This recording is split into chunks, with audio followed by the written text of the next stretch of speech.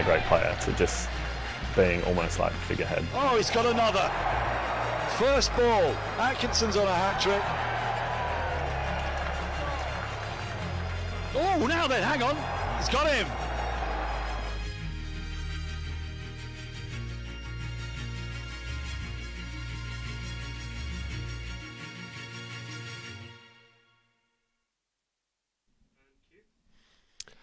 Good morning and welcome to what promises to be a spectacular final day in this one between Surrey and Essex here at the Kia Oval.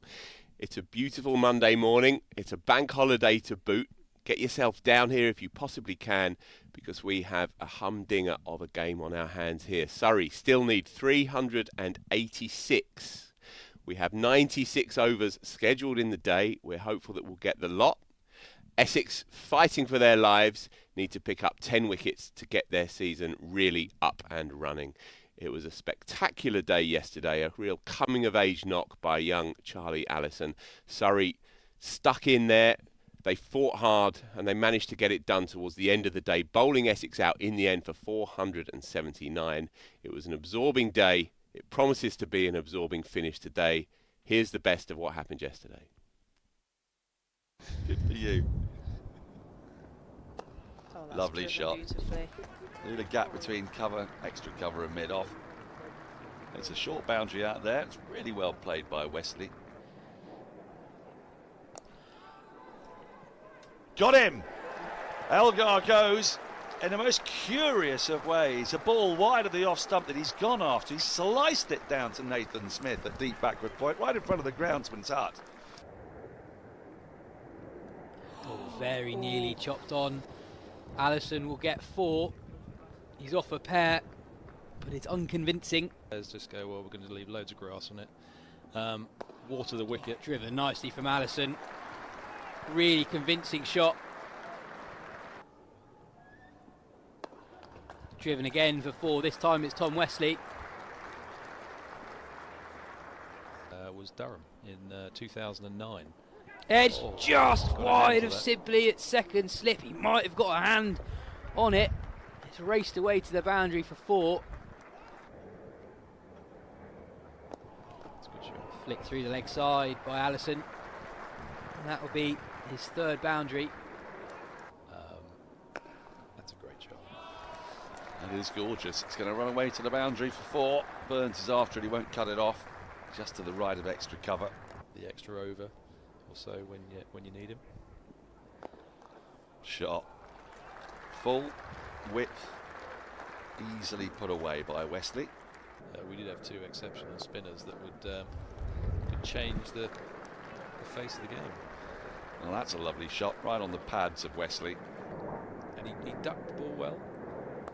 That's a great shot. Because that was swinging so slightly away from Wesley, and he's managed to take that. Was rewarded with one LBW. But Allison stays pretty much there, and he gets his reward by driving nicely through the offside. Burns is not going to get there. It's a fast outfield, tantalisingly close to him. Oh. That's a lovely shot from Allison. You can see him grow in confidence as this innings. Rishabh Pant. Was it Pant? Yes. Driven for 4 by Allison. It's a shot that's got Phil clapping in the commentary box. Oh, it's glorious from Tom Wesley. Easy on the eye. 4. Left alone by Allison, who has been so impressive this morning. He's put on 74 runs with his skipper Tom Wesley in a partnership that has got Essex back on top. But really, it's just time spent on the wickets, which has slowed it down a little bit. Jordan Clark tumbles in the delivery stride, but he's okay, and Wesley will pick up a couple off an inside-ish edge. Goes fine. But look pretty good. Got him! Slightly uppish drive, leaning back on the shot, and a fabulous catch at backward point. Andy Caddick at the other, so... Gone up for it, big appeal given. Critchley has to go. Dan Worrell strikes. But he certainly as a bowler would. It's a fabulous shot. That may have gone just a couple of bounces for, in fact. Deliberately played up and over, though. Charlie Allison on strike, 49 not out. Punched into the covers. And he will bring up a very significant single in his career. I think it's 24. Wow, that's nicely played. Just past a diving hand of mid-on. Full toss from Laws. Allison didn't try to hit it too hard. He was at Guildford. Oh! Flies over second slip. Slashing hard, Allison. That's fine, and 4. Pepper on his way here. Or bowl it short and get clobbered through straight mid-wicket. Shot of real authority. Moves on to 70. Nicked, gone. Pepper chases a wide one, and Sam Curran's golden arm does it again. Driven beautifully. That will run away for 4. Fabulous batting. It's been a feature all day, Charlie Allison's cover driving. That is fine. And Noah Thane will pick up his first boundary 4.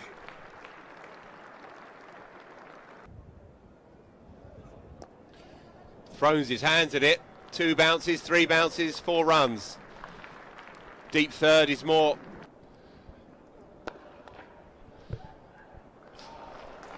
Nicely played by Allison. It was full, but he's been good driving down the ground.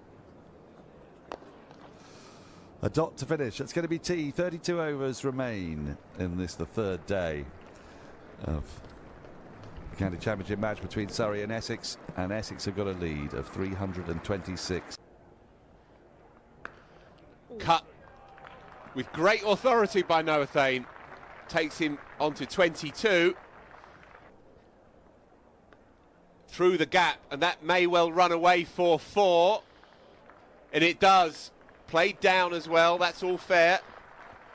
Noah Thane on strike now. Foolish. Clipped off the toes. Runs away for 4 more. Fruitful over. Barreling in again. Punches down the ground off the back foot. That will be it. These are the moments. A maiden red ball 100. There it is. And although it has gone for 6. Slow ball. I think we can safely say that Allison picked it. 8 overs. 3 each with the seamers. An over, perhaps with Simon Harmer or 2. Noah Thane, his second half century in his red ball career, in that front row in his tracksuit. That's high, Burns underneath it, that will be that. One of them might go straight up. That has stayed hit. That's on the Harleford Road, I think, that one. Climbs into that, gone straight up, caught and bowled, gone. What a knock. Charlie Allison finally goes for 140, and the field is spread, and he goes long, and he goes high, and he goes all the way.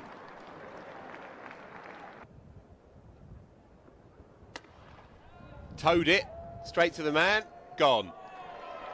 Easy pickings. He'll be pinning his ears back. There you go.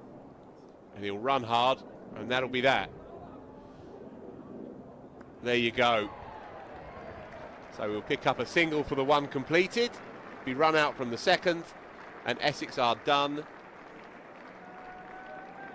The 4th act is almost upon us. Driven down the ground by Dom Sibley. It's a glorious shot. A run away for 4. He's been good on the front foot, hasn't he? And Rajitha, last ball of the day. Pushed. Through point for a single. It takes Burns on to 17. Surrey on to 32. It's a warm round of applause by the Surrey faithful. Well, there you go. Those are the highlights of yesterday, and they were really highlights for Essex, and especially for Charlie Allison, who got his maiden first-class 100. I fancy there'll be plenty more where that came from. It was, I guess, not the most pressure-filled cricket for him. There were 6 good bowlers coming in at it, but the pitch had been a bit more placid. Essex had a good lead, but there were moments yesterday where Surrey was taking the 6th wicket, and Dane came out to bat. Plenty of time in age group before the wicket had fallen then. Well, Surrey may have been looking at a task more of the order of 350 to win.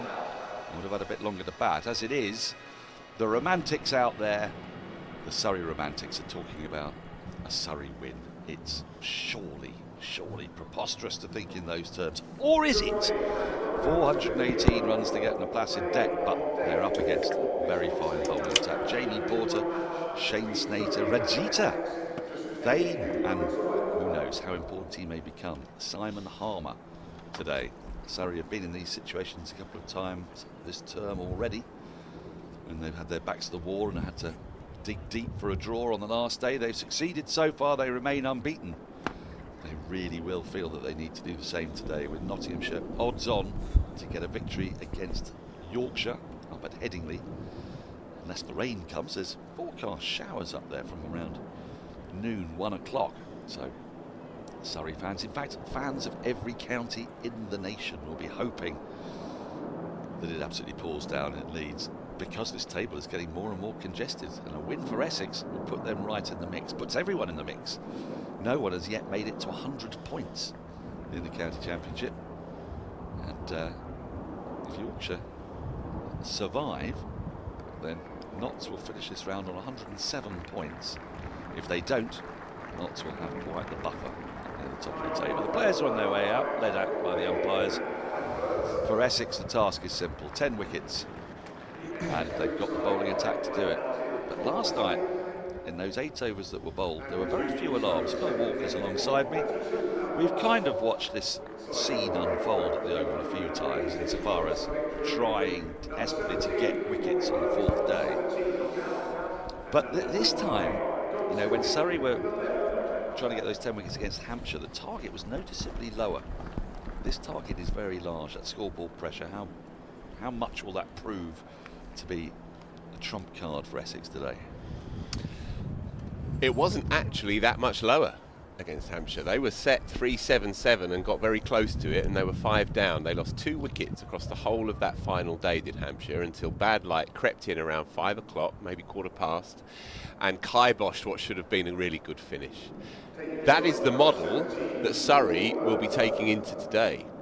They will have seen how hard it was to extract 10 wickets out of the pitch yesterday, and they will believe that with their garlanded batting lineup and the light and shade that is in it, crucially, in that they have hitters and accumulators all mixed in together. They have Jamie Overton looming large at number 8 or 9. They have Jason Roy and Sam Curran, 2 explosive players in their middle order. And they have, of course, immense stickability among the openers, and with Ben Foakes in there at number 5, plus a Aussie overseas who's hit the ground running. What I'm saying to you, Daniel, Yes. is that it's absolutely on. It's absolutely on. I think if Surrey bat for 96 full overs, It'll probably be a draw in that case, won't it? Unless they win on the okay, very last ball. Okay. if they bat the vast majority of their 96 overs, then I think they get very close. Why? Because the outfield is lightning fast. The boundary out that way to Burns' leg side, as we're looking at it on screen, is no more than 45, 50 yards. Now, Essex have to believe that they can create a dozen chances and take 10 of them. The problem for the Surrey dreamer is, and I am nothing more or less than a Surrey dreamer, was that as I was daydreaming yesterday about the impossible, a chase of 418, the highest 4th innings chase in the county championship at the Oval, 2 conflicting things rather fried the synapses of my meagre brain. which were, every Surrey fan will be petrified if Burns and Sibley depart before lunch, because they are the solid rock, the foundation upon which Surrey's batting is built. We've got a couple of players in here coming back from the IPL, and it's just realistically, it's hard for them to, you would think, find their feet sufficiently to be part of a mammoth run chase in a very significant way, rather than say a cameo or two here and there. That's made it through. Little hand on that, so it will stop before it reaches the boundary, but they'll get back for a couple of runs, first runs of the day, in a very familiar area for Rory Burns. But therefore, the Surrey Dreamer, thinking I don't want Burns or Sibley to get out, but Burns and Sibley's natural tempo is one that is likely to take Surrey well behind the rate. Likely to, not necessarily will, but is likely to, because just the way they bat when they bat normally and naturally. They tend to like to leave a lot of balls and draw the Essex bowlers, or any bowlers for that matter, into bowling straighter and straighter at them. And so, if you really want to believe that a summit of 418 is possible, you sort of got to not have them batting for an enormous amount of the day. But at the same time, if they're not batting for an enormous amount of the day, then you're the nervous. Terror of the loss. That is exceptionally played. It was full, but it was the most gentle stroke with a full face of the bat. For the first boundary of the day, 6 have come from the first overall to Burns, Surrey 38, but that loss. So now, of course, it really doesn't matter what synapses are fried in the fragile brains of the Surrey Dreamer, because our brains make absolutely no difference to what goes on out there. But you can see, can you not, the anxiety writ large, carved in stone across my face. Now you ask me, yeah, I can. Yeah, just there. Just right. there. Actually, I've got a rather handy little scar there. And, my 8-year-old goddaughter many years ago, I convinced her I was Harry Potter. She fell for it for a couple of years. Dennis Potter, perhaps. Yeah. It was all very hush-hush. It's between us. Tell no one. Right, nice.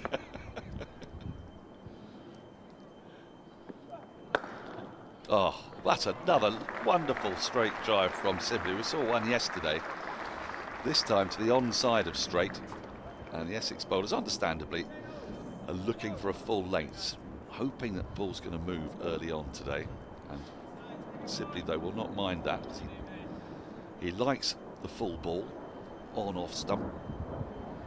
Check his trigger movements, he gets quite a long way across to the offside.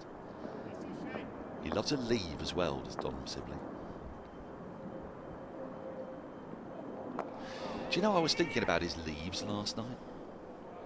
He did a particularly jaunty leave yesterday when his back leg just flipped up rather deliciously like a ballerina or Eros at Piccadilly Circus. Well, if there's a swagger in your leave, then it tells you that you're in very good nick, to me. Do you like a leave? Well, I think you can tell a lot by where a batter is, by how they leave the ball. Nothing says 565 for 5 declared at the Gabba like the Ricky Ponting ultra leave. Yes. You know, when Yeah, he comes I do, out, yeah. they're 60 for 1, they've managed to winkle one out. It's the leave of a man who is the sort of head sword carrier in a guard of honour, isn't it? Yeah. Yeah. You can tell a lot. And Tom Sibley's the master of the league, really. It's funny you say it, because increasingly I've been thinking you can tell more and more from a leave, because I've been examining Ollie Pope's leaves of late. Which always looks like a last-second decision. But I think that's a quirk, rather. Well, there's a twitch to it, isn't there? Yeah, So yeah. he's that side on, and then what he does is he kind of raises the elbows suddenly at the last minute. Very different type of leave from what we've just seen there from Rory Burns, where he's more in the Ponting mould, slightly more fluid, not quite as aggressively hurtling I always the front liked foot. the Robin Smith leave, the one-hander, when he'd go like this Oh. and open up his chest, Yeah. and the bat would fly with the left hand. Which means I have to ask you, because there's a whole new kind of leave that's come in of late. The Smith-Labuschagne leave. Yes. Started by Smith, copied by Labuschagne. I have to tell you that it drives me nuts. Yeah. But I think that's the point of it. Indeed. So my theory on it is that Smith wants to kind of imbue himself with so much adrenaline, so much nervous energy, and that if he can turn the leave into an event, then it keeps him in the moment. It keeps him in the. Otherwise, in the the leave's scrap. quite passive, isn't it? Exactly. It can feel a bit passive. Exactly. I see what you mean. Oh, now that's a fine leave. It's almost on cue. Yeah. We're getting the full spate of leave. 7 off that over. Strong start for Surrey. What was it, 6? I think. 44 without loss. 12 runs have come in the first 2 overs. Just a bit too full. Both They will be, opening- won't they? They opening will be. I bowlers. mean, this ball is only 10 overs old, and we've seen here in this match. I'll ask Andrew to crunch the numbers for me, but before the slightly artificial yahooing at the back end of the innings yesterday, a lot of catches to slip and keeper. It's felt like Folks has got quite a few in this match. That's been the primary mode of dismissal in this match. And so, in the morning, with a nice hard new ball, I think we can expect to see Porter and Snater both go pretty full, can't we? Rajita, when he comes in, will Yeah, for sure. bring that leg For sure. back a bit. And we're becoming a broken record, really, but the ball does tend to do a little bit more in the second hour. As it gets about 15 overs old, it's still just 10 overs in. Shane Snater got appreciable movement, in particular in the first innings, with that newish ball. Cleaned up Jason Roy, his cousin, with a real banana ball, a break back, Came huge back in so swinger. much. I thought there had to be an inside edge, and I don't think there was. Yeah, it's remarkable delivery. The 2 overseas stars are the key men for me today for Essex. Kesun Rajitha down at fine leg at the moment, bowled really well for Fifer in the first innings. Got a good length for this kind of pitch, I think. Bowls Jordan Clark-like length, tallish. Bangs it in just short of a length, a kind of a test match length, which works on this kind of pitch, or it tends to. And the other one, of course, is standing at second slip, Simon Harmer, who's last year had a quietish year by his extraordinary standards. He's a titan of county cricket. But I feel like today it's a day for big personalities, really, and he is one. We haven't, lovely shot for none, we haven't seen much spin this year, but that's not necessarily because it's not conducive, it's just it's not necessarily been called for. Well, what he's got to do is buck the trend of the last 30-odd games. Is that, I think Yeah, Andrew told it does us roll back, 30-odd yeah. games, 13 wickets at an average in excess of 40 in the 4th innings Right, of matches at the Oval. there we go. Thing is, how many of those were bowled by Simon Harmer? Indeed. Regular listeners will know I love a stat, but behind every stat there are questions that need to be asked. I remember CricViz were particularly confident that Rory Burns would have a very good series against Pakistan because he averaged over 70 against left arm pace. And I did try to point out that, yeah, that didn't include Shaheen Shah Afridi. So in a way, the way that Starsman bowls does, you can't really just say, it's like you might have a very good record against right arm over pace until you face Dennis Lilly, Yeah, Colin Croft. indeed. 45 without loss. But you know, this will play out. I don't suppose we'll see Harmer for a little while because they're going to go with the new ball with their trio of seamers. Yes, Andrew. Good morning, first of all. Good morning. Good morning. I dreamt about you last night. I told you, Oh, didn't dear. I? Yeah, you did. So you've been with me. I've been disturbed. We were on a terrible trek through Stoke Newington, tried to avoid an Italian drug gang who wanted to lynch a 20-year-old local. Your dreams are weird. We got away with it though.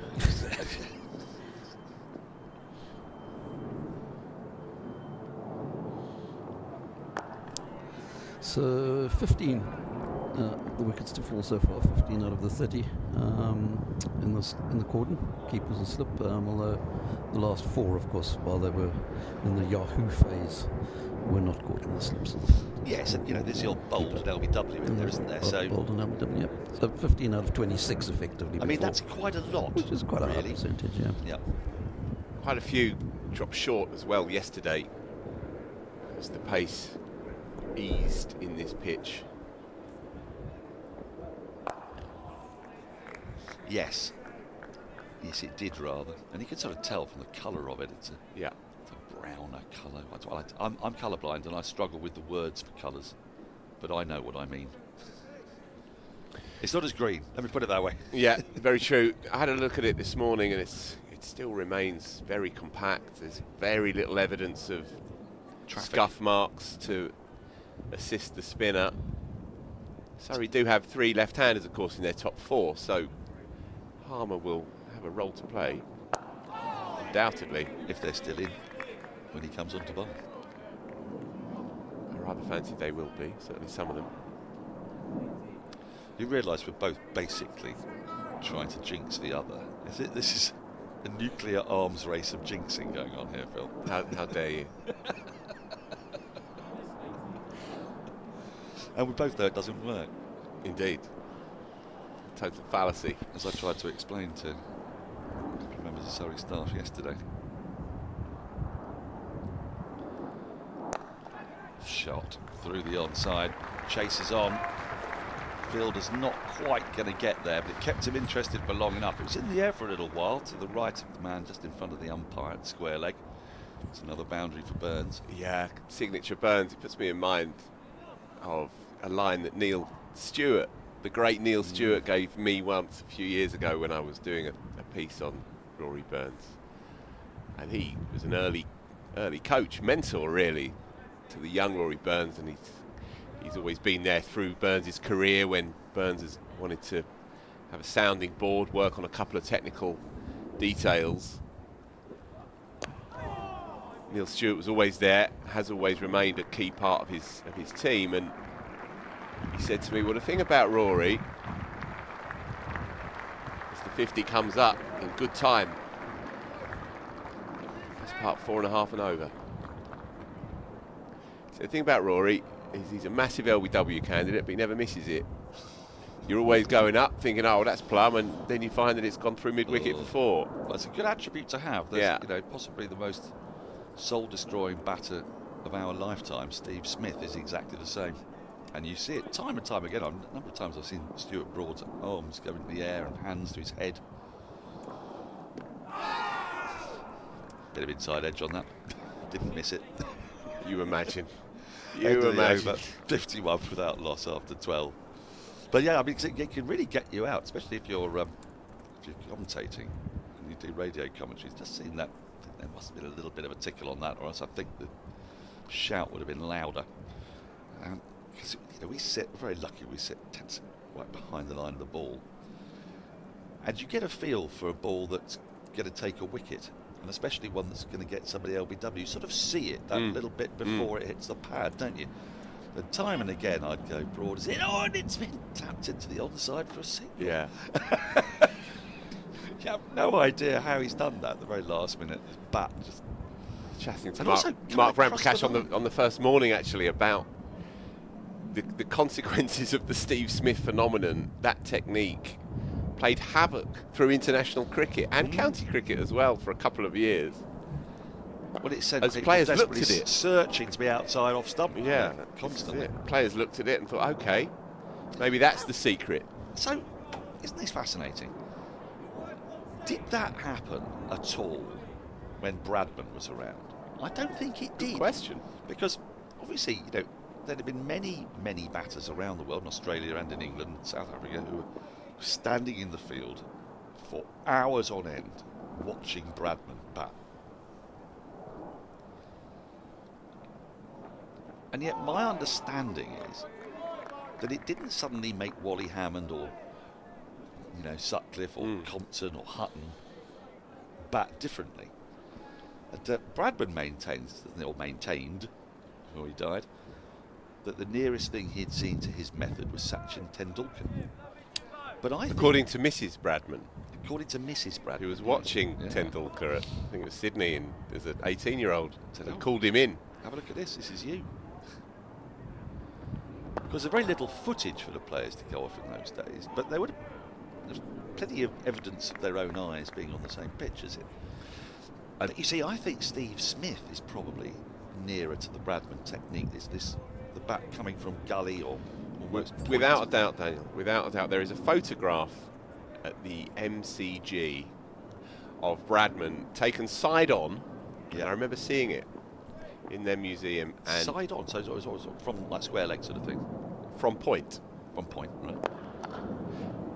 And you see the backlift, and it's exactly like Steve Smith, as you say. So it's been coined by a brilliant coach in the northwest called Tony Shillinglaw, northwest of England. Yes. Who's kind of legendary coach in the Wirral area, and I know I've met him a couple of times. I've actually seen him demonstrate what he calls the rotary technique, which is the Bradman technique as he describes it. And he tries to coach it. And the idea, and it's hard to do without the visuals, but the idea is that the bat, you pick the bat up towards point, gully, and then you roll it round, and then it will come back on a straight path. So where are your feet in the normal position? Yeah. So parallel to each other. Yeah. But your bat goes. But your bat comes. So almost your left elbow kind of pushes in a touch. Effectively, yeah.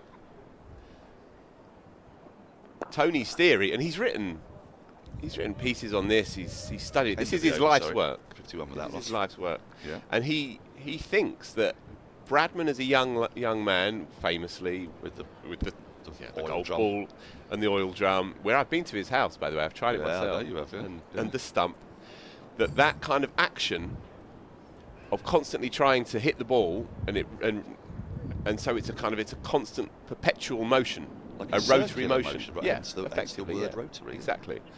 And so he believes that was Bradman's secret. He didn't have particularly good eyesight, which was a misnomer. There was an idea that he had remarkable sort of supernatural eyesight, but that's disproved. David Gower's super skill, isn't it? That's right. Yeah.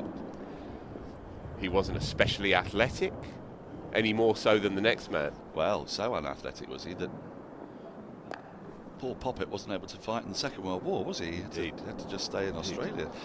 But anyway, this theory, this Shillinglaw theorem, has been endorsed by Greg Chappell. And Greg Chappell had a version of it himself. Now, if you watch Greg Chappell, he was unusual in the 70s in that he would pick his bat up again to gully, and then it would come back on the path and then come down straight. Now, if you look at your archetypal English batter through the ages, then the bat comes up straight, completely behind you, and if it behind you. If it doesn't, then people go, oh. Indeed, and it comes down, and you lean with your left shoulder, straight and you back, play through show the the V. full maker's mark. And you make sure your top button's done up, and all the rest of it. Yes, and address me as Lord. There is an Australian style, painted by Bradman, subliminated by Chappell, and then aped by Smith, and there is a clear lineage through the three of them.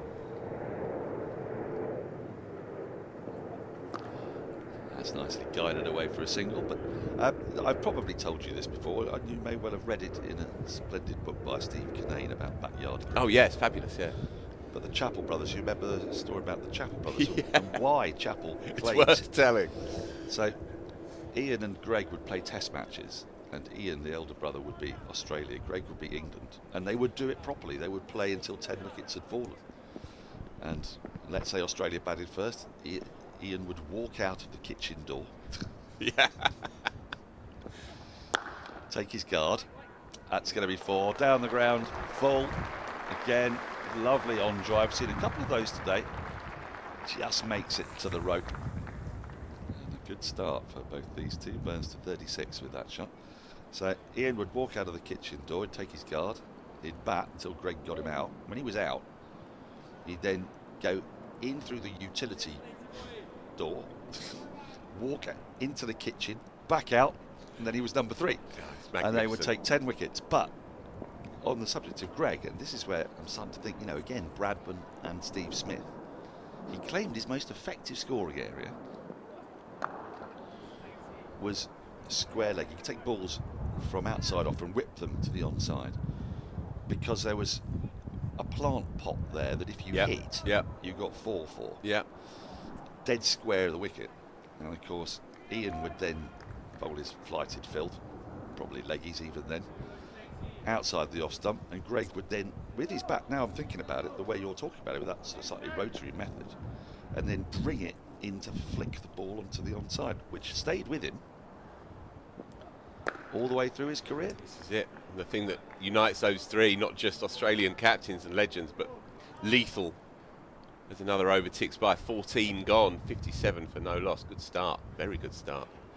Is that they're all being lethal through mid-wicket and basically can take anything through square leg and mid-wicket. And Bradman could pull basically anything. And most remarkable, most destructive, most charismatic batter of our lifetime, surely Viv Richards. Hallmark shot that. Yep. Take the ball from outside. It's done it slightly differently because there'd be a big front foot would go across, wouldn't it? And then this bat would whip it across the line through mid-wicket. But terrifying when you see him do that against Bob Willis bowling at pace. How on earth are you doing that with a cap on? Good bit of fielding off his own bowling that by Porter. If he hadn't, he might have crashed into the stumps again. It's been a rather signature shot of Sibley's this year. He's driving the ball firmly back and finding stumps at the non-striker's end. Yeah, the truth of it is this is a very good batting track now, and it has been for much of the game. It was a good toss for Surrey to win in the first place because they can control the game. They bundled Essex out, 2-1-7, and it's shot. Well, 3 perhaps, Daniel? Could be 3. I don't think it's going to make it to the boundary. Fielder in pursuit. Actually, no, it will. Well, that tells you how quick the outfield is here. He didn't quite time the pants off it. He got plenty of it. But yeah, it was there to hit. They've just been too full. And again, searching. You understand why. Bit of cloud cover. Desperate for these wickets. But I'm afraid they're just bowling to these batters and bowling them into form here on this final morning. Been a bit of a pattern in the game now, hasn't it, actually, that the opening partnerships have prospered, really. Yeah. Surrey's opening partnership in the first innings wasn't a large one, but it was a pretty comfortable one until Burns got out. Essex got 50 in the first innings and 188 in the second.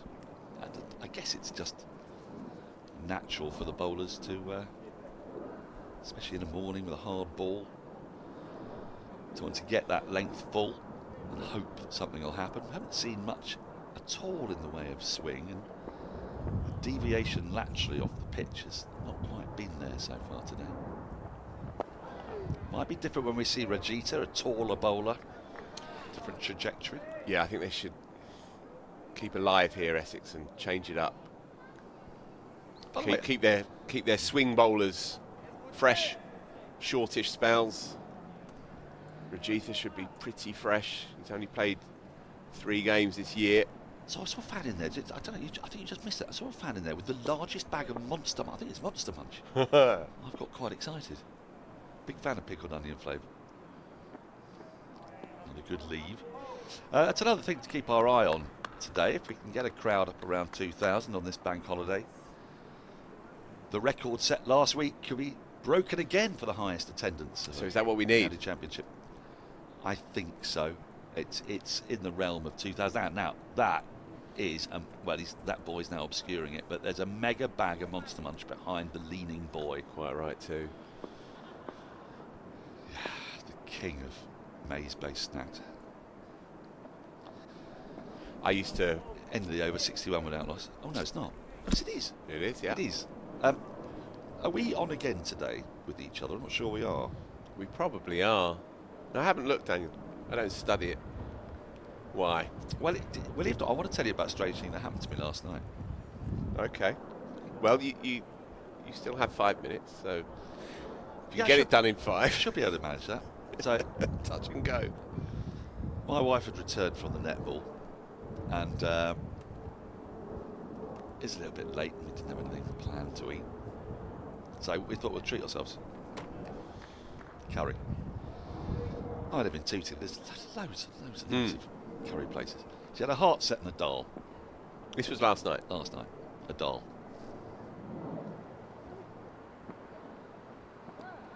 Down the leg side, I didn't quite catch up with that. So we went to our local spice village. And she was adamant it had to be dal. I said, just be clear, you've got dal? Yeah, they said, actually, no, we haven't. Blimey. I said, what? Maybe by another name. You've not got dal? I said, no. He offered no explanation for it either. So, He's adamant. Yeah. So we tootled further down the street.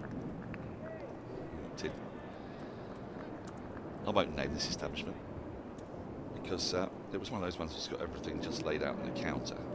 And I thought, surely in there somewhere there's going to be a dal. So I just looked looking for curry. I know what I want. I want the ginger chicken. Mm-hmm. My wife would like the dal. I said, well, you've not got any dal on today at all. Dal's off. Dal's off. Dal's off. Very curious experiences. I had a couple of these we went through. Finally alighted on a place where I wasn't expecting it, actually, to have a dal. It was a Pakistani restaurant. They're not quite as hot as dal. So I went in and said, look, it's a bit of a long shot. Have you got dal? He said, well, actually, we've got tarka dal. Mm-hmm. I said, tarka dal, what's that? He said, well, it's like a dal, but a little hotter. Oh, God. A little part of me dies.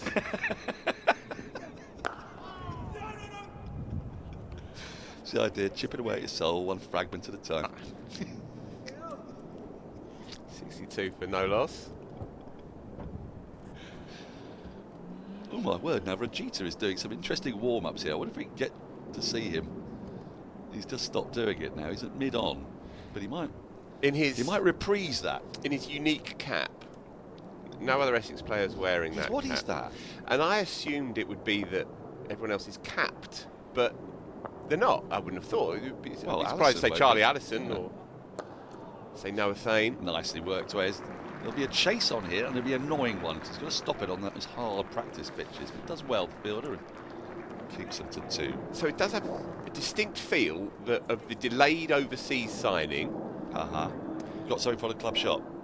Got one from the club shop because all the other caps went at press day and everyone else snapped one up. And he turned up a few weeks later after the deal was done, and they've just raided the shop. It certainly stands out, doesn't it? It does. I hope he's going to go through those warm-ups again. Nicely played. Down the ground. It's that length again that Phil Walker's been talking about. 2 full.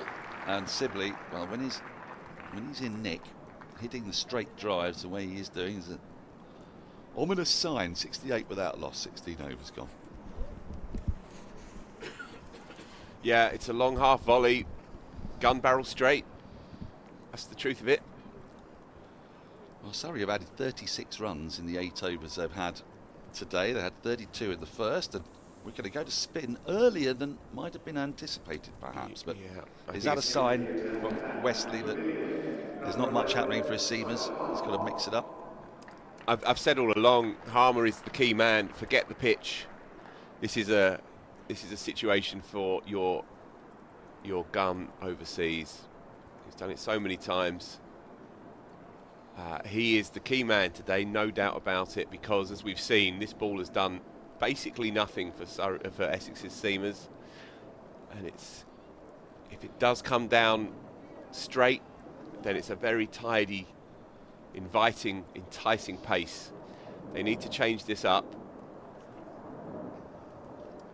And he's sorry, Dan. I think it's the right end for him to bowl from as well, turning it away from the left-hander, and so encouraging that short boundary for the left-hander to play against the turn, against the spin. He's going to start round the wicket. This is going to be the game today for me.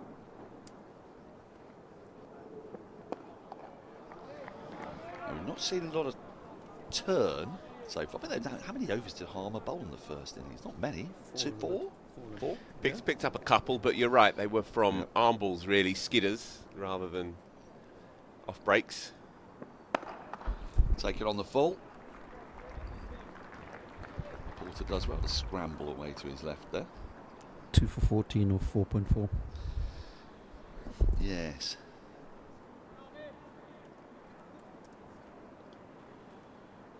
Now Rajita is definitely coming on shortly. He's just seen him go through another warm-up.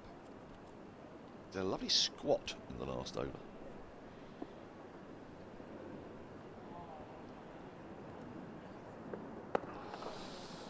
Not got his legs yet, Harmer. It's an uncharacteristic balloony full toss. Yeah, it was slowish, as deliberately, obviously, you know, a real moon ball, which isn't his normal style. Took Sibley by surprise, I think.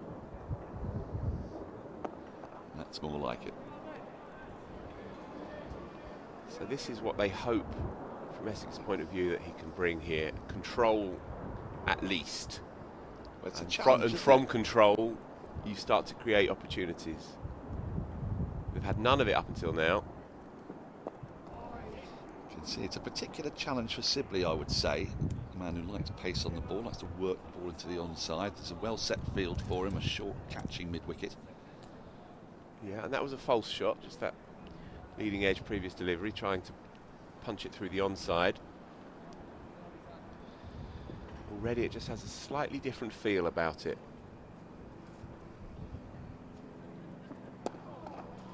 And a mixed over from Harmer, a couple of singles from it. I'm going to take a break. Yas is going to join us for the first time today. After more from you, Phil. All week we've been sponsored by Cruise Ambassadors.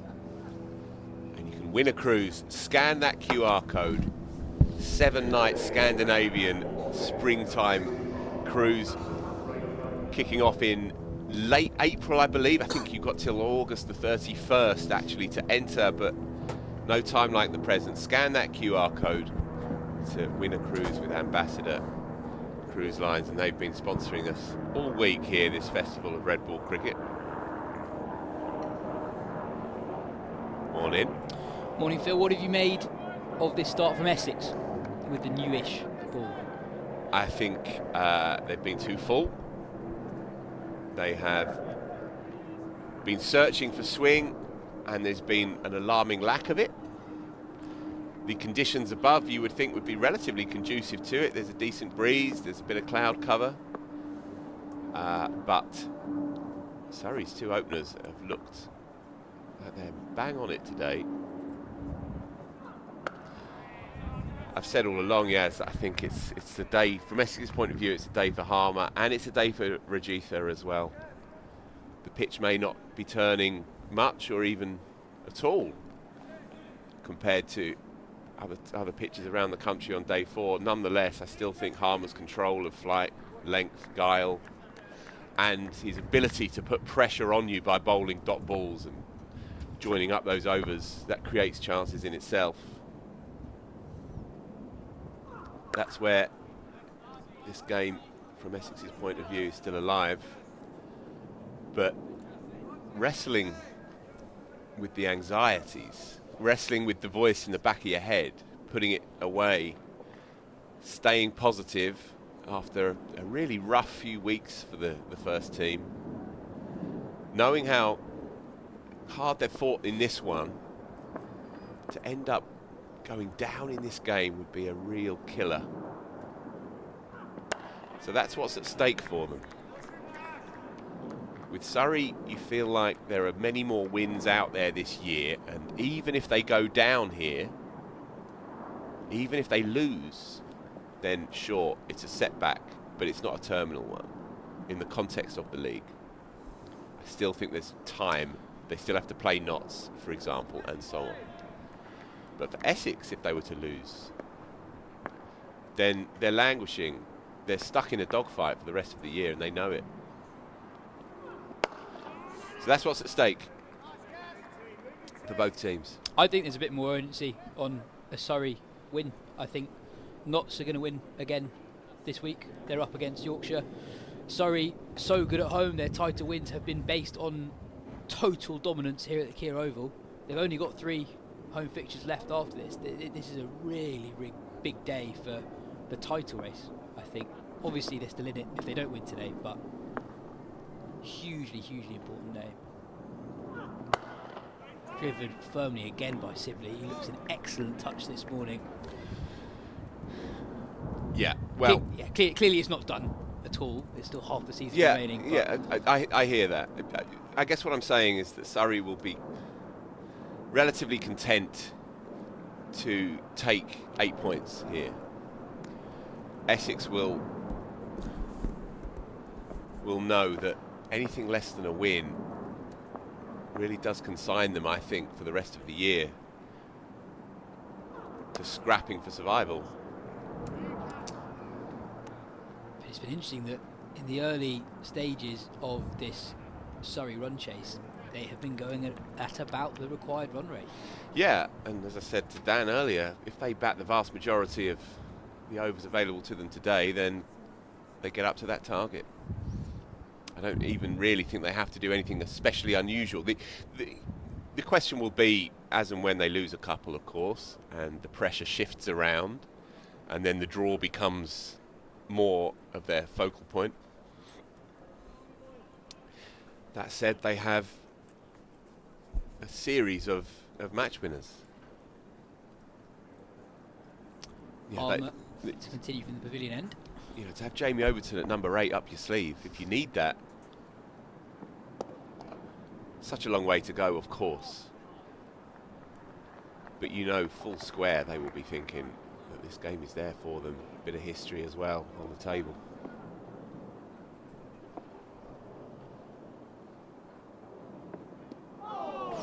Sibley uses his feet. He's beaten. Just comparing home and away in the last 3 seasons, championship wins by Surrey. At home they've won 16 and lost 1 out of 21 with 4 draws. And away it's won 8, lost 4 with 9 draws. Quite a few more draws as well. Fuller and whips to mid-on, who dives across well. Tom Wesley, the skipper. So yeah, really illustrating the point that Surrey's title wins have been based on their dominance here. But also, to what you're saying, Phil, they're just hard to beat wherever. They lose very few games of cricket. Do they play Notts just the once? Do you know, Maestro? I think so.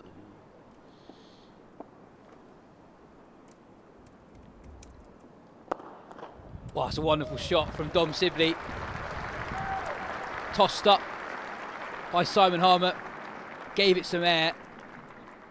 And that's drilled down the ground by Sibley for 4 more. He's looked really good today, especially strong straight. Yep. So they just play Notts the once, but they play them here. Play Notts on the 15th of September. On the 15th of September. Well. Get it in your diaries. Defended by Sibley. Surrey 75 without loss after 19. Could I just add, Yas, on your question regarding Essex, they've seemed very flat, and I know we can maybe exaggerate the importance of body language from afar, but it has felt a bit diffident this morning. I actually got that sense when I was watching them warming up. And yeah, their 2 opening bowlers are very good pedigree county bowlers, Snater and Porter, but there was no real aggression there. There was no bite, and there was sunken shoulders very early on. Dean Elgar at first slip, the first boundary that was punched down towards the Vauxhall end in the 2nd over, and I just saw him hunched down, staring at the floor. That's a beauty from Rajitha. We've not seen many play and misses this morning. Yeah, right, here we go perhaps. 20 overs in, 19 overs in. He was the standout seamer for Essex in the first innings, and that has gone. Perhaps we may now see this ball start to reveal itself a bit more. Just 2 slips, no gully. You don't want to die wondering here.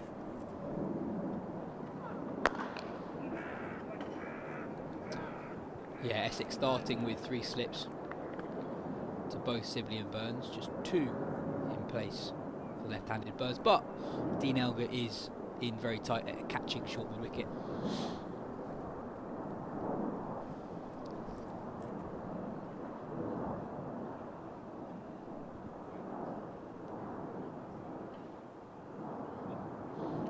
Confidence would have taken a dent for Essex in recent weeks. It's only natural. They look around their attack, lacking its spearhead. Sam Cook elsewhere.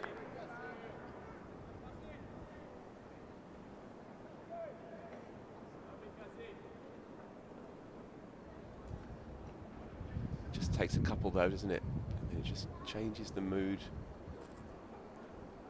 Intriguingly poised, this.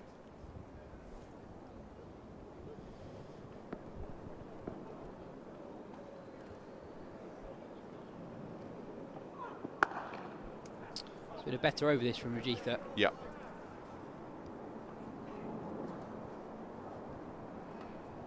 Four dot balls in a row.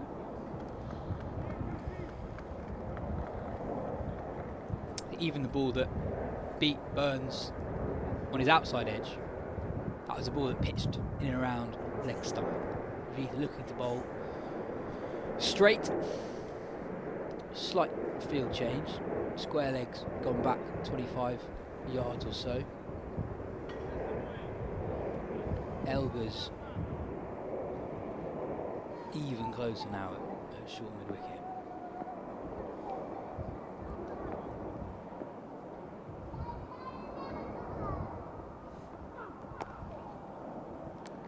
Nicely played by Burns. Gets himself off strike, moves on to 39.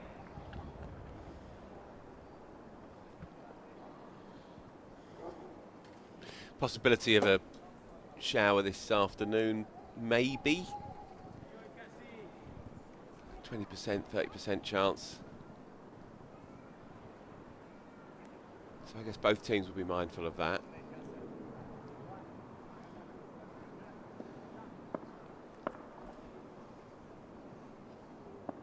Three slips now for Sibley.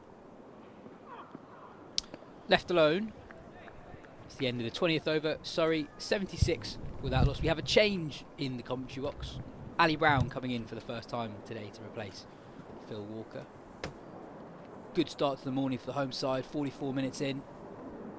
They've added 44 runs to the total. Run rate 3.8 runs and over.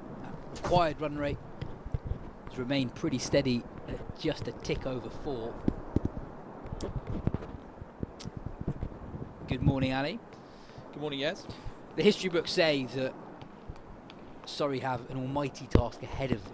You've been pretty bullish about their chances ever since the end of the Essex second innings. Well, more than Neil Nelson, the commentary team. Yeah. Ooh. Given.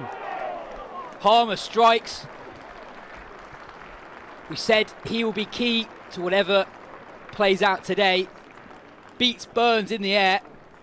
And a tidy bit of work behind the stumps by Michael Pepper. Essex have their first breakthrough.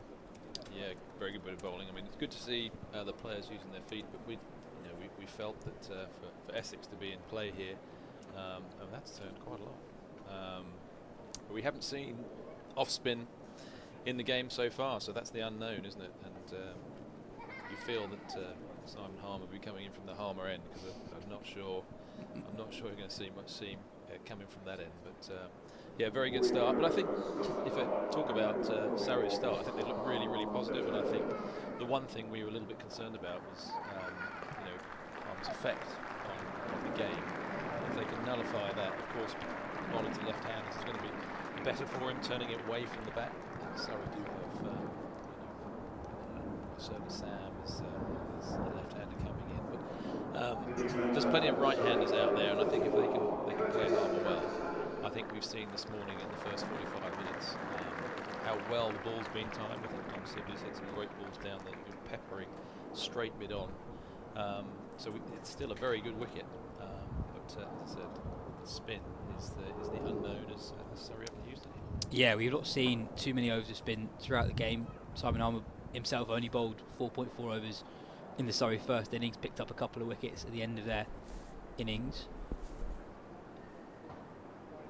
But yeah, Harmer closing in on 1,000 first-class wickets. Just, I think, only 29 away from a milestone very few players get to these days. For so long, the key man for Essex. And on the 4th day, he's going to have a lot of bowling to do. I think that's what Surrey were lacking yesterday, and we just needed a change of pace. The wicket was very good yesterday, and I think it'll still remain the same. But as I said, spin and taking the pace off is going to be crucial to today's result, whichever way that goes. Curtis Patterson, the new man in. Just his second game for Surrey. He's looked in really good nick.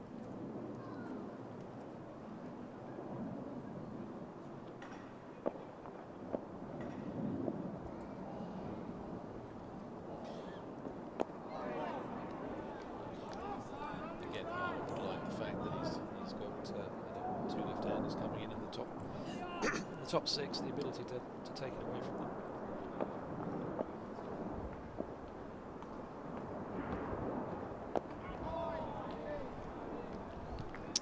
Yeah, it's interesting to see that Essex are on the attack here. There's no one on the boundary.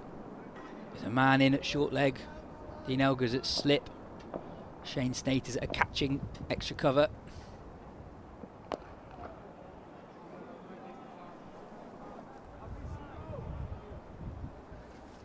And as Phil was alluding to, it's been a tough few weeks for Essex.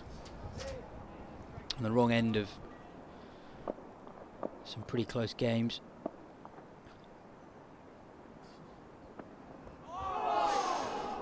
Harmer very, very close to picking up a second wicket in the over. Making things happen, isn't he? Putting the ball in a very good area. Some are turning, some not.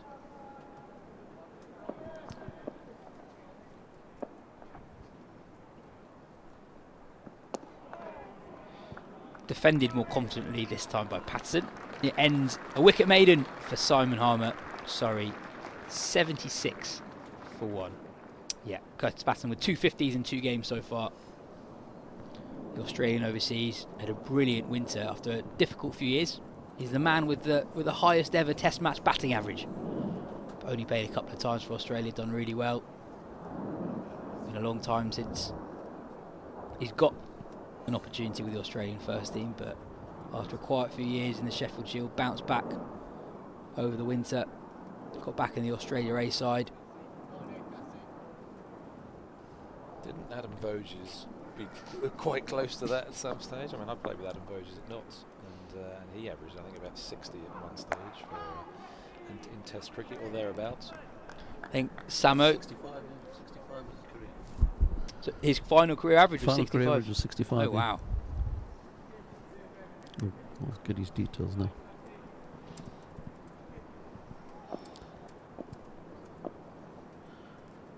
We used to bat 5 and 6 at Notts. So, yeah, very good at international level, and very good for Notts as well as our overseas player.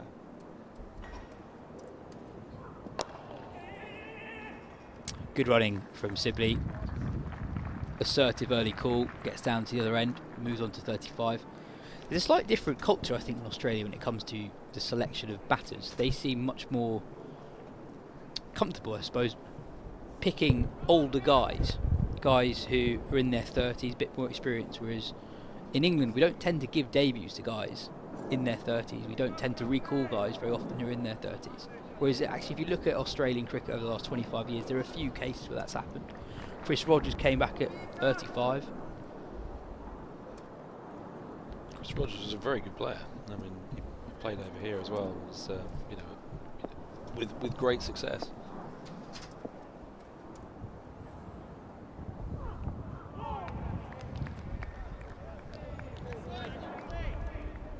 This could be the most testing period I think the Surrey have today. I think the next half hour we've seen at this end, some good movement, and the first 45 minutes certainly Surrey's way.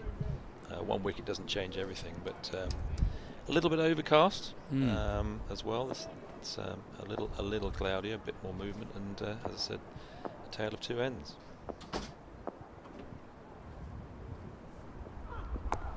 Pulled and pulled for 4. Patterson's off the mark, very quick to get on the back foot. He's nailed a pull shot through square leg for 4. We're just hearing that there's a bit of rain at the ground. Our cameramen reporting that we're feeling if there are raindrops across the oval. If you look around at some of the fans, people are putting on their jackets. Samo. Yeah, we don't need that. Adam Verges was 35 when he made his Test debut in 2015. I slightly exaggerated his final average. Misremembered, perhaps. 61.78 he averaged in the end, 1485 runs in 20 tests. But after 15 tests, he was averaging 95. Helped with a bit of not outs and whatever, but it's all right. They always help. Yep. The ground staff readying themselves. Those ground staff not quite as small as they might look. I was speaking to Lee this morning and was really pleased when he leaned on something. Driven slightly uppishly, but falls short of Snater extra cover. He is a gentle giant, though, isn't he, Lee Fortis? He's just missed out on Game of Thrones, but he's an excellent groundsman. He's a magician. The pitches here are so good, consistently so good. You do get him on a broomstick, but he's generally to clear the crease.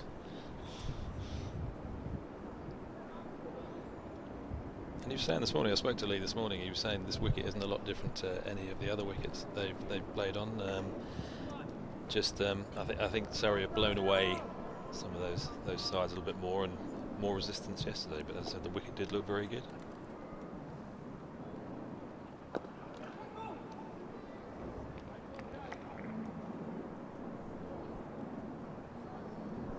As fielders, you'd always look around to see where the grounds were going. As soon as they hover to the covers, you know they've seen something on the radar.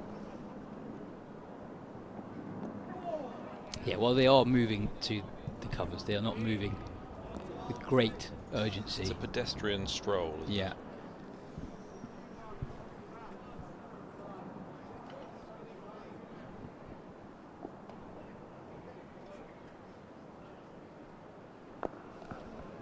It's almost a reluctant stroll. Well, I think the forecast is like a little bit of rain. It might be an on-off day, which is probably a nightmare for groundsmen.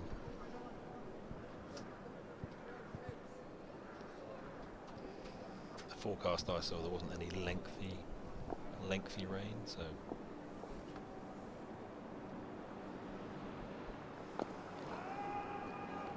It's a very tidy start this from Simon Harmer into his 4th over. Conceded just 6 runs.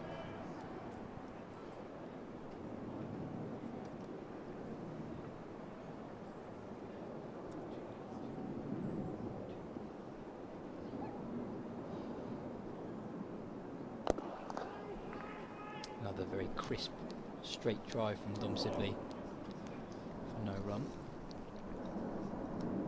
81 overs to bowl, so you're expecting 40 from Harmer.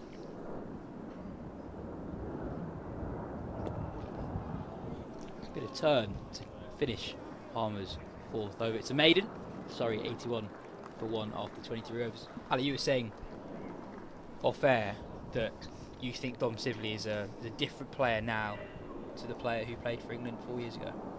Yeah, I think when Dom was left out, I felt that he was not given the olive branch to come back in, whereas maybe Zach Crawley was. And I think that Dom has actually changed his technique. I was very impressed with how he played in the Blast last year. I thought he looked really good, and he has that in him. He is inside him. He can play very positive. I know his default is to, as an opener, is to play the opener's way. But I really like the way he's shaped since then, and I feel that England shouldn't just rule a line through him. He's been prolific at the start of this year. He's looked very good this morning, very solid, hitting balls down the ground, and I just think his technique sort of changed. I think when he went to Warwickshire, he had a certain technique there where he played a lot through the leg side, whereas now I think we've seen this morning he's peppered straight mid on hard, sometimes for 4 and sometimes not, but he looks to me he looks a different player to the one he was when he was left out, and I don't think they should just fully rule him out. I think he should be in the equation, and if he's scoring away to runs, and he has changed, and I think that's what England need to look at. They're going in a certain way at the moment. That's very positive. It's Baz Ball, and I'm not saying that him opening as a Baz Ball player is necessarily the way forward, but he certainly shouldn't be completely looked over. Yeah, 584 runs at 65 so far this season for Dom Sibley in the Championship. 200s, 4 more 50-plus scores, following on from a really good season in 2024 as well. Key part of Surrey's recent success in the Championship. I mean, the year he scored 1,000 runs at Warwickshire, he'd basically put most balls through the leg side, wouldn't he? So it was a very different sort of technique to, I think, the one he's employing now.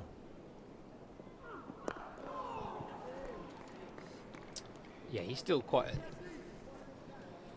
square on, chest on batter, but less so than he was. Yeah, and he moves early and then really gets into the ball, which I think has looked great this morning. I think he's looked very, very solid. It's a technique that's a better one than the one that he was successful with at Warwickshire.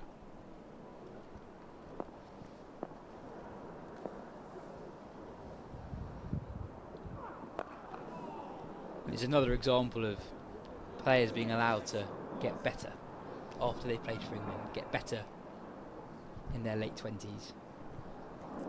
Still only 29, Dom Sibley. He's packed a lot into his career already. Championship winner with both Warwickshire and Surrey. 4 or so years since he last played for England.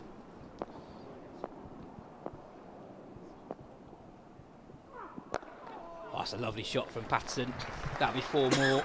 His second boundary of the morning. They're just solid punches, aren't they? I mean, they're just check drives more than anything. And but there is plenty of value in the outfield and the wicket. And as I said, I think it's going to be hard work for Seam this afternoon. But if Surrey can work out the best way to play Simon Harmer and negate that, he won't be able to bowl all day. I mean, we had Saki used to think, oh, throw it to Saki and he'll just take wickets. But there comes a point where they get a bit tired, and you have to potentially change end, or we sort of joke that it's the Simon Harmer end, which it will be probably up until lunch. But there will be a change at some stage.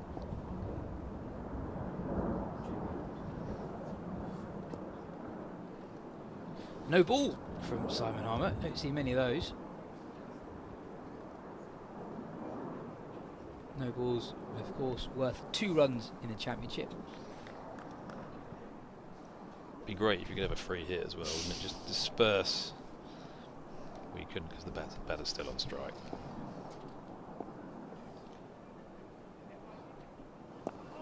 Feels like we have 2 different games going on at the 2 ends. Surrey scoring very freely against Seam this morning.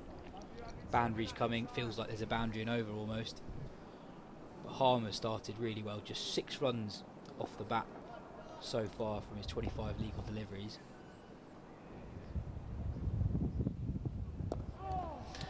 There are some very positive players to come. I mean, Sam Curran will play very positive against Spearnaz, or Jason Roy, Overton. There's some big players, and if they get going, then Simon Harmer will be on the back foot. Clipped into the leg side for a single. Do you think Surrey should essentially just play their natural game against Harmer? There's no need to rush things at this point in the game? Well, there's two words of thought you'd say that Seam's been over the last 24 hours has been quite easy to play, isn't it? On this wicket, there's plenty of time if you bang it in. So Jamie Overton bowled yesterday. Was hitting the wicket to try and get more out of that, but it would sit in the wicket and he had a bit of time to play it. And yet we have Dan Worrell, who's probably as good a seamer as you'll find in the country at the moment, looking, bowling a lot of slower balls because there wasn't a lot happening for him. So, I feel that you could either work Harmer and say we're going to hit him at 2 to 3 runs and over and try and get 5 or 6 at the other end, or you could have patches where you say, right, well, when I think Simon Harmer thinks you're going to just work it, you might use your feet and change an over into 10 off the over. It's a lovely shot from Patterson. That'd be his 3rd boundary. Cut behind point for 4. We were praising Simon Harmer's start, but 7 runs from that over. Surrey now 92 for 1. We've got a change in the commentary box. Dan Norcross is going to join Ali. But first, some thoughts on Ali on how the game is lined up at the moment. Well, a very good first hour for Surrey. I'd say the first 45 minutes firmly in control. Just seen that Simon Harmer coming on has put a little bit of a break on that with the wicket, but generally Seam, there is a lot of value for Seam if you can punch it past the infield. You're not just going to get a couple, you could easily get 4 there. It sort of plays into Patterson's game as well, doesn't it? Very big Australian front foot at the ball, and then this check drive, the ball pings away. Done well to get round there to cut that off. There's Jamie Porter. Bowled a fair few overs this morning, but was clipped firmly away by Sibley. There was a second there where he's probably asking that to get down. So, very, very well timed, and one bounce the fielder at fine leg. I mean, regardless of how Patterson gets on in this innings, he's shown enough to Surrey, I think, to be a very intriguing prospect for future seasons, I would suggest. He started very nicely. Now, I think the way to play Harmer is to try and get him to bowl shorter, and at times that may be using your feet, but actually to buy that ball that he cut so well for 4. Really good work again. Way out the boundaries. Real commitment from the Essex fielders out there. Yeah, well, they are going to have to, every run is going to be important. I think if the weather stays off, I really think there will be a winner in the game. There was a hint of squall about 10 minutes ago. I went outside to check it out. There were tiny bits of water in the air, but the umpires have relented. Cracked away. Too much width, too short. Patterson loves that. Smashes it to the short boundary. Well, seizing on any length. Very good, a couple of very good cuts and an excellent pull. The reason why I say I can see a sort of long-term prospect for Patterson is Surrey, perhaps not at the beginning of the season, tend to have the use of the likes of Ollie Pope. Perhaps won't have Jamie Smith. He could easily be snapped up by the IPL. So batting resources are under a bit of pressure at the top of the order. Oh, now then. Kept a little lower than Patterson was expecting as he went on the swivel pull. But if they, fancy an overseas seam bowler, which they clearly do, they do also have in Worrell, Atkinson, who's unlikely to be at the IPL, although be managed by England, Fisher, Clark, and quite a few seam bowling resources. So with Nathan Smith there, they might be looking at an overseas batter, mightn't they, when you can have 2 overseas?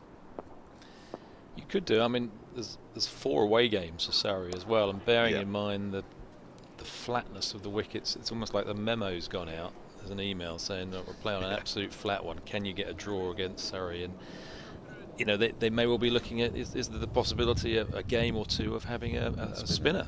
I mean, especially I think towards the back end of the season, perhaps. I think early on in the season, that the big problem in acquiring a spinner is that the very best spinners are often elsewhere in April and May, and also That's nicely driven. Finds the gap again. It's a pretty typical Patterson shot.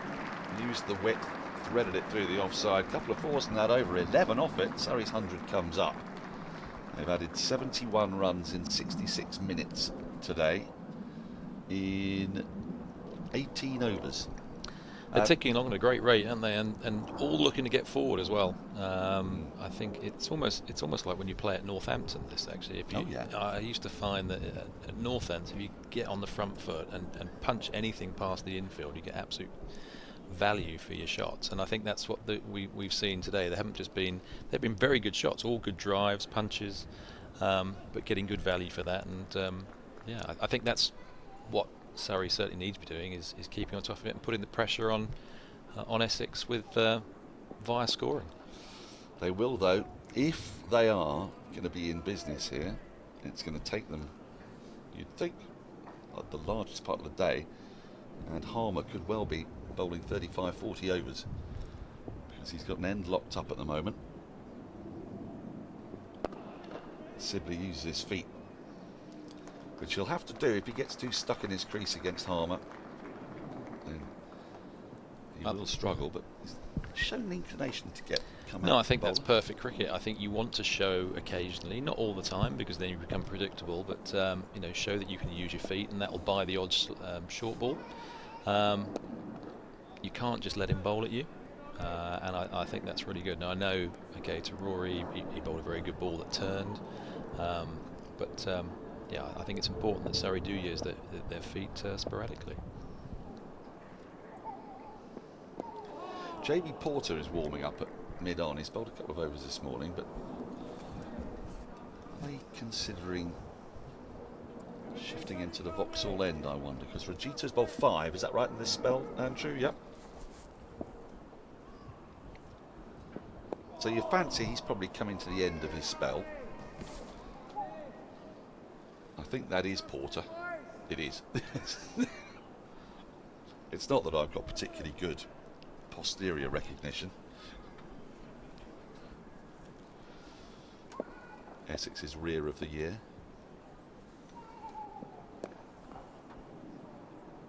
That's an actual award, is it? It must be, surely. End of the over, just a single from it to 104 for 1. There was an award at Surrey I won one year, which was worst shot of the year. Oh yeah. Yeah, which I came down the wicket to Graham Swan, and playing Northampton, I didn't get there. At Wantage Road?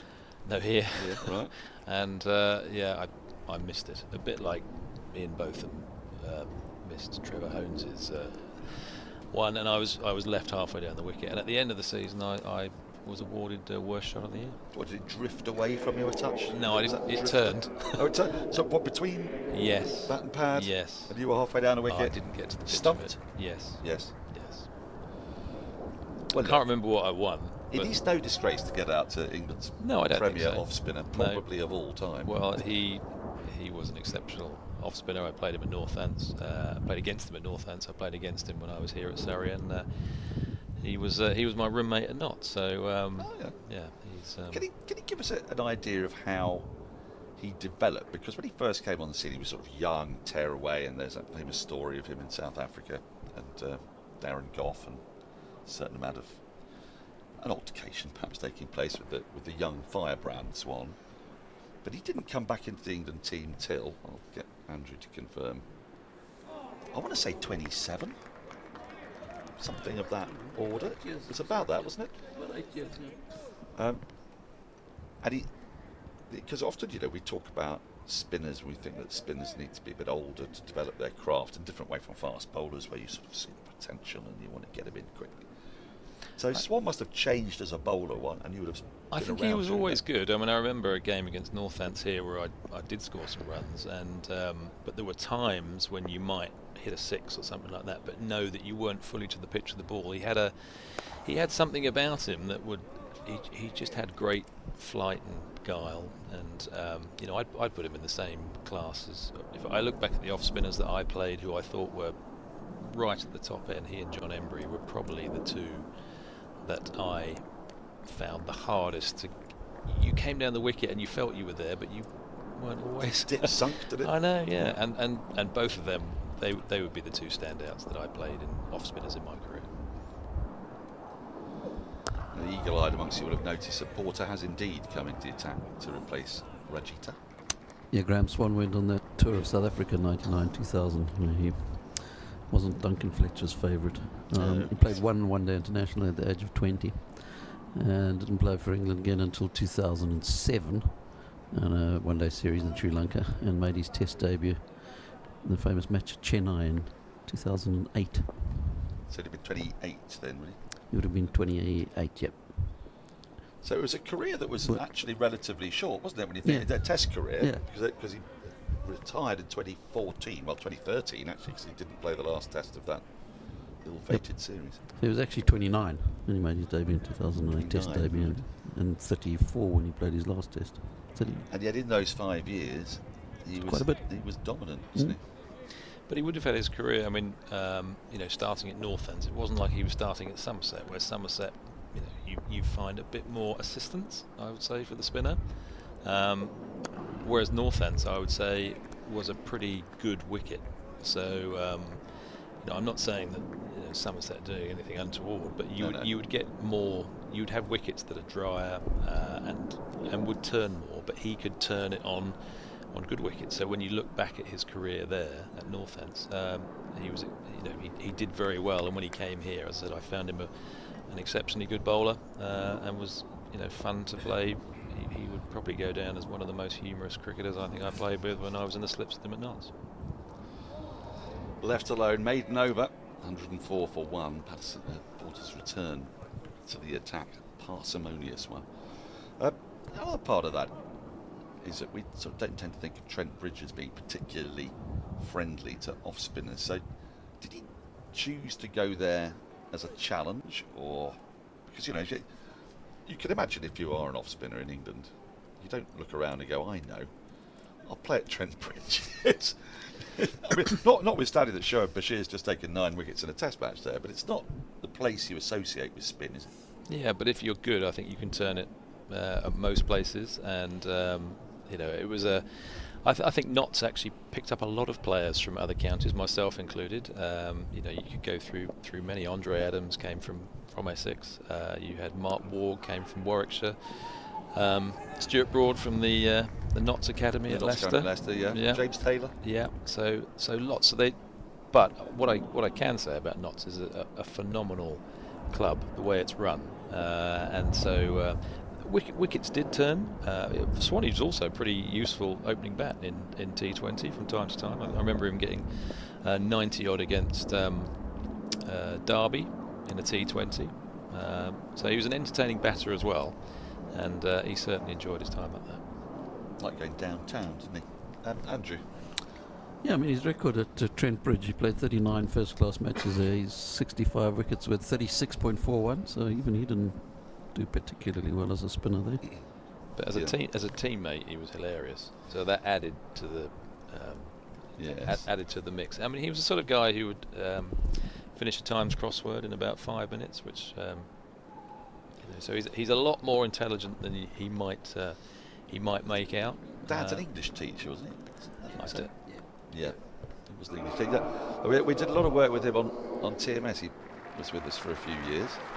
Now, what's that announcement? What have we just heard there? Has Sibley reached a milestone that I'm unaware of?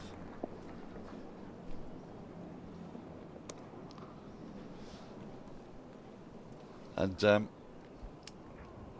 we're entertaining days. He's had a slew of impressions, a number of impressions. His impressions were sometimes better than the person he was actually impersonating. I think we had Basher at Notts, and his impression of Basher was better than Basher. So Basher would come in and he would speak to Basher like Basher, and it was hilarious. I mean, time in the slip cordon was a lot of fun up there. He just had a lot of humour, and it made the day go a lot quicker.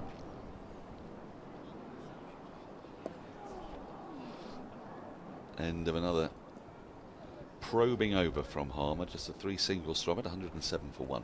It was a milestone for Sibley. He's reached 9,000 first-class runs. Well done.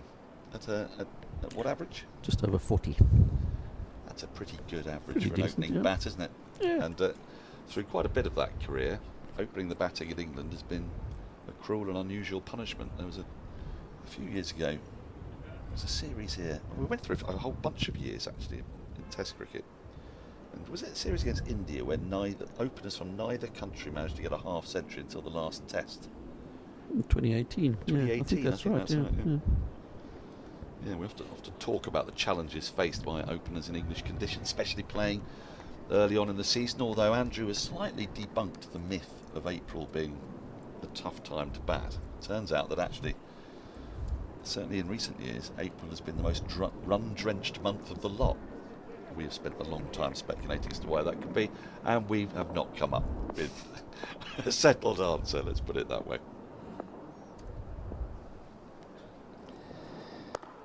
Now it's just getting a bit darker here. The lights are on, but you can see just about on your. Maybe you can't see so easily on your screens. It's only we can see that the sort of four shadows are starting to be created, which is often the moment at which umpires get twitchy. We haven't had so far bad light, but is there a bit of rain coming as well? I think there must be, because the ground staff, yes, are bringing in a cover, so maybe there's a little bit of a squally shower. This is a shame, because I think it's a bit too early for them to take an early lunch, and we can't make up time on the last day for reasons that only the authorities know. And so this break is going to take some overs out of the game. I don't know that it'll be many. My weather app suggested there wasn't going to be any rain right now, so whatever there is, I think, is very light. But the ground staff are doing their thing. The players haven't exactly run for cover, so it tells you it's not chucking down or anything. And hopefully this will be but a short break.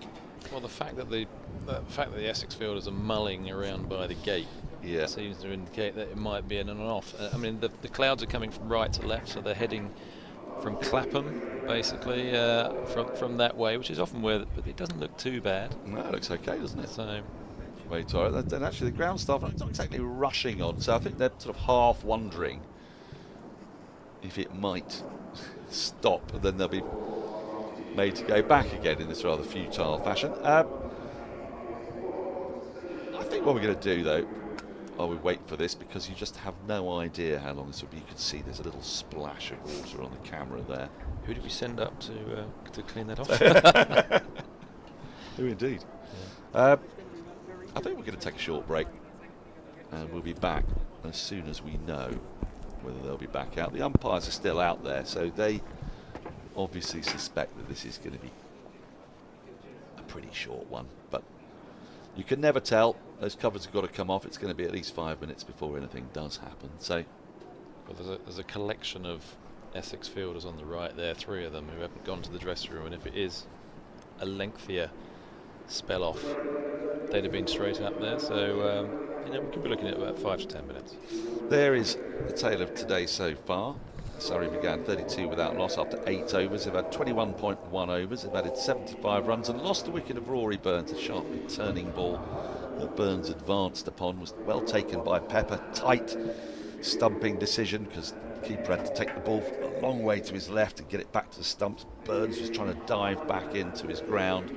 Didn't quite make it, so he went for 39. It's the only wicket to fall.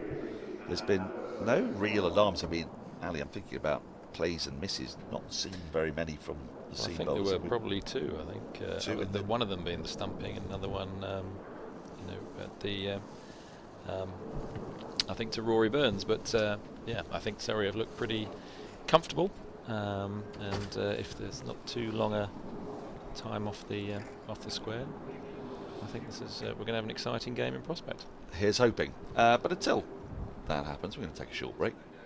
We will, of course, be right back out here the moment the players resume, which we're hoping will be before lunch. They're not going to take an early lunch. I don't think, take an early lunch until 12:30.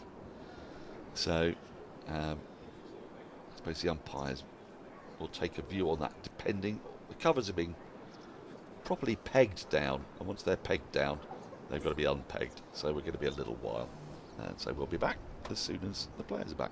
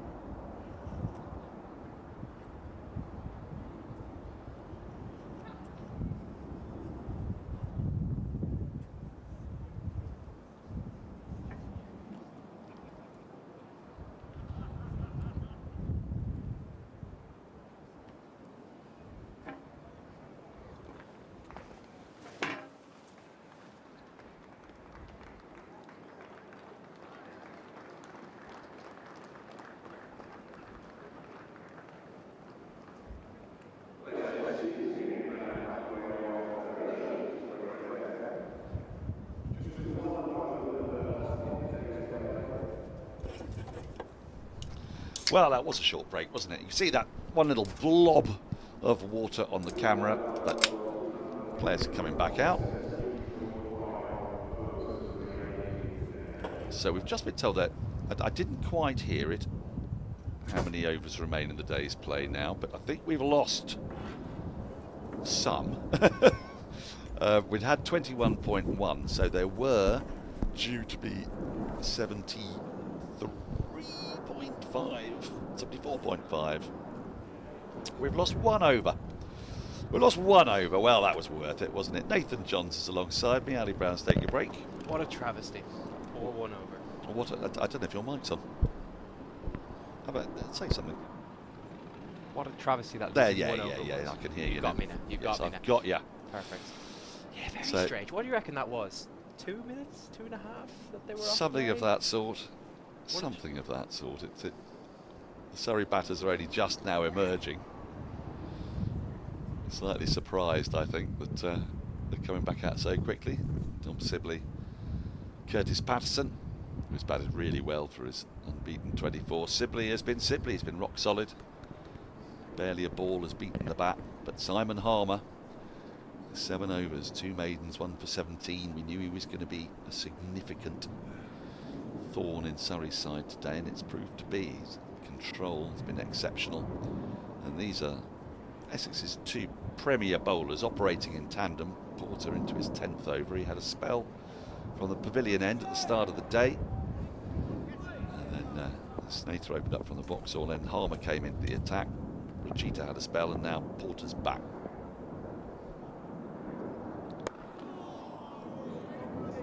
So Nathan, there's an awful lot of talk going on this box about how many Surrey need to win and all this kind of thing.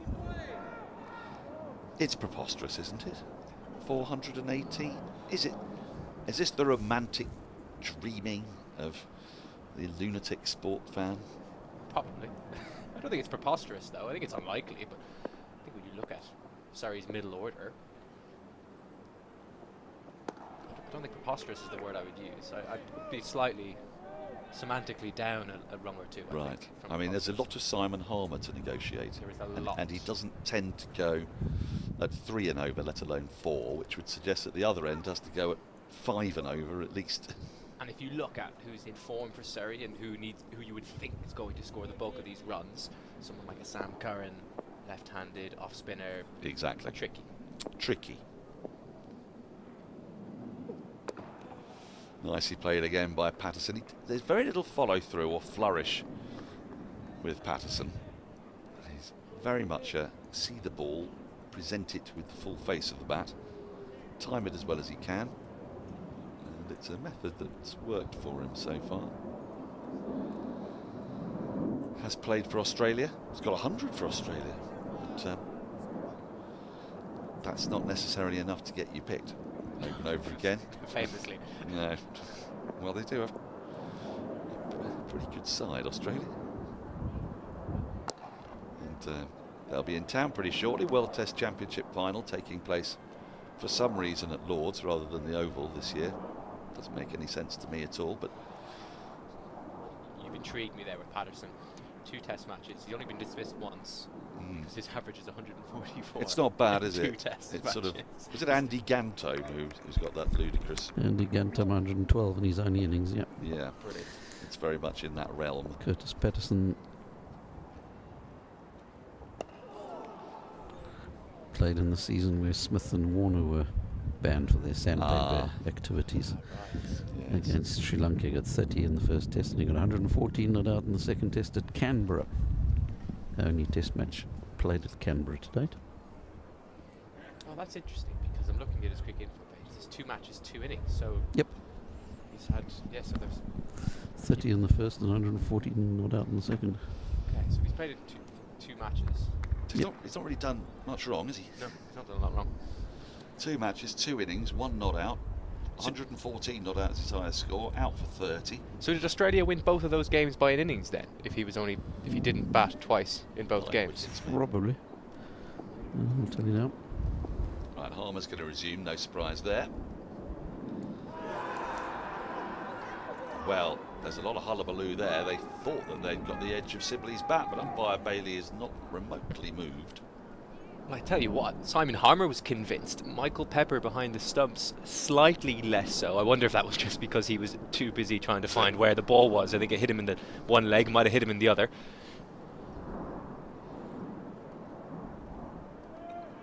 Well, it's not far from that outside, but you're right. Pepper's very late to appeal there, isn't he? It kept very low. Good take, good bit of wicket keeping from Michael Pepper. He's been good. He had the stumping as well earlier today, which was impressive. But yeah, he wasn't interested at all, was he? No, it didn't seem to be. Australia won the first one by an innings and the second one by 366 runs. They declared their second innings 3 down. So Patterson, who was batting at number 6 in the first innings, didn't get a second innings. Bit harsh. And still not out. He's still 6 years later, 114 not out. Good effort, that. Yeah, that's one of the longer innings.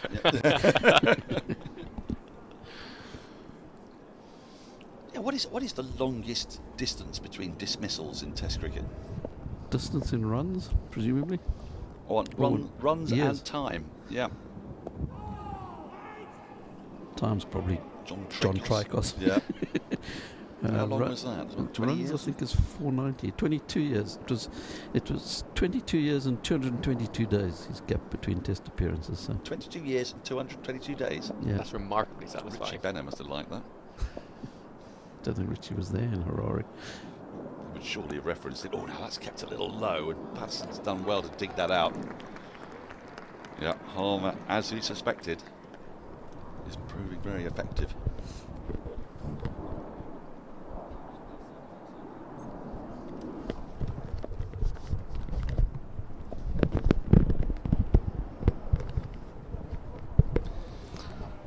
Finish, just the one run from another probing Harmer over. Surrey after 31, 110 for one. Time for me to take a break and to take you through to lunch alongside Andrew Sampson, who's got some words of wisdom for us.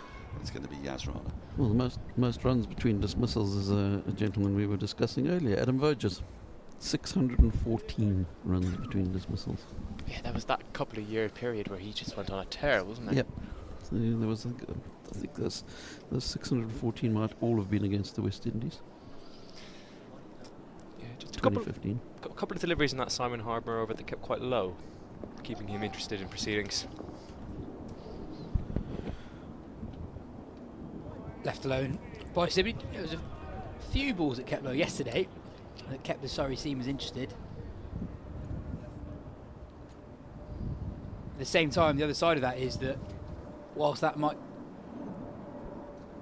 excite the Essex seamers if they get one straight, the flip side is that balls weren't really carrying to the cordon yesterday.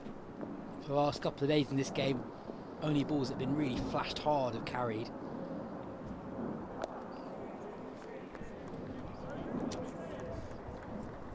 Sam, I know you've been hard at work this morning, but I've got another request. Oh dear.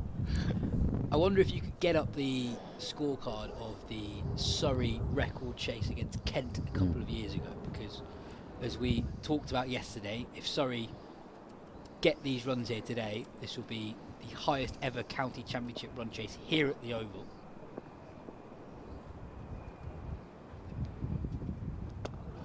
But compared to what they did at Canterbury 2 years ago, it's very, very achievable, because a couple of years ago at Canterbury, Surrey chased down something like 500 against Kent, and one man pivotal that day is the man on strike now, Dom Sibley, 40 not out today, scored 100 that day at Canterbury. It's another one that keeps a little bit low. Yeah, he's done well to get bat on that, hasn't he? As Dom Sibley, but he is seeing it well. He's reacted very late, and he's actually managed to get a good chunk of bat on that. Yeah, beware going back on this pitch at this stage of the game. Yeah, 89 deliveries now for Sibley. Should be more than used to the pace of the surface.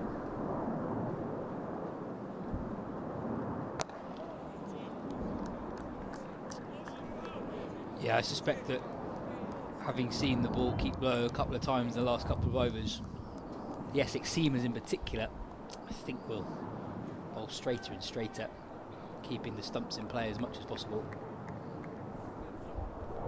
Yeah, Surrey said 501 at Canterbury 2 years ago, won by 5 wickets. Sibley, proper anchor innings, was still there on 140 not out of the 501. So he was at the end. Yep. Wow. How long does that take them? Were they batting at the end of day 3, were they? Yeah, it took about 589 minutes, so just short of 10 hours. Jamie Smith and Ben Folkes got hundreds as well. Yeah, from memory there were 3 very, very different hundreds. Jamie Smith was rapid, Ben Folkes at a more normal pace, and Dom Sibley, as you say, performed the anchor role. Yeah, Smith was 114 of 113 balls. Wow. Sorry, tell a lie. There was 113 minutes, just 77 balls. Wow, even better. Ben Folkes' 124 was of 211, and Sibley's 140 not out was of 415. Wow. Yes, they were quite varied. What's that strike rate for Sibley then? Which one, Sibley? Yeah. It's 1 every 3 balls, so that's about 2 runs an over, just under Wow. just under 30.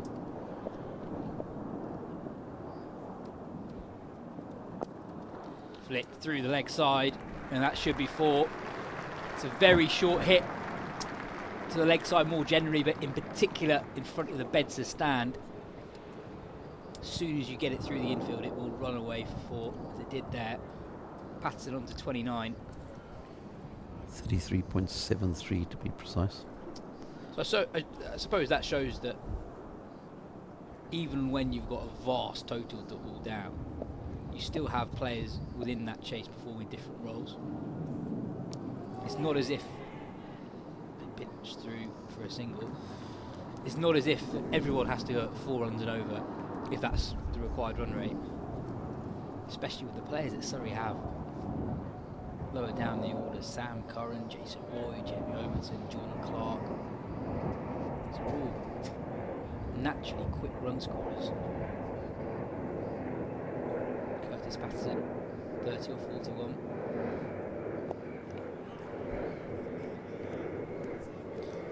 Interesting to see Sibley using his feet quite often to Harmer. I wonder if that is with one eye on that variable bounce. We did see he was beaten almost underneath the bat off one that kept low, that Simon Harmer was convinced took the edge.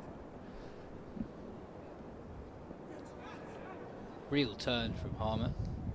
Passed on the opposite. That's reared up off a length.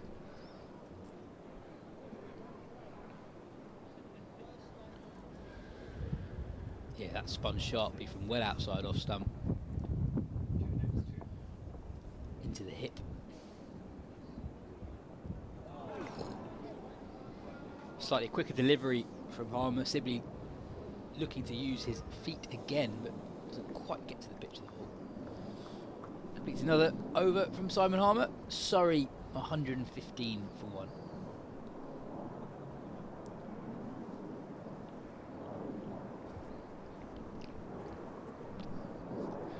Dare I say it's brightening up a bit.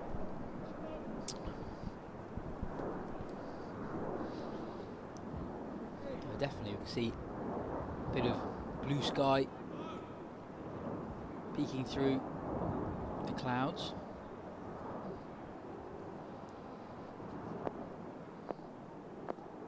Porter to continue.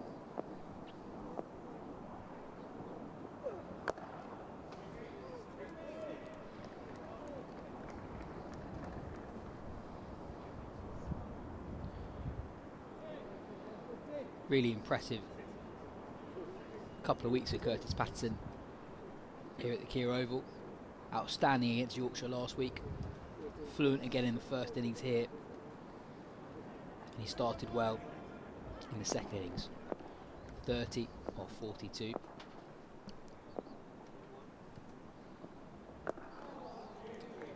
He's looked compact, but he's also scored quickly. He's found the boundary on 6 occasions already. Very shrewd short-term overseas signing from Surrey. Earlier we were talking about gaps, weren't we, between what runs or appearances. So Curtis Patterson was 18 when he became the youngest batter to score a century on Sheffield Shield debut. Oh, that's zipped through from Porter. But then, according to his Cricinfo page, he didn't play his second first-class game for another 2 years, despite scoring a century on debut. I mean, he was 18 at the time, but still. Let's have a look at the replay. Yeah, just beats Patterson on the inside edge, but also not too far away from his off stump as well. Good signs for Porter.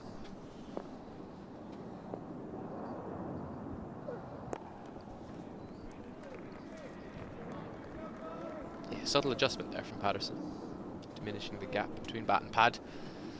That one didn't swing as much back into him. Yeah, bowling to the left-hander this over. He's bowling from around the wicket. Looks like it's a similar idea though. Looking to bowl straight, attack the stumps if there's any variable abouts.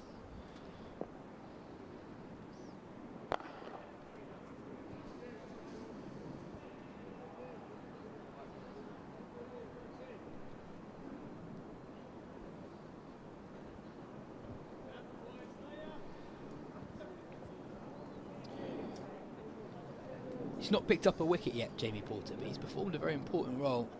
Just 2 runs and over. Surrey have scored relatively freely against Rajitha and Snater so far in the second innings. Defended back to the bowler, to Maiden. Surrey still 115 for 1 after 34 overs. Yeah, 13 overs bowled by Snater and Rajitha so far in the second innings. Those 13 overs have gone for 63 runs and a run rate of about 4.8 runs and over. Porter, however, going at just a smidgen over 2 runs and over. Harmer 2.55. So Porter's been able to exert some control. Very impressive given how seamers have gone more generally over the last couple of days.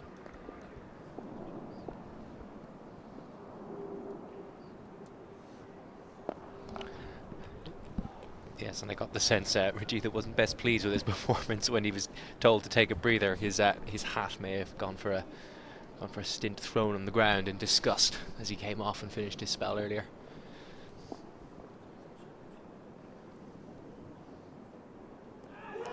And again, Harmer has a Surrey opener, stumped Sibley, looking to use his feet, doesn't get to the pitch of the ball, and for the second time this morning, tidy piece of work behind the stumps by Michael Pepper, and Essex have their second.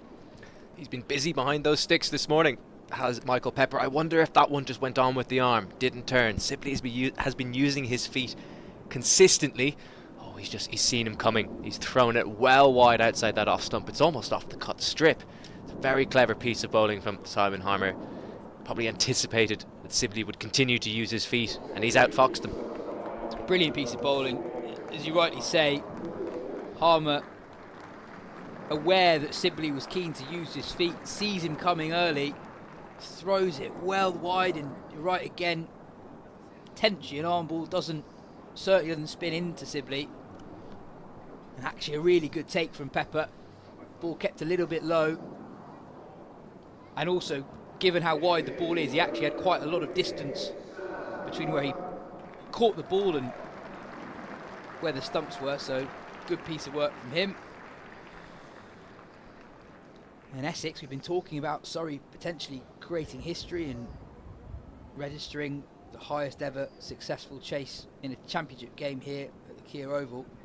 For Essex, 8 wickets away from victory.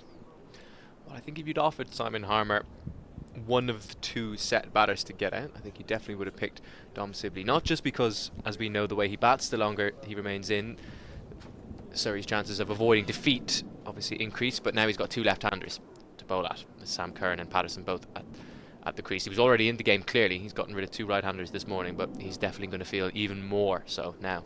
And talk us through the theory of why off-spinners prefer bowling to lefties. Oh, it's just spinning the ball away from the bat, isn't it, in theory? So the conventional wisdom goes, it's harder to score when the ball's spinning away from you rather than into you. brings the slip into play. As the game progresses, he might even get another slip in there, get a gully, 2 men catching behind. See how Sam Curran plays this.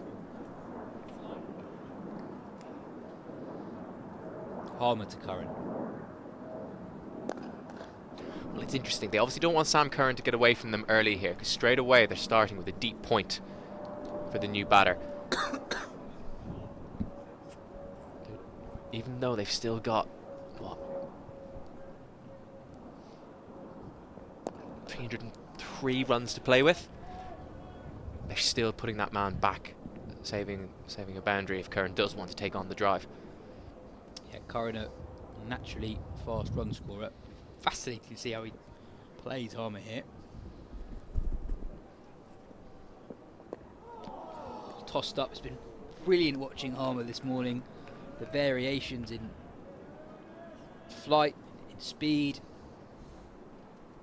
He's an orthodox off spinner, but still able to really vary things up from ball to ball. Defended by Sam Curran. It's another maiden, but this one's a wicket maiden. Surrey 115 for 2, and we called it earlier. Simon Harmer is going to be so important today, and so it has proven so far this morning. 10 overs, 3 maidens, 2 for 23. Closing in on 1,000 first-class wickets. It's just the second time in the 21st century that both openers have been dismissed stumped in an innings in the county championship. Amazing. Second time since 1996. The other one was Surrey were bowling at the time. Tickler Morgan and Swansea when Mark Cosgrove and Ryan Watkins were both out stumped off a chap called Nyan Doshi. Up on the wall there. Brilliant. So your one? That is. By any yeah, chance? that is mine. If you got an what is that? An IPL match attacks card next to him. Yeah, so in the commentary box, we've got on the wall, we've got the favourite county players of different members in the commentary box. So mine is Nyan Doshi, as a Surrey fan in the early to mid 2000s. He was so good in the blast. I never understood why he wasn't playing for England, because he always went at sixes.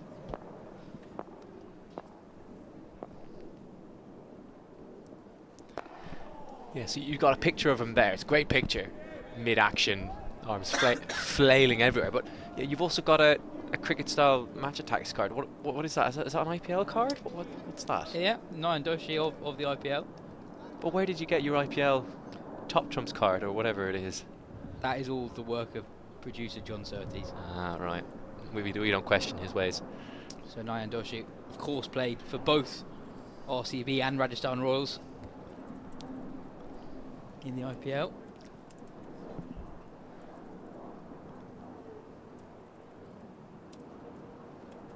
What's going on here?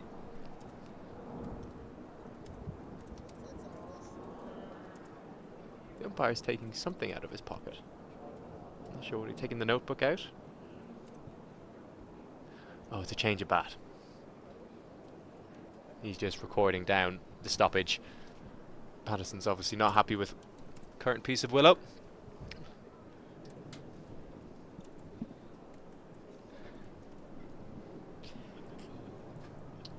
As the clock ticks past 12:45, thoughts turn to the lunch break. A reminder that it isn't just the Surrey men in action today. The Surrey women are in action as we speak down at Taunton in the first semi-final of the Women's T20 County Cup Finals Day.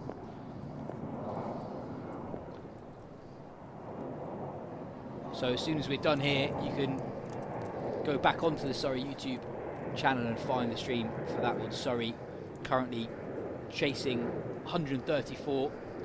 They're 33 for 2 after 4 overs.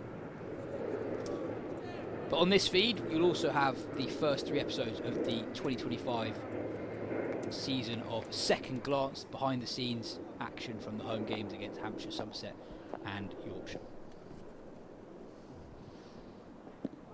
Big appeal. Quickly turned down. It's a bit leg side, Nathan. Yeah, always on the angle, around the wicket, angling it down leg. He needs to move it prodigiously away from him to get an LBW decision there. Always looked like it was going on with the angle. A bit high as well, maybe. You can see why Porter was interested. Patterson, a long way across his stumps, but I think you're right. Going down the leg side.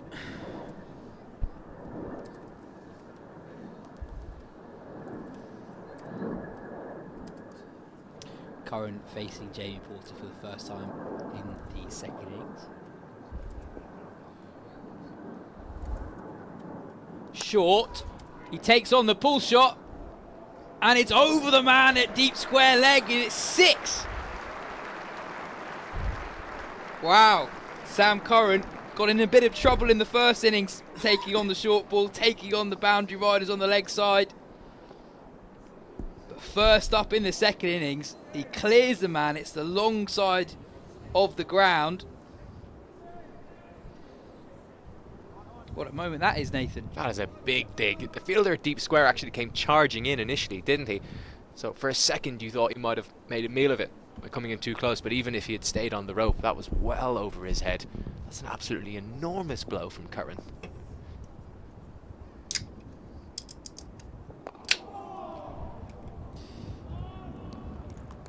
Just a single this time. 8 runs from the over. Sorry, 1, 2, 3 for 2. We're going to need to get a picture of Nathan's favourite county cricketer up on that board, won't we? I'm going to have a think now, actually. Paul Sterling? Yeah, Gary it's hard. Wilson? No, I think I'd go Paul over Gary. I grew up watching Paul at Middlesex a lot. That was always quite entertaining. Yeah, I'm trying to think of other Irish players who've played in county cricket. Nobody played for as long as him, really, did they? As Paul at Middlesex. Ed Joyce? Yeah, I would have been a fan of Ed's. Interacted with him quite a lot when he was Ireland Women's head coach. He stepped away from that role as well. But yeah, he won a blast with Middlesex, didn't he? Did Ed Joyce? Yeah, I'm pretty sure he was on that team. Mm.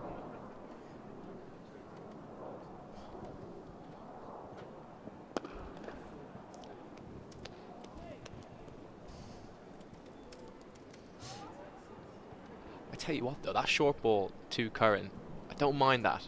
Don't mind that ploy here. Just the odd surprise one. Because Curran will take it on.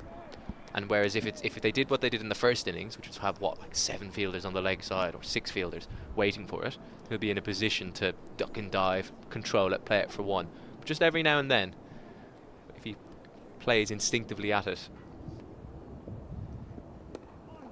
Well, in the first innings, he took it on even though they were 6 men out the leg side. But I think he knew it was coming and he was in control. He was hitting a lot on the floor in front of square for boundaries. He didn't get that kind of, until he got out, he didn't have that high on the bat, skied into the deep like he did there. He just happened to get all of that one.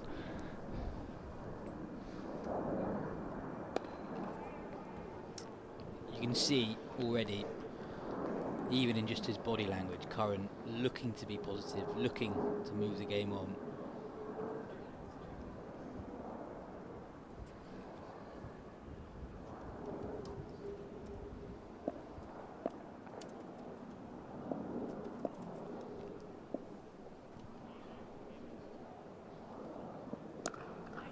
It's a lovely shot from Patterson, but well fielded by Snater. Cover. Struck firmly, and he gets a right hand on it. That's hurt him, that. That hurts. It's landed about, it's just taken its second bounce about 2 inches in front of him, and when it gets on that half volley and hits you on maybe the upper part of the hand, maybe on the thumb, that's painful. Oh, beautifully bowled again by Simon Harmer. End of the over. Sorry, 1-2-5 for 2 after 37. One of my favourite things to watch in cricket is watching a finger spinner at work on the final day, where you know they're going to bowl loads of overs and they're bowling against high class batters, and you're just watching the subtle variations from ball to ball, changes in flight, changes in angle, changes in speed.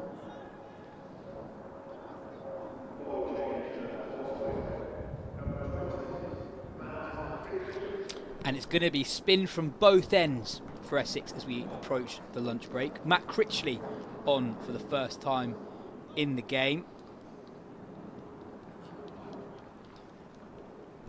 This is very interesting. As we talked about the off spinner taking it away from the left hander, the leg spinner, of course, will do the opposite. He does have. He's going to start with the short leg in, slip, deep square, just in front of square on the rope in case Patterson or Curran does want to take it on. And if they do want to play against the spin, there is a huge gap in front of square on the offside. If Critchley strays outside off, there is just a simple drop and run on offer with cover back on the fence.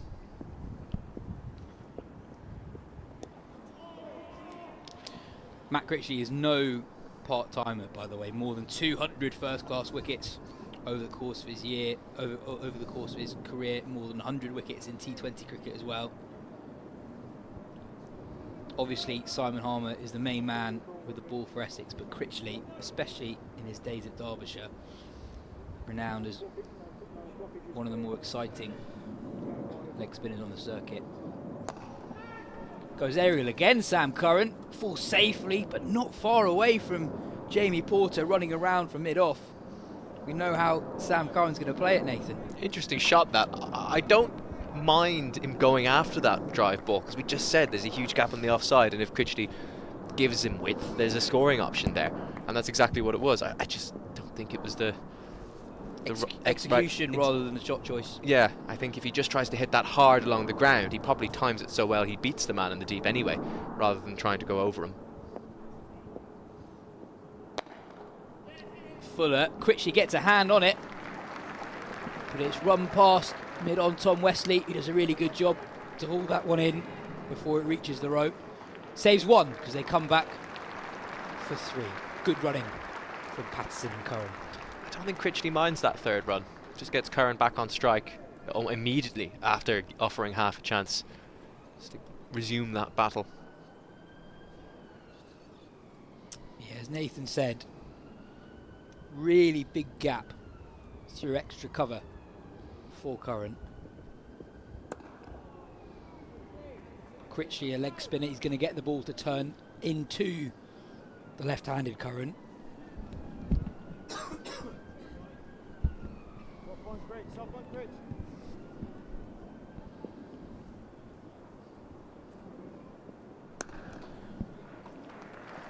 And that's exactly the gap we were talking about. Just one this time. Good work from Stater on the boundary. That's what I was talking about in terms of the better execution. I know he's only got one there, but it's such a short boundary. If he hits that, if he times that slightly better, that's 4 runs, given where the field is. Defended by Patterson. It ends an eventful first over for Matt Critchley. 6 runs from it. Surrey 1-3-1 for 2. Yeah, it is interesting that Curran is very willing to take it on the spinners at both ends. He's tried to drive Harmer a few times as well. Clearly there's been no instruction that he's to try and bat out the day here from upstairs. Sam Curran is, and you can understand why. What's the required rate is hovering around 4, so you're not a million miles away from scoring at 4 and over. So it's just a case of finding that balance between the rate and keeping wickets in hand. Harmer to continue.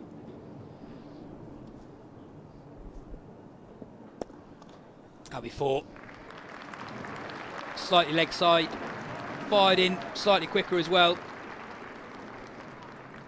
But with no protection on that leg side boundary, Curran picks up 4 runs. I don't know if Harmer minds that overly. Seeing Sam Curran play a cross-bat shot, yes, it was quicker. The bounce was probably not going to be variable at that speed, but if Curran is willing to play cross-bat shots across his stumps and one keeps low,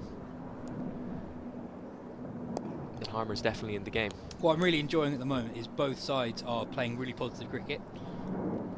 Essex, with defending a target of 418, they've got a lot of runs to play with, so they're on the attack. Driven hard to mid-off for no run, but Good shot from Curran. Do you think they could be further on the attack? I mean, they've only got 2 catches in, slip and a short leg. It's pretty orthodox with 300 runs still to get, or just under. You could easily get another catcher in on the offside with Curran driving hard hands going at the ball.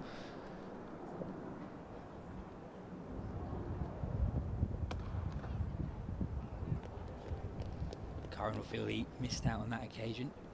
Punches his bat in frustration. But you are right, though, in terms of the batting side. There's plenty of positivity being shown, and maybe that's why Essex haven't gone with the extra catchers. They think the chance will come organically, given how hard Surrey are coming. Fired in from Harmer, defended by Curran. 1 ball remaining in the over. We should get 1 more over before the lunch break. I suppose the other thing is that there are very few single options at the moment, with only 1 fielder out on the offside boundary, no one out on the leg side boundary. So there are a lot of balls like that where Curran's hitting the ball well, but straight to a fielder for no run.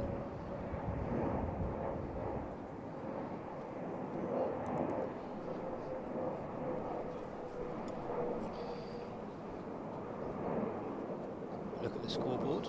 Sorry, 135 for 2. Both openers out stumped. Probably not something that we would have expected first thing this morning, and as Samo said, just the second time that's happened since 1996 in the county championship.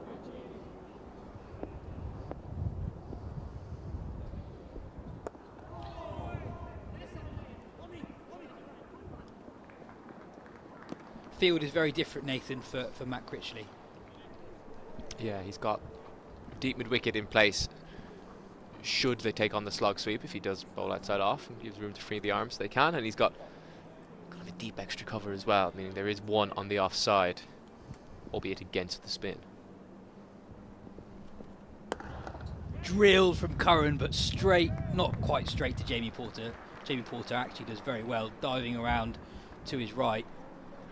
And interestingly, mid-on has gone back. Critchley didn't have long on back in his first over, but he does now. 4 balls to go to the lunch break.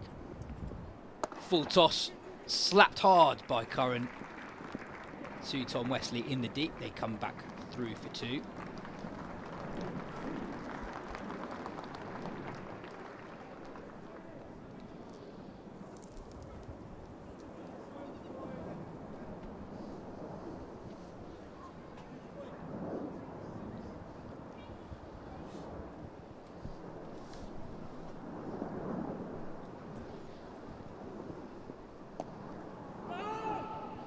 Two balls to go until the interval. Tidy start this from Critchley. He's bowling quite quick through the air, isn't he? He's not tossing it up yet. Not inviting Curran to take him on down the ground.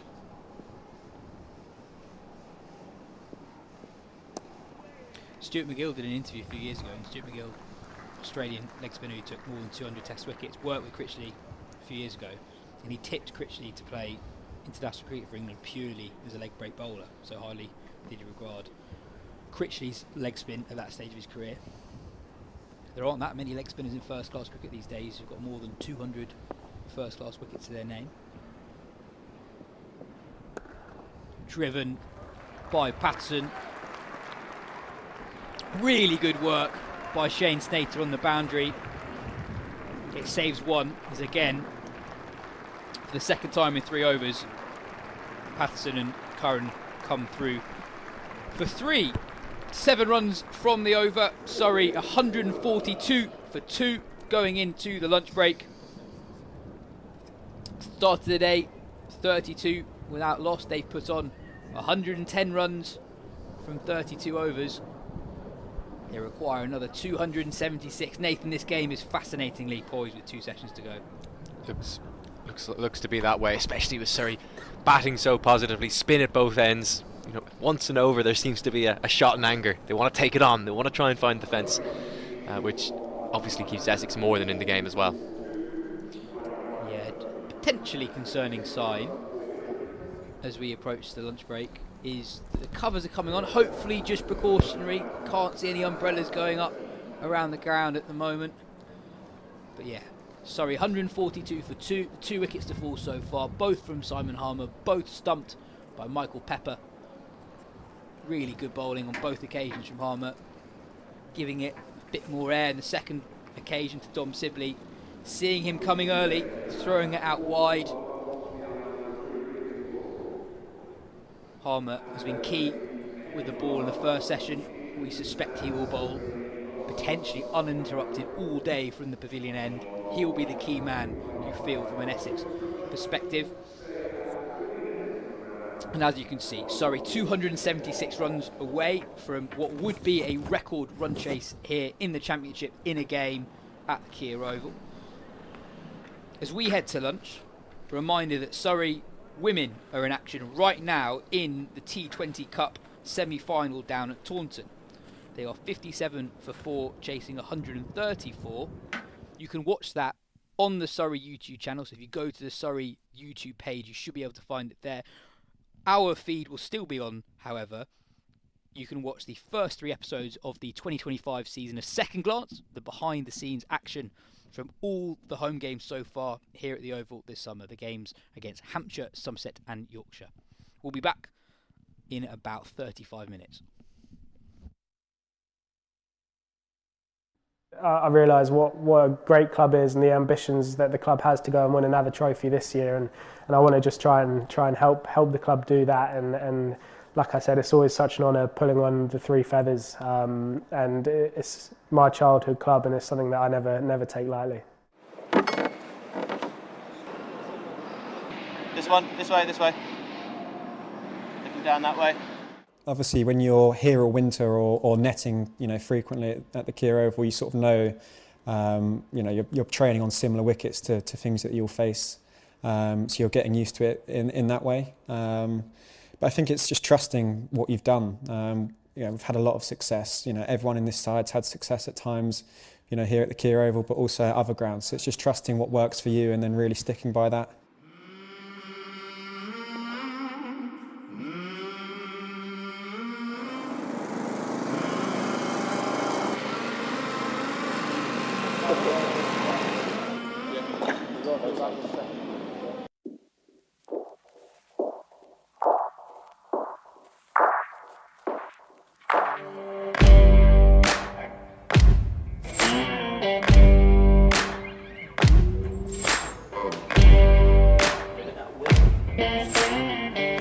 Feeling confident for it?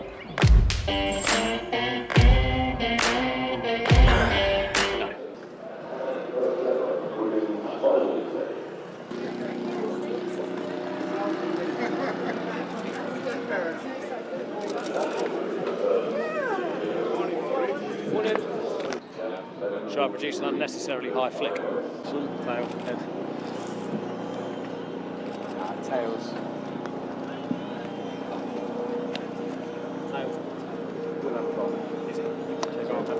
Good stuff, go well. Go well. Yeah, sure. Thanks, guys. Good luck. Thanks.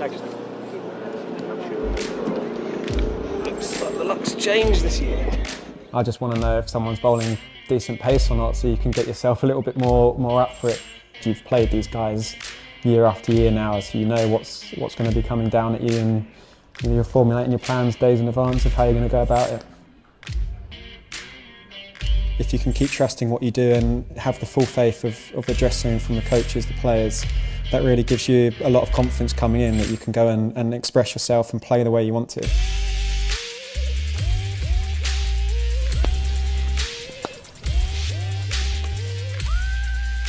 After every ball there's a small reflection, or again you're trying to score runs, whether it's a certain bowler is targeting a certain area to get you out, you're going to try and mitigate that and score your runs around that.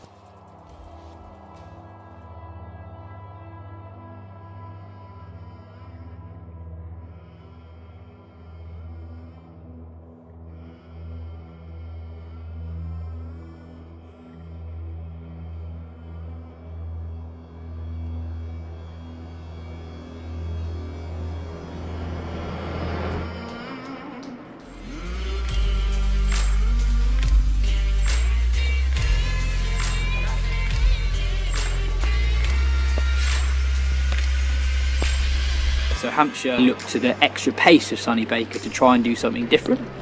And Dom Sibley was in complete control in that innings and managed different phases really well. And at the moment, he's faced something like 28% of all the balls Surrey have faced in the Championship so far this season. He's a man at the very, very top of his game.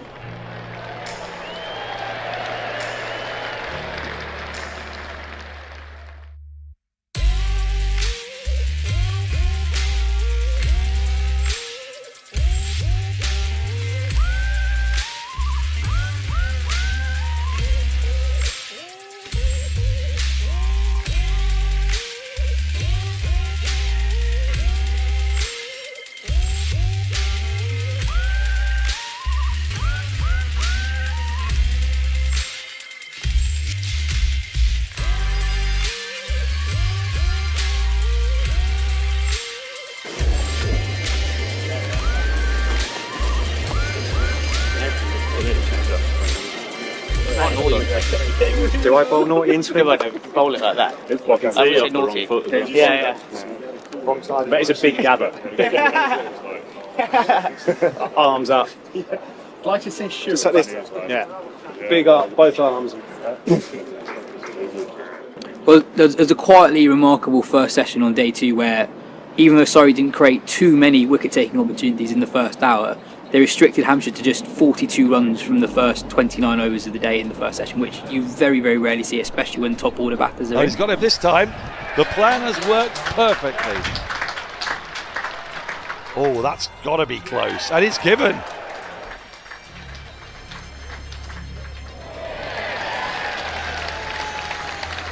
First real mistake all day.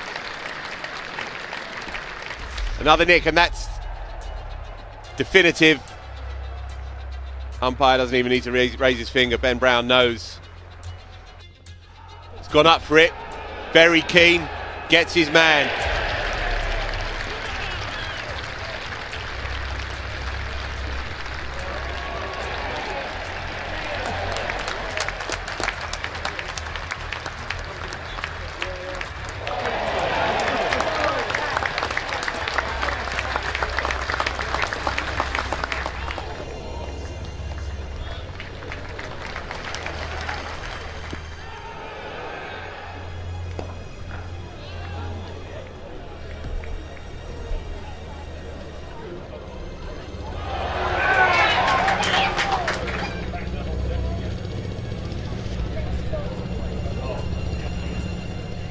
How can I adapt my game this week and best prepare myself for facing guys like Kyle Abbott?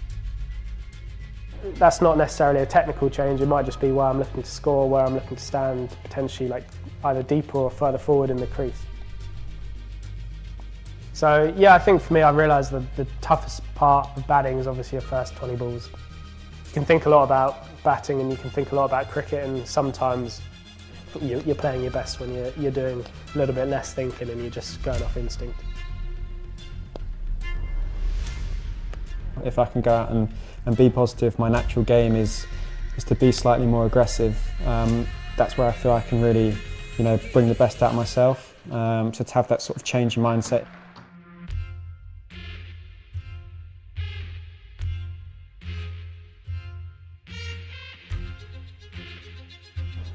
You're in a 1v1 battle against the bowler, but you're not then worried about getting out. It's you or the one that's scoring runs, so how can you put the pressure on them?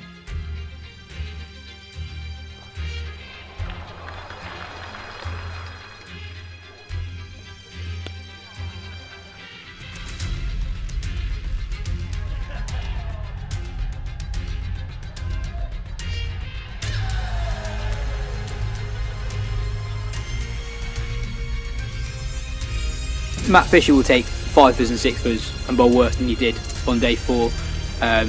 Really, really impressive amount of movement he got.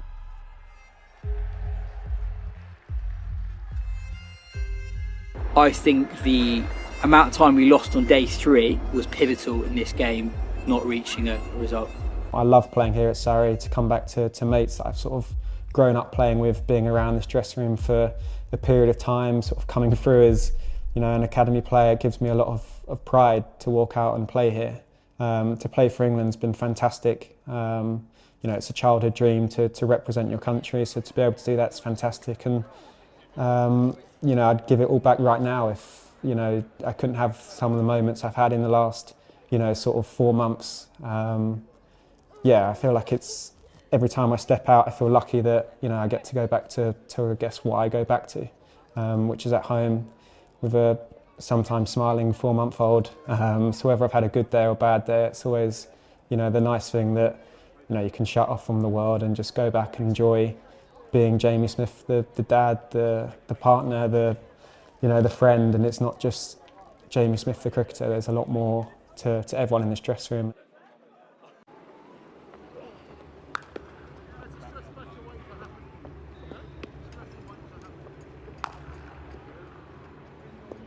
There's obviously a lot of prep that goes into, you know, plans and those sort of things in terms of 4-day cricket. Obviously we've got Louis, who's brilliant up there. Some good minds in bats, Jade and Jim. So there's some good people to bounce off. But yeah, a fair amount of homework goes into it. It's all about building pressure for long periods of time. Keep extending it. When we've got them, extend with it.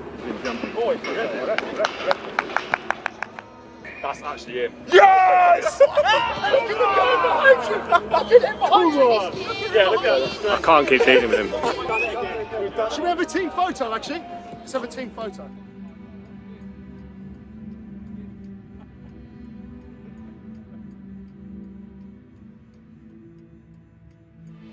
Get up there. Tails. Ed. There you go, you got one.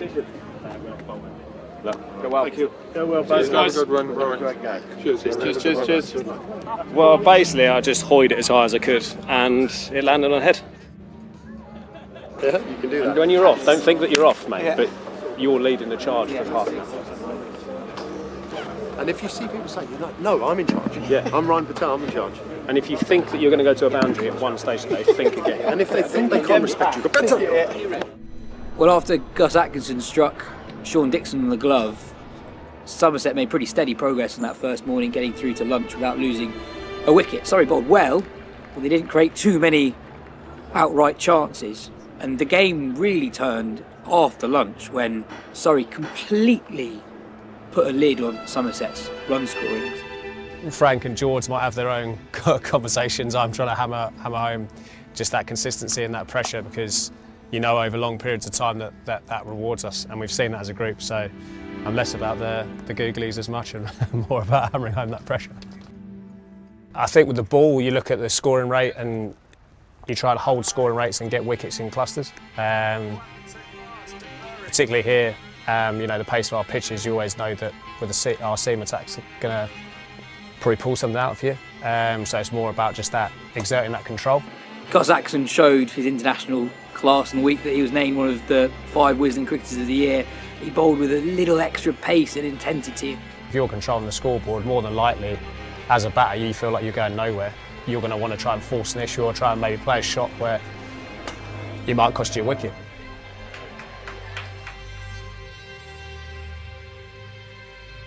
Batters play and miss the ball 6% of the time in first-class cricket. Surrey made Somerset play and miss about 9% of the time on that first day. James Taylor made Somerset batters play and miss 11.5% of the time on that first day.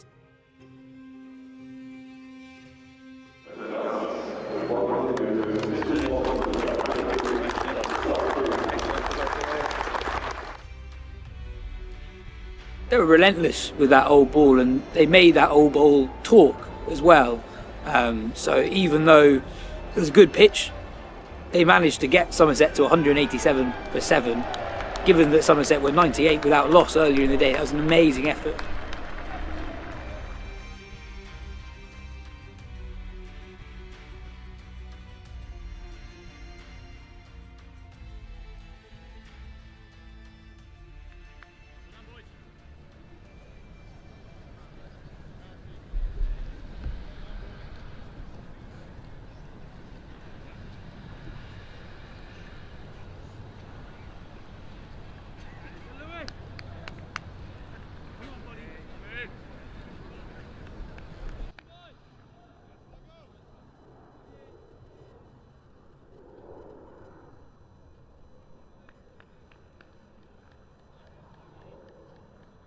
Surrey were able to just keep going at 3.5 runs and over. Dom Sibley batted really patiently, but alongside him Rory Burns batted at a really brisk rate, and so did Jamie Smith. Jamie Smith was consistently aggressive, and those two in particular, Burns and Smith, ensured that Surrey were always applying pressure on the Somerset bowlers, which wasn't something that Somerset were able to do in the middle session on day one.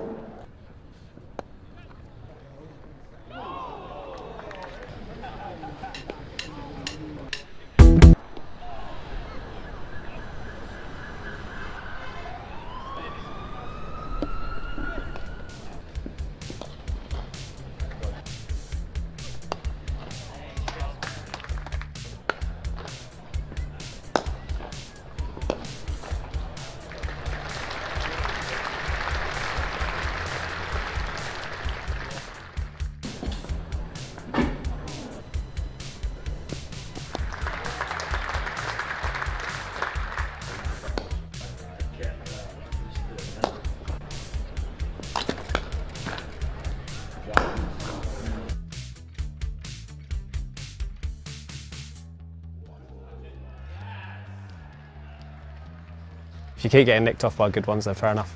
And then with the bat, I think it's more just getting guys in rhythm. Like you see Sibs at the minute, there's a confidence about how he's playing, and getting guys to trust themselves and trusting their process of how they're scoring their runs, and then sticking to it and knowing that what good scores are on certain surfaces, making sure you get to them and then trying to force the game with runs in the bank. Dan Lawrence batting at 6, he basically carried on his form from the previous week. 100 at home, eye-catching 100 at home. He batted really well with the tail, saw through a tricky period on the second evening and then went up through the gears on the third morning, getting a half century and making sure that Surrey's lead was a significant one, 83-run lead. Give him a massive day, mate, get into it. Get into it straight in. Massive day.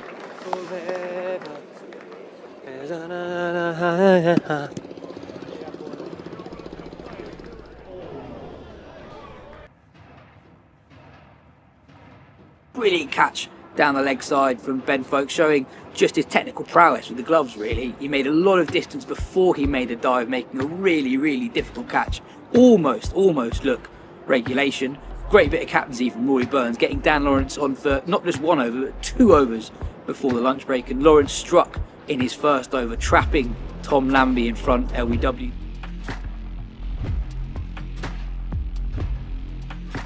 Slight change from Clark after lunch that really got the collapse going, where he brought his legs back just a little bit, aimed for the splice of the bat, and you saw that most noticeably in the wicket of Josh Davey, who batted nicely at number 3, the surprise number 3 for Somerset, with a ball that just lifted a little bit, and Davey was a little bit late onto it. And even though he got face of the bat on the ball, the angle of the bat with that extra bounce meant that the ball trickled down onto the stumps.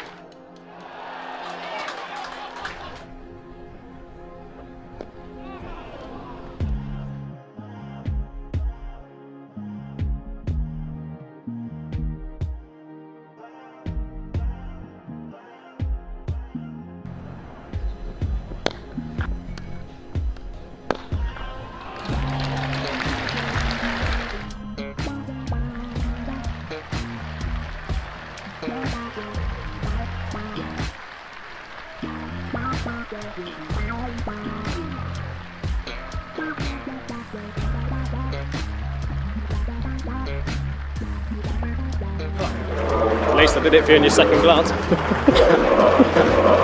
Made the content relevant.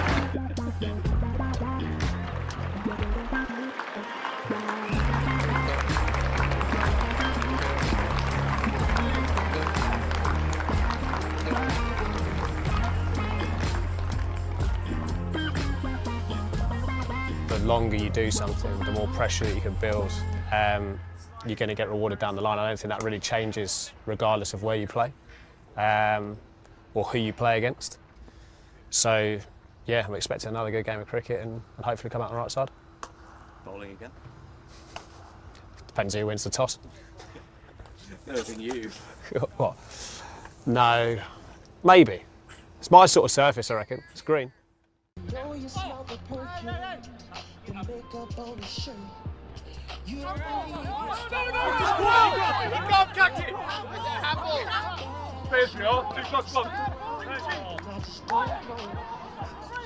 Yeah, I'm nervous. There's a bit more on it. Like, I definitely feel like it's a bigger week than, and it's more just that I do have quite a few friends at Yorkshire.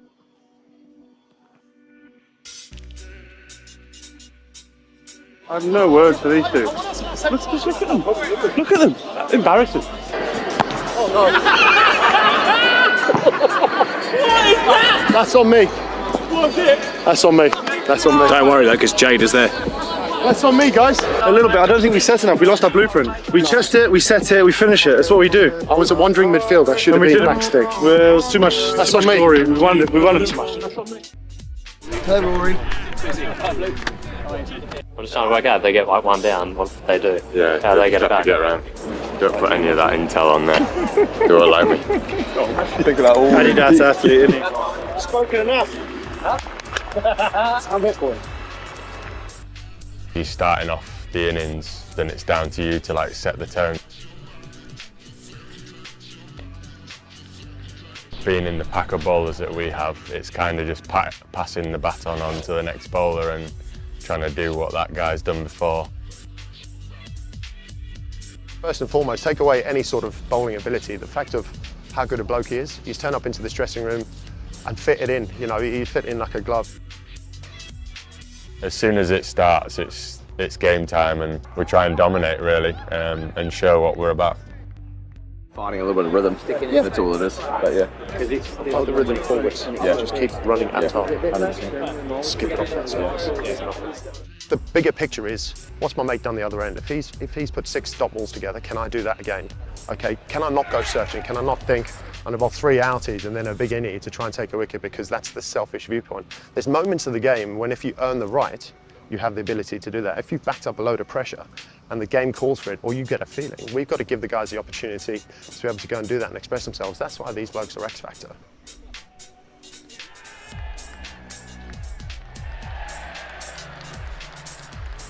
Bowling against some of your mates, like they'll know what I'm going to do to them, because I've probably done it in the nets for the last 10 years. But yeah, there's some added about being in a game and here at the Oval.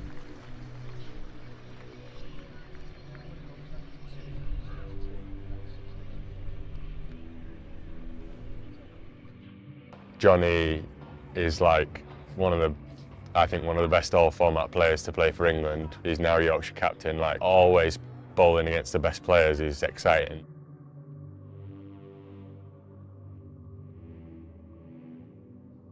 Like Johnny, it might be more game face because I know that like I cannot be off at all otherwise, and he'll wanna get on top of me, Johnny, because he's a Yorkshire lad and he's probably not happy that I've moved.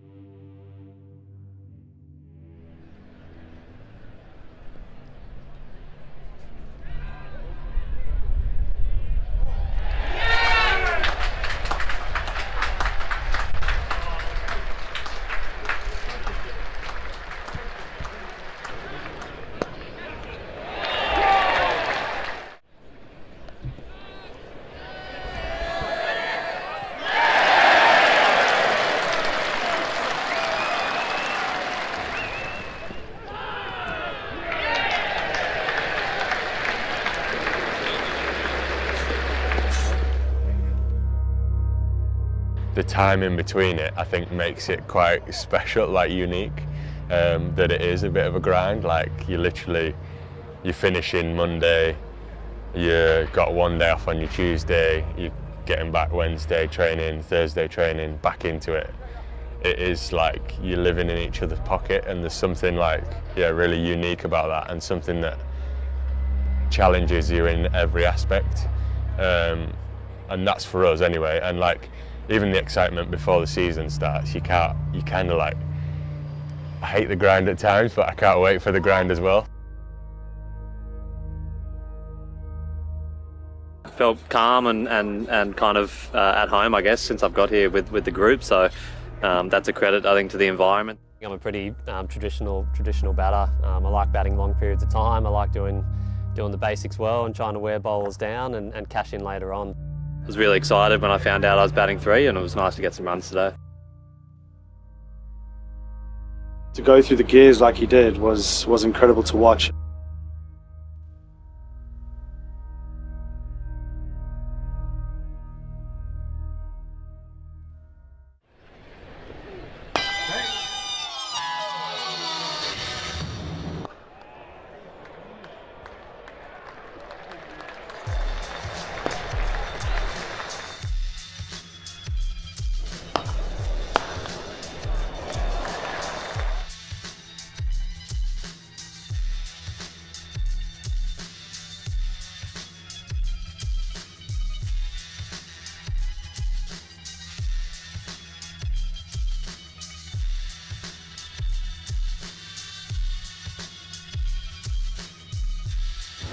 Could be short and sweet, could be long and sweet as well. Down that order was relentless as well. We talk about the bowlers being relentless, but as a batting group as well, just keep coming. And from 6 downwards, put on a huge effort.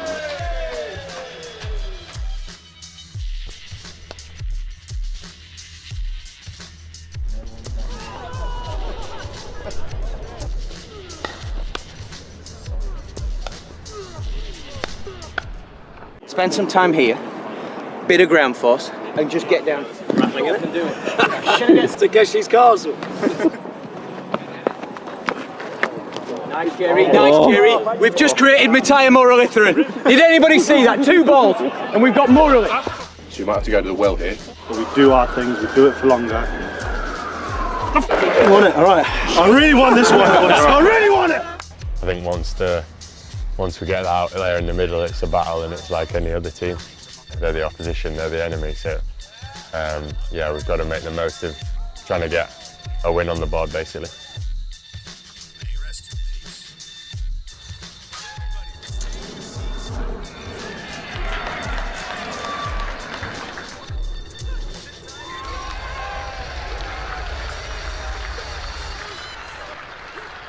The boys are running in, you're taking a catch for your mate there who's charging in. He's got a sore ankle, he can barely stand on it, but he's charging in, and take catches and make an impact for an individual is such a lovely feeling.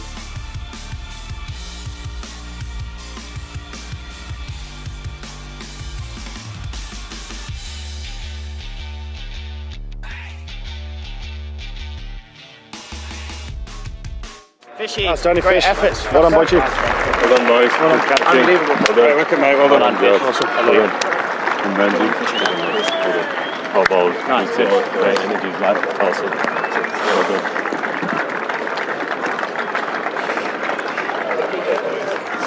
Good day, very good day. Pulling straight, Lazu. Well done, lad. Awesome. I think bowling in partnerships is something we talk a lot about. Finishing overs is really important for that, and I think just continue doing how we've been doing that the last few games is a real good blueprint for us. I'm not letting you into every secret.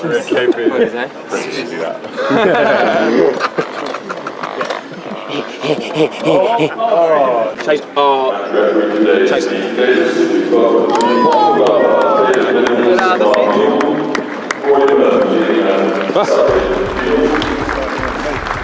No, I'm just gonna.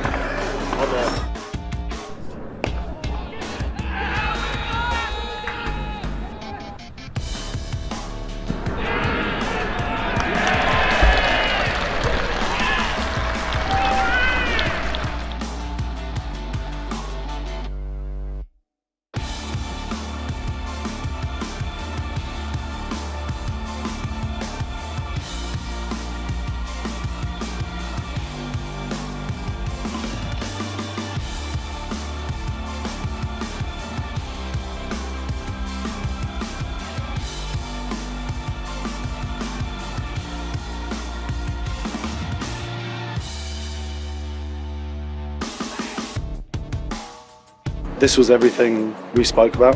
Getting this win now was everything we spoke about how I would feel. Thanks. Thanks, Fish. Well done, mate.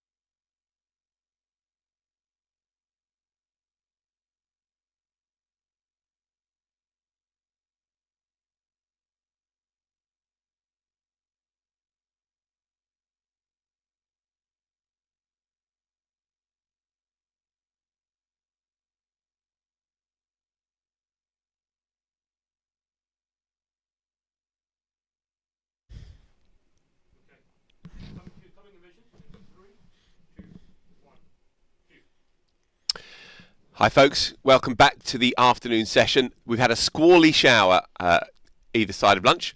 However, we are due to start at 10 to 2, so just about 10 minutes from now. We've lost 4 overs in total across the day, so we have 62 overs still remaining, all being well. The covers are off. There's a little bit of mopping up around the outfield taking place, but we shouldn't be delayed too much longer. 10 to 2, so 1:50 we should be back on. We will resume our coverage a couple of minutes before that. See you then.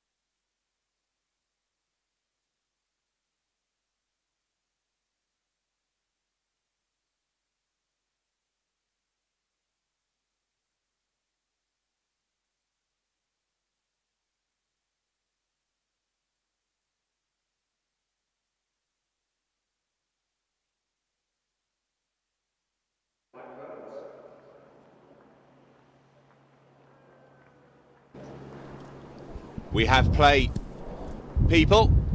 The umpires are out. Essex are in the huddle, and Surrey's two not out southpaws are loosening up as they approach the middle. Big Lee Fortis, master of all he surveys here, the head groundsman, is satisfied that the game is ready to recommence. There's a bit of greyish nastiness out towards the right as we look at it, but hopefully that stays away. We have the possibility of one or two more filthy little showers, but we remain optimistic, and this game situation, well, it would be a terrible shame if the weather gets in the way, because we have a fabulous cricket match here.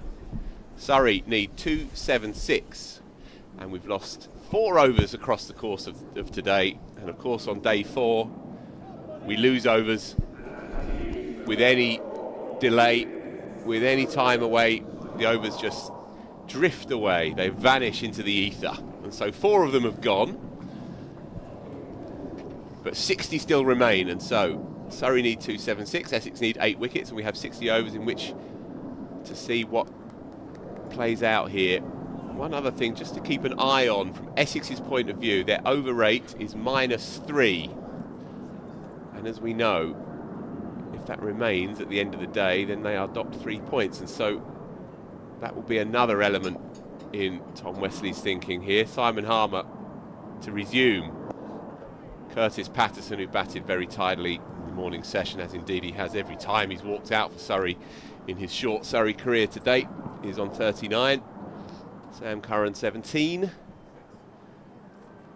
Jamie Porter just getting loose in the outfield. Imagine we may see him from the Vauxhall end. Little inside edge perhaps, certainly ballooned off the pad. Around the bat they were excited, looped over Charlie Allison's head. Alistair Brown's with us this afternoon.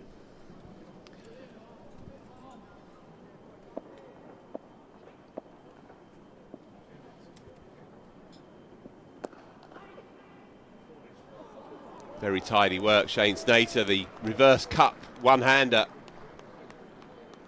Essex have to play desperate cricket here. Every run, every delivery counts.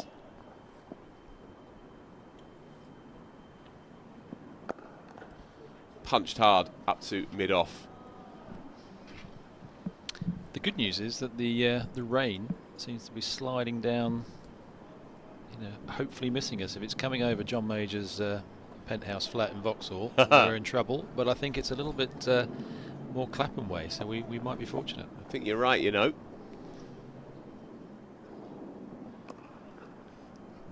Bit shorter, just driven into the pitch by Simon Harmer, and it gives Patterson a chance of a punched easy single. So he's a wild throw by Big Paul Walter, but nothing untoward.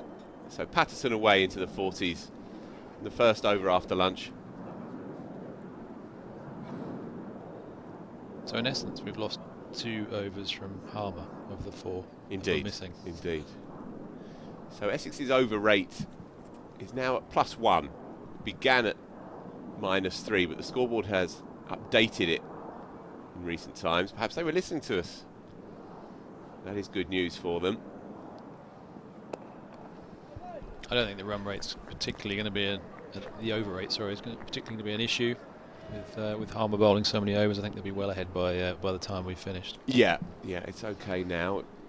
There have been 1 or 2 close calls though in these games, and it's an interesting new dimension to it. With every over that you are over the rate, you lose a point. It's quite straightforward. It's a significant deterrent, I would say, to lackadaisical over rates. So it's going to be Jamie Porter. Makes sense to you, Alistair? Yeah, definitely. I think we'll probably have 5 overs from Jamie Porter at this end, and then I'd imagine Simon Harmer will go through for the whole session, or pretty much all of it, unless he changes ends. But yeah, I think it's what we'd have expected immediately after lunch, and a well-set game. I mean, I really hope weather doesn't get in the way of it, because I feel we could have a result either way with 2 positive sides for the last session of the day. round the wicket. Then Jamie Porter, just 2 slips. Bowled in! First ball after lunch, Jamie Porter gets one to arc back on the angle. And Curtis Patterson loses his shape. And the off stump is clipped just at the top of the bail. Perhaps the murmur of an inside edge. Essex won't mind either way. That's a huge wicket in the context of this final day. Curtis Patterson had looked so imperious before lunch, just lost his shape, came out of the shot. And Jamie Porter, well, 3 down. Essex will be buzzing. He did bowl a very similar ball to that just before lunch, actually, but which didn't hit the top of off, but that one is just absolutely perfect. Just nipped back a fraction. A very good ball. Wondered about an inside edge, possibly, but if it was a very thin one. That's just come down on the angle, hit the seam, and arced through the left-hander. So this game takes another turn.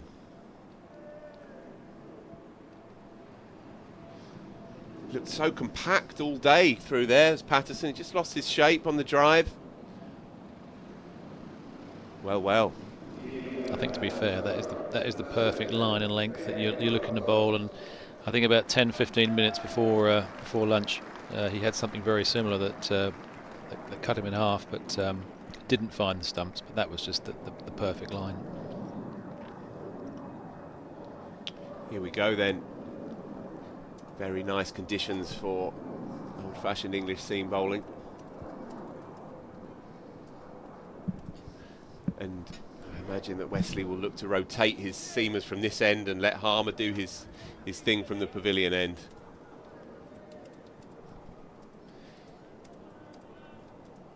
For those of you watching the events down at Taunton in the semi-final, Surrey got home against Warwickshire in the final over. Fabulous result for the club. Tight run chase there. Well have one here too. Surrey 275, but now 3 down. Top 3 all in the hutch. Ben Folkes has been in sparkling form this year. Be a good foil, you fancy, for Sam Curran, who we can guarantee will carry on in swashbuckling fashion. Still just 2 slips then. 6-3 offside field.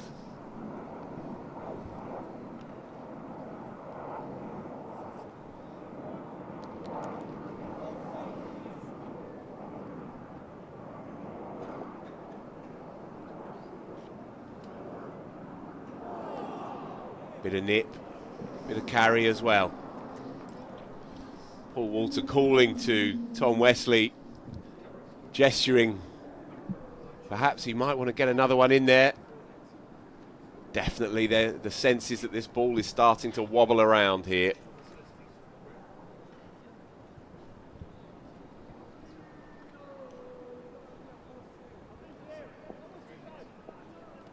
Bit more buzz around the place now. Very quiet in the first hour, Essex were. And there is that vacant 3rd slip. Paul Walter was onto something. That runs away for 4.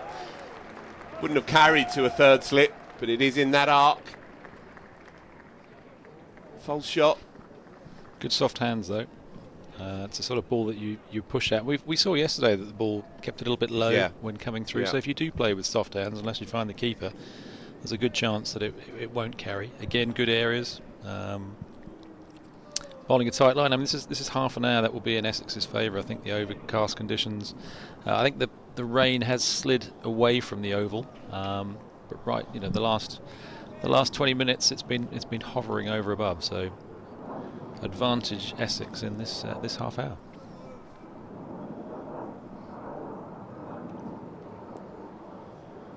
Has to be tempting to get another one in there in the office. Solidly in behind it, Ben Folkes.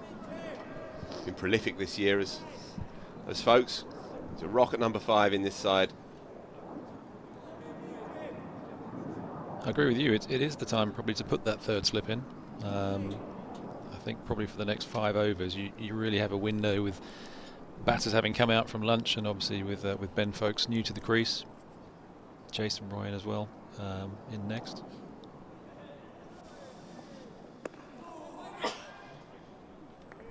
Very good over this. It was a tiny bit innocuous initially today, Jamie Porter, but he's slipping into a nice rhythm here.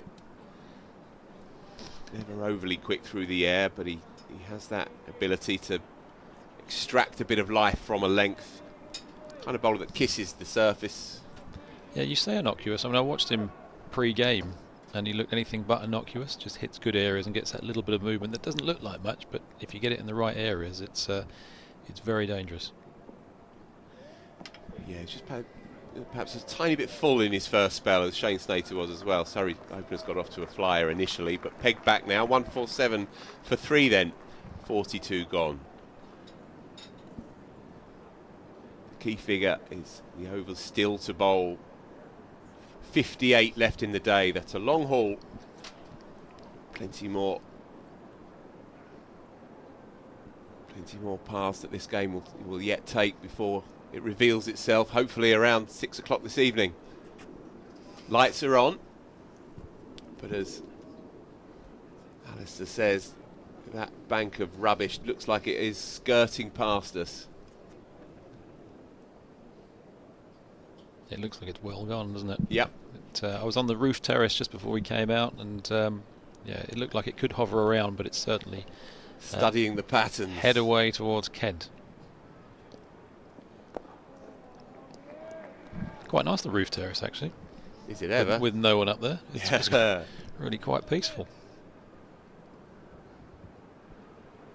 Yeah, this place has changed a bit since you probably first walked through the doors. Yeah, this was the old Vauxhall End where we're sitting, which was nothing like it is now.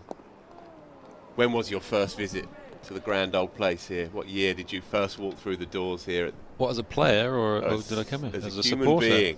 Well, in about 1980, it wasn't in quite such a good place, and we had I did a sponsored walk actually for round the Foster's Oval. I think it was Save the Oval in the 80s, and I walked round this ground 20 times. I think I got about £20 in sponsorship, which doesn't sound a lot in 1980, but it's worth a lot more now. Yeah, so, and I grew up through the Surrey age groups as well. So playing with the likes of Martin Bicknell, Graham Thorpe, for much of my early years from 10 and 11. Just a stifled appeal going on with the arm, would have missed leg stump, but reasons to be optimistic here for Essex. 2 men close in.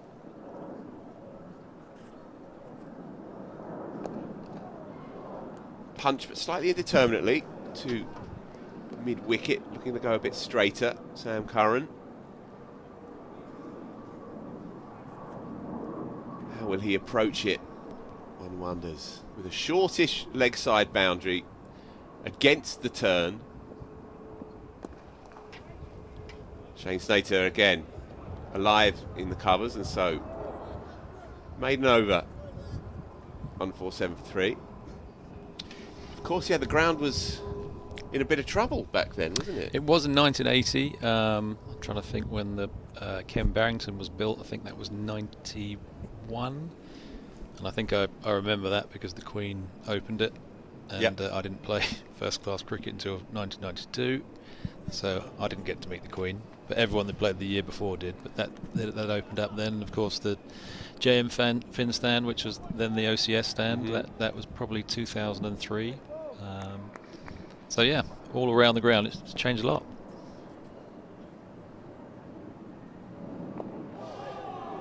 Just past leg stump, climbed on Ben Folkes, spitting off a length. This ball is beginning to do a bit more. Definitely a bit more energy around the place now. I think compared to yesterday, he's finding that sort of in-between length, where I think I feel Surrey were a bit too length sometimes. Sometimes they went a bit short, and then when they were looking, they went a bit full on what is a good wicket. I think the magic seems to happen on that length delivery rather than a little bit fuller that Surrey found yesterday.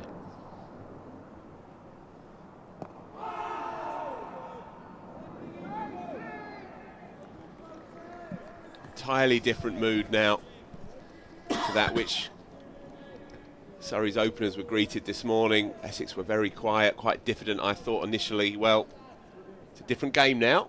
Beginning to believe that something may yet materialise. I think this will only be a 40-minute stint of these two in paired up together. I think when you get pressure at both ends, that's when it becomes harder as a batter. If you've got an end that's a little bit looser, and that'll probably happen when we see a bowling change, then there's a little bit of freedom. And as I said, when these two get in, I think the run rate can change quite a bit. Yeah. Seen some very good leaves, haven't we, today? Some very, the boys are in good nick. They're leaving balls around about the 3.5, 4th stump. Yeah, there wasn't much in that, but judgment is all, and Folks knows where his off stump is. Chops away for a single then, down to deep third. So it brings Sam Curran on to strike to face his first delivery from Jamie Porter since lunch.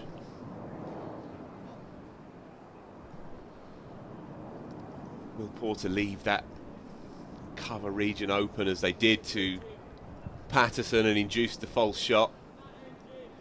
Looks like he's got cover at the moment in conventional position. 2 slips, no one down at deep third at the minute. You say they're a full shot, Phil. I mean, I have to say, I think we're not giving quite enough credit to the bowler. I think that was a he had a really good length, and if you just find that length with a little bit of movement, there's not a lot the batter can do. There it is. That's where the cover isn't. Sam Curran on the up, punching it through the vacant space for 4. First boundary to Curran post lunch. Lovely shot. And the way the field's set as well, it's set up for a good game, isn't it? There are boundary options there to be taken, and if you pierce the infield, you will get full value for your shots.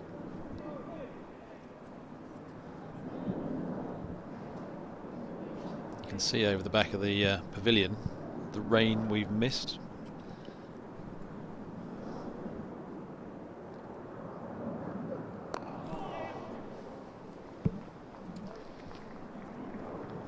And there's a feel of some lighter skies as well.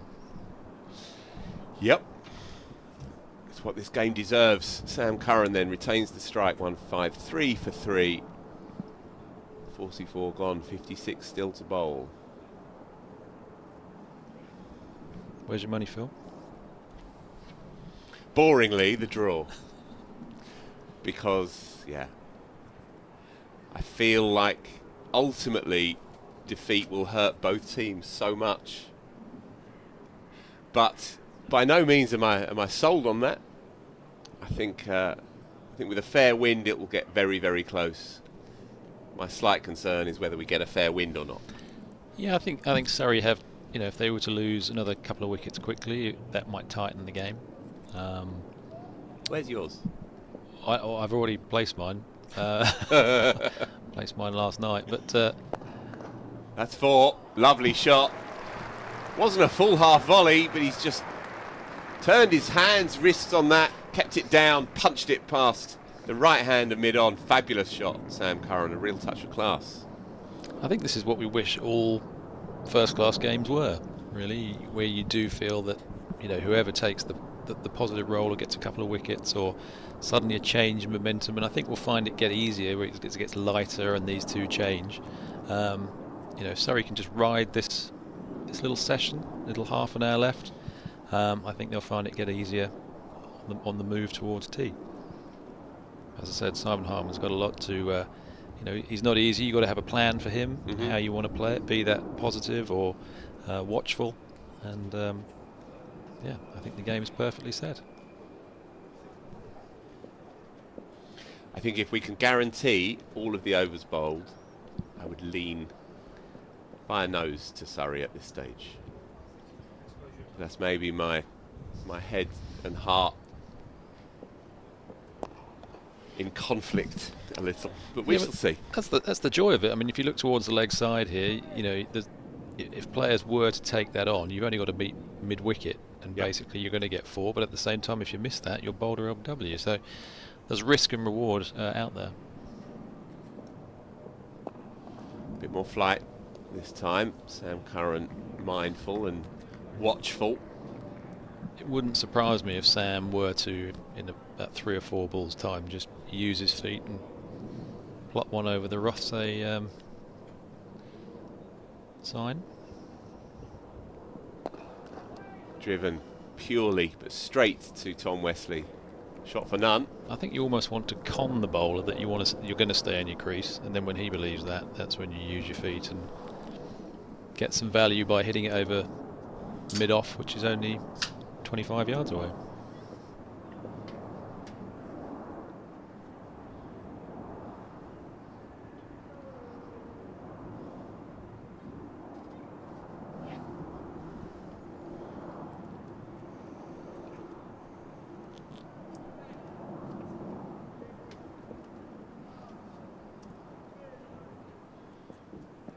Quick one.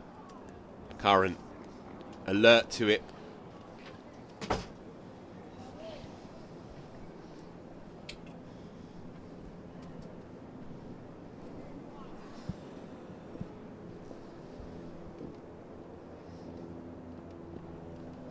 Tossed up and skewed past Dean Elgar. It will run away for 4. Runs given, perhaps skewed into the ground, or perhaps it was a chance, hard to say on first look. The upshot, 4 more to the total, 161 for 3. Daniel Norcross is ready to get going here. Just have a quick look at that. Yeah, perhaps just inside edged onto the floor. Skewed into the footmarks, jumping up and running away. Dean Elgar nowhere near able to stop it. 161 for 3. Here's Norcross.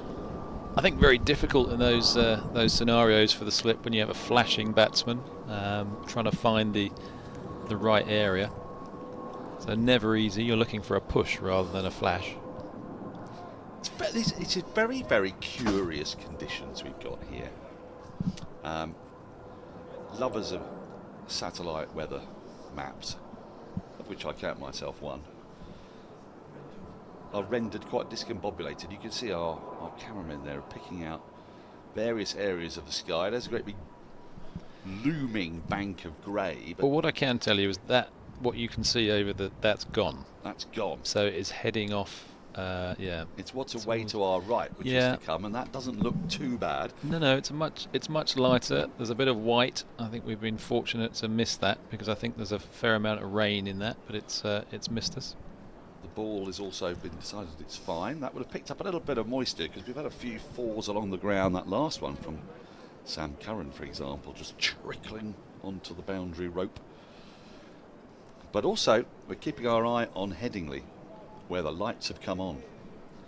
And there's a huge bank of cloud that's due to deposit for a couple of hours up there. And there's reasons to be looking at that, because Yorkshire are attempting a rear guard against top of the table Notts. They're 7 down, and rain is due to start there imminently and then last for about 2.5 hours.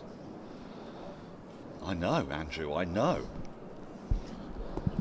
We're on rain watch everywhere, and yet somehow the Oval has survived. And I think there'll be some Surrey fans who, upon seeing Curtis Patterson depart, were instantly praying for rain. They've not got it. Nice little push from Folkes, gets him a single. Meanwhile, Sam Curran is not interested in rain at all.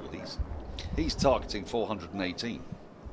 I think there'll be a few of the next few batsmen targeting 418. But yeah, Sam will take it very positive, and he played very well to this point. They don't have to do anything different for the next 40 minutes, I don't think. Just play positively. They want to see off Porter, don't they? Because yeah, he's in the middle of a pretty handy spell here. I think so. I think this will be the toughest seam condition that they have, and of course with the overhead as well. But he can only probably bowl 5 or 6 overs in this spell, and been on since lunch. Yeah, as we saw yesterday, it eased sort of towards tea and after tea. So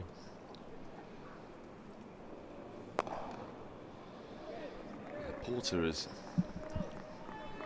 Well, he's halfway through his 16th over, so you can see where Wesley's gone here in the search for wickets. He's had 15 overs from Harmer, 15 and a half overs from Porter, out of the 45 and a half overs bowled. Push the extra cover back on the fence, so it's a slightly in-out field. It's an easy single to extra cover. There. Exactly there, yeah. There is a man out at deep square leg as well, but Porter, although he did bowl a short one at Curran just before lunch, didn't he? That Curran hooked or pulled, probably, really, but it wasn't quite shoulder height or above. Hooked it away for 6. But you think that's going to come into play more when Rajita comes on, which could possibly be in an over or two. How many overs has Porter bowled since lunch, please, Andrew? So is this his 4th? Fourth since lunch, so he'll have another over in him, I would think. Yeah.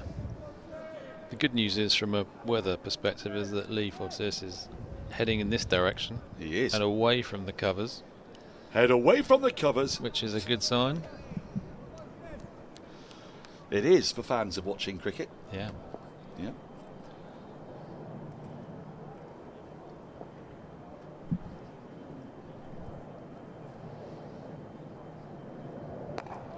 Solidly defended at last. Ball of the over. 163 for 3. But Surrey are going to have to endure trial by spin. I don't think I'm not sure Harmer's coming off, you know. No, I mean, you will get to a point mid-afternoon, I'd say, about an hour after tea, where, you will feel particularly, tired. Yeah, I mean, as I said, there were times when we had Saki, and when Saki was away, we had Mushy play for us a couple of games, and you just feel, because these were just absolute magicians, you felt they could just bowl and bowl and bowl. But if there's a period where they're not getting wickets, then you do have to change it up a bit. Maybe throw even a joker bowler on. And when I say that, I don't mean someone who can't bowl. I mean someone who's someone you might not be concentrating quite as much for, and you might be slightly positive. There's still the possibility of a second new ball at some point later today. That's 34 overs away now, but there'd still be 20 overs left to be bowled. So that is another reason why Harmer might come off. Yeah. If Surrey is still going after tea. I'm not sure they'll take it.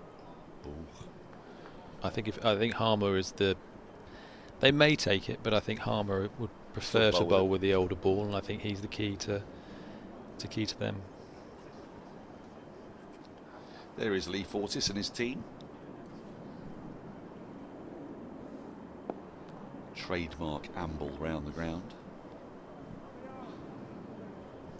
He is a gentle giant. He's a lot more relaxed than he might look. He has an imposing nature, but he not only is he an excellent groundsman, but he's a thoroughly nice chap.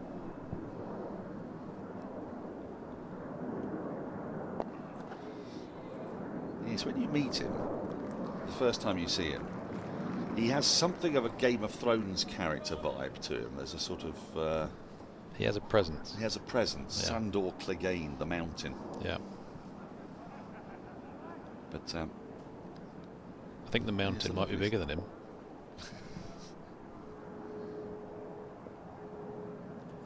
That's very wide. Turn a little bit. Good work from Pepper. I think that sometimes this is a bit cat and mouse. So the bowler is thinking at some point Sam might look to come down the wicket. As he did when Dom Sibley came down, he kind of half anticipated it. Quicker one from Harmer this time. He's mixing it up. Harmer. Is he a man to threaten the 1,000 wicket mark in first class cricket? Very definitely. Controlled push down the ground for Curran. 3 singles from the over. 166 for 3. I'm quite surprised they pushed mid-on back. I'd be tempted to say to Sam, go on, knock one over the top. I think the whole idea of, as a batter, you really want to go over the top to try and push them back. That's the think that's the whole point, and Sam hasn't actually done that yet. And in the position that we're in, I'm quite surprised that they've just pushed a few back to give easy singles, because if Surrey can keep pushing along at 3 or 4 and over without taking too much risk and bring that run, of course it does, yeah.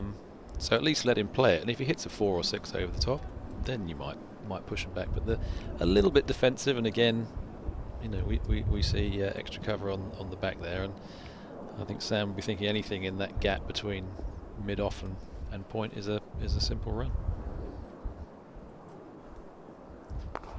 There it is.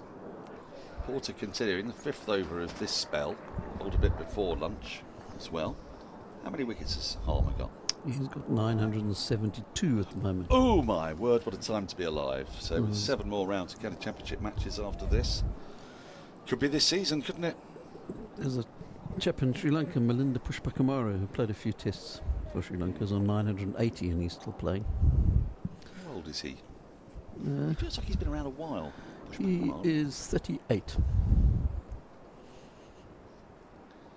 The most prolific current wicket taker would be Jimmy Anderson, still with 1,100 and some.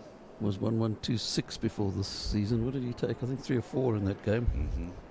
So it's about 1130. And Pushpakumara would be second and Harmer third. And fourth, whoever it is quite far behind. I don't know when Sri Lanka's first class season is, so neither do they. They tend to have it. They tend to have it at any time of the year. Except October, I would think. They play 12 months a year there. They're busy in a T20 competition at the moment, so they might not. So Harmer could nudge ahead. Harmer could get there first. Yes. I think. The sun has come out on this strange, capricious day. The clouds have lifted away to our right. We can see blue sky. It's a weatherman's nightmare today. It's a batsman's. It's good for the batting. So yeah, you'd want to see a bit of sun come out.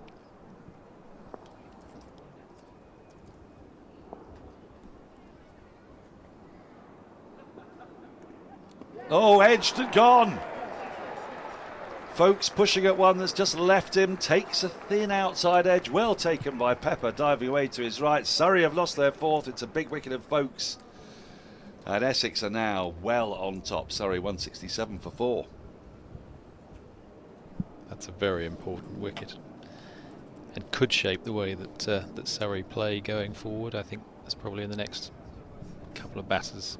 We've got some very positive cricketers, but at the same time, 1 or 2 wickets away from potentially shutting up shop. Well, if there's one man you want to shut up shop, it's Ben Folks. He's done it for Surrey many times and with a great deal of success. But today, Porter has done him with a beauty, just slightly leaving him. Did he have to play? I think so. It was on around just outside off stump. He's bowled that length though, isn't he? He's bowled that sort of in-between length. And if you just get a little bit of movement.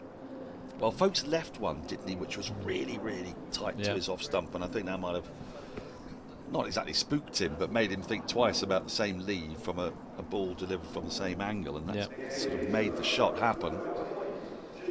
It's really good bowling. Jason Roy comes out on a pair. We were talking about this only yesterday, were we not? And there are 52 overs still to be bowled. Essex are nearly halfway through Surrey. They're 4 down. That target feeling increasingly notional.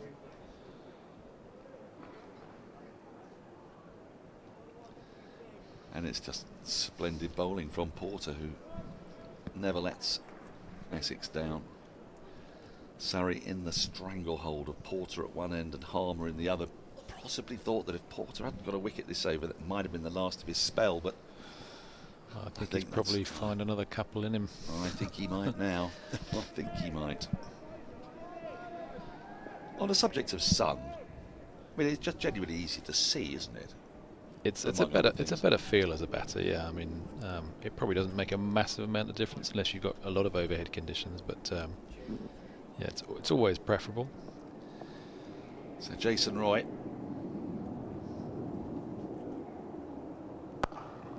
This solidly forward. He'll be feeling those nerves. We've got a duck in the first innings. being watched over by a man who never got a pair, we established yesterday. Yeah, well, if I kept going, I probably would have done. Eventually. Eventually. Yeah, I don't know why it's a thing. It really isn't. At the end of when you look back at it, it's a made-up thing, isn't it? But there are nerves. Edged. Oh, what a catch! What a catch that is! Simon Harmer at second slip. He's taken that an inch off the ground, and Jason Roy's got to go for his second duck of the match. And really, the luck is not with him. Brilliant bowling again from Porter. Ball taking the edge, moving away from the right-hander, but Harmer, well, he's got bucket hands at slip, and that was a spectacular grab. One-handed, left hand.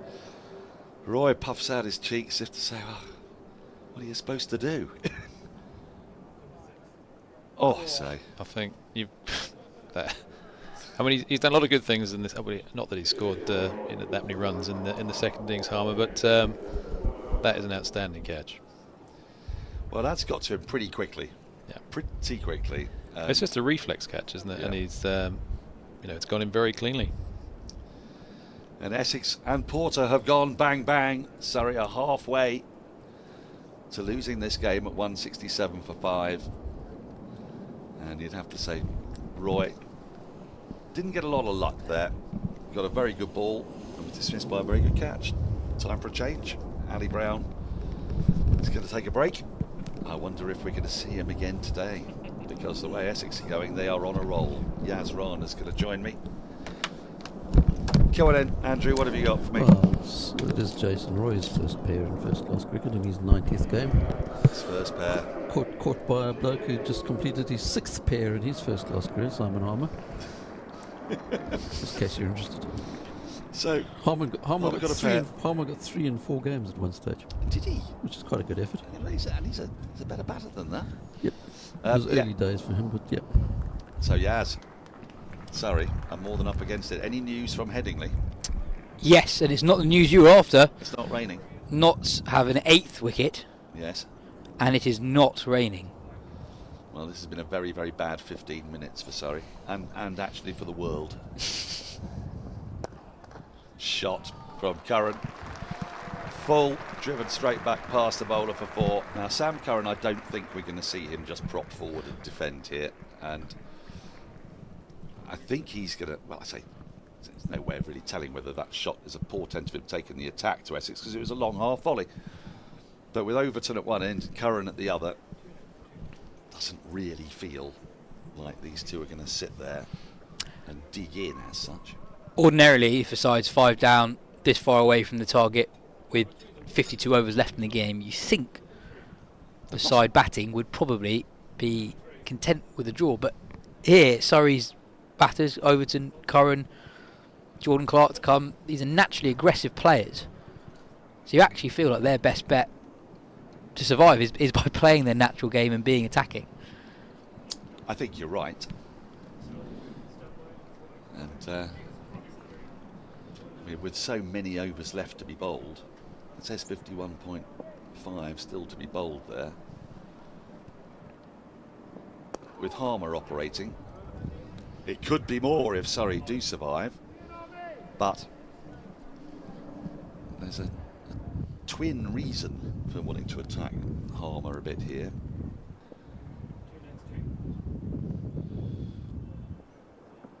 The first one is because he's just holding up an end at the moment.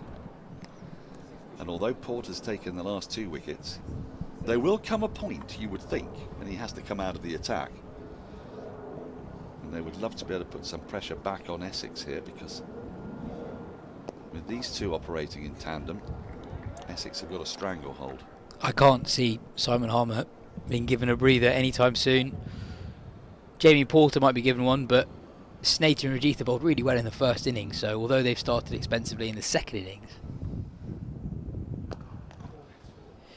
it's significant that Harmer is able to just bowl from one end. It ensures that the main 3 Essex seamers, Porter, Snater and Rajitha, will be reasonably fresh. Yeah, Porter's bowled 17 now, but he's going to bowl another one for sure. He's just picked up 2 in an over with 2 cracking deliveries. I mean, we've seen the ball beat the bat time and time and time again, but in that last over he got significant edges. Well, so this is going to be a challenge for Overton, I think we can say. Not least because I've belaboured this point a little. 172 for 5 at the end of the over. But the two batters out there have come from the IPL, and it's asking a lot. It's beaten him on the outside edge, I think. So in fairness, he's covered his off stump. The bat slightly coming across the line of the ball. Slightly straighter, but not hugely dissimilar ball to the one that dismissed Dom Sibley. Harmer showing that on occasion he can get the ball to really turn, but he also has the one that just goes straight on in his locker as well. The ball to Sibley, he saw Sibley coming, so threw it out a little bit wider.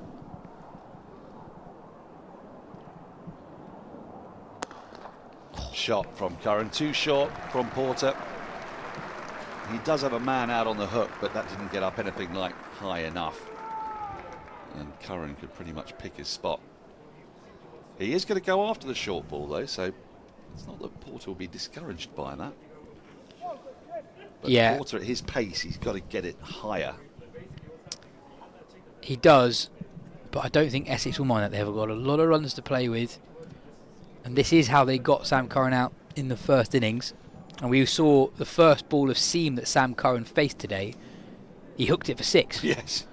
And it really wasn't off Porter, and it really wasn't that far away from deep square leg. It's a very, very long boundary out there.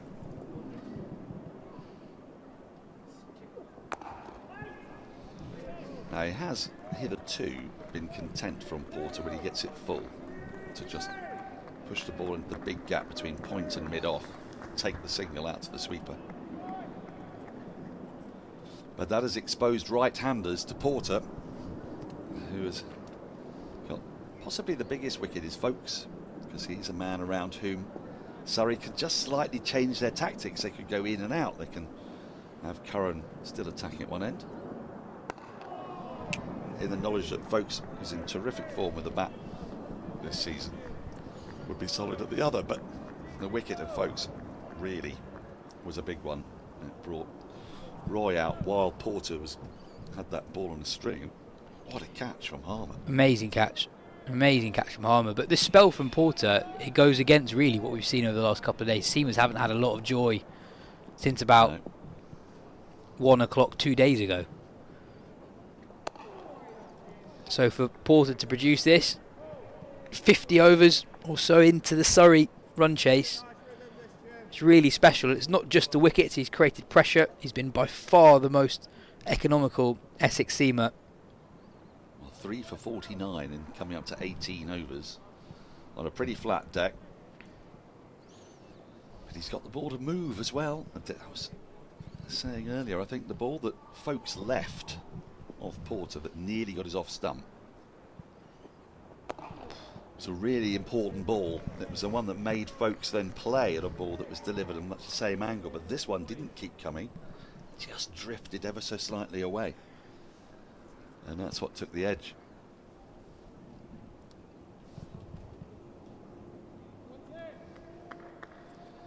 This is the 6th over of Porter's spell after lunch.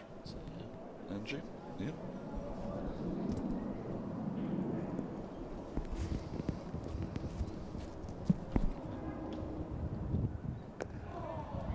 Curran takes a single off the last ball of that over, 5 from it. So I say with a certain mirthlessness, up with the rate. 177 for 5. Porter takes his jumper and his cap. He's now having a word. Can you get another one out here? Can they get another? How are you feeling? It's a long conversation. I think he might squeeze one more. I think he might, you know. I think the fact that this is the last round for a long time in the Championship, I think also comes into it. We saw Rory Burns work Jordan Clark and Dan Worrell particularly hard yesterday, and they probably bowled a volume of overs that they were unlikely to had it been earlier on in the season. Big break in the Championship, pretty much a month between this and the next round.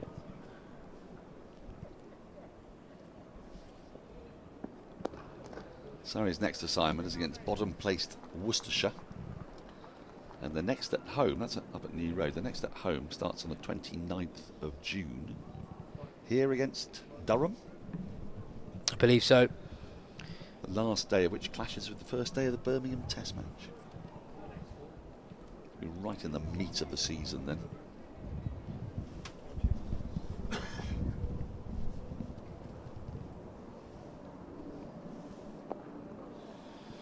Now Overton, how does he approach Harmer? To start with, just get those feet moving. Is Overton on a pair as well?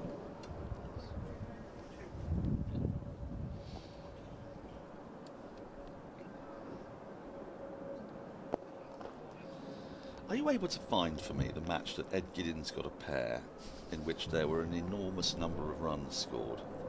I think it's one of the highest scoring runs per wicket of any game that features a pair. A little bit of pop there. Now if Overton struggles for a few balls here, there may come a point in which he decides to plonk the pad down and go aerial. Brilliant piece of bowling by Harmer. Tossed up, bit more air, bit more turn. Standing on off stump is Overton. Watching a master at work here.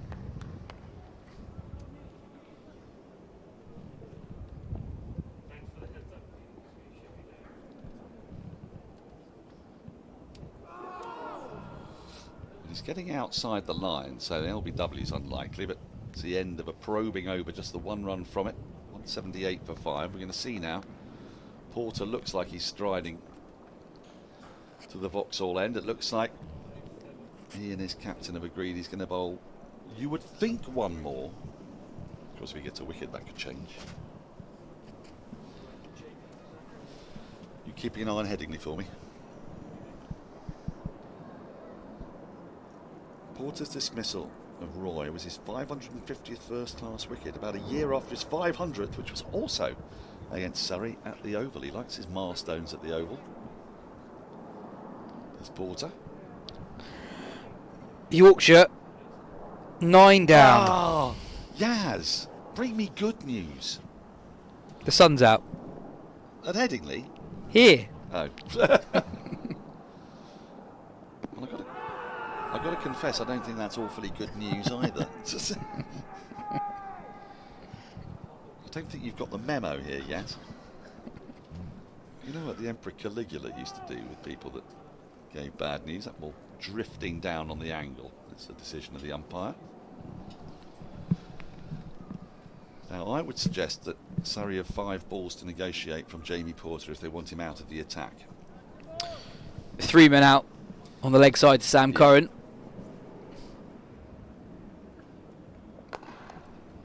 Steady drives through the offside, picks up the single, which exposes Overton to Porter, and I don't think Porter will mind that. I think he very much would like to be bowling at Jamie Overton, because he's the new bat and he's also a right-hander, and Porter has been having, well, a lot of good results from the balls, and he manages to just, do I play, do I not, in the channel, ably supported by a slip cordon. The field changes again. There's no one out deep on the leg side this time. 3 in the ring on the offside and a deep third. Overton still not off the mark. He's a sort of phenomenon, isn't he, Porter? Yes, Andrew? Sussex v Essex, 1993. Yes. This might be the case. Is this the pair? This is the pair, Is yes. this the Ed Giddins pair? Where's the scorecard? Here we go. That was at Hove in 1993. Sussex made 591 all out. Ed Giddins bowled Islet naught. Super shot from Overton. He's off the mark, he's off the pair, and he's going to pick up 4. It's a lovely cover drive. It wasn't a long half volley at all. Not at all. He will feel a lot better after that. Like Curran at naturally positive player, so if these two stay at the crease, expect the runs to come quite quickly. Essex 493 for 4 declared. Sussex 312 for 3 declared. Night Watchman, Ed Giddens. Caught Stevenson bowled Islet Naught. Oh, edge. And I think it landed in front of Pepper. I don't think that carried. And Overton gets off strike. 1 ball left in this over. Let's have a look at this again. Still there's movement for Porter. Yep, it's landed in front of Pepper. There was nothing he could have done about that. Essex 412 for 3, won by 7 wickets. 1,808 runs and 20 wickets in the match. An average of 90.4 runs per wicket. 1,803. 8. 1,808. Yep.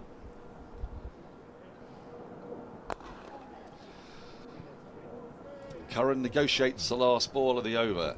The 7th in Porter's spell. He's picked up 2 since lunch, and now he's chatting again to his captain, the outcome of which could be consequential. Can he squeeze another over out of him? He's bowled 19 overs here. Bowled a fair few in the first innings. Oh, can they get one more out of him? 184 for 5. Yas Rana's here in the bright sunshine. And here is a revitalised, rejuvenated, in a much better mood, Phil Walker, who has been gazing angrily at clouds for much of today. Really long chat between Porter and his skipper Wesley at the end of that over. Be interesting to see if Porter comes back for an 8th. Harmer to Overton. Bit of a murmur, stifled appeal. It's good to watch an off-break bowler go about his business on the final day. Hint of turn, but not much.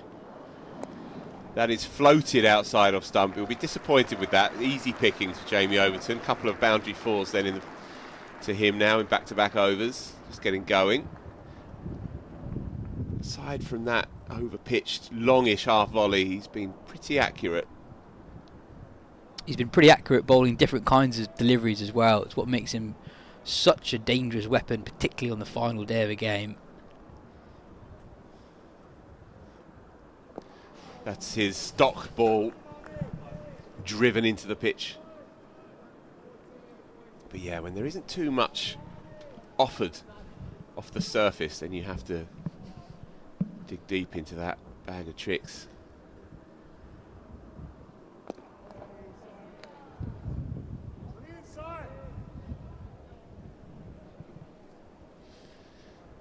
So, the sun is out.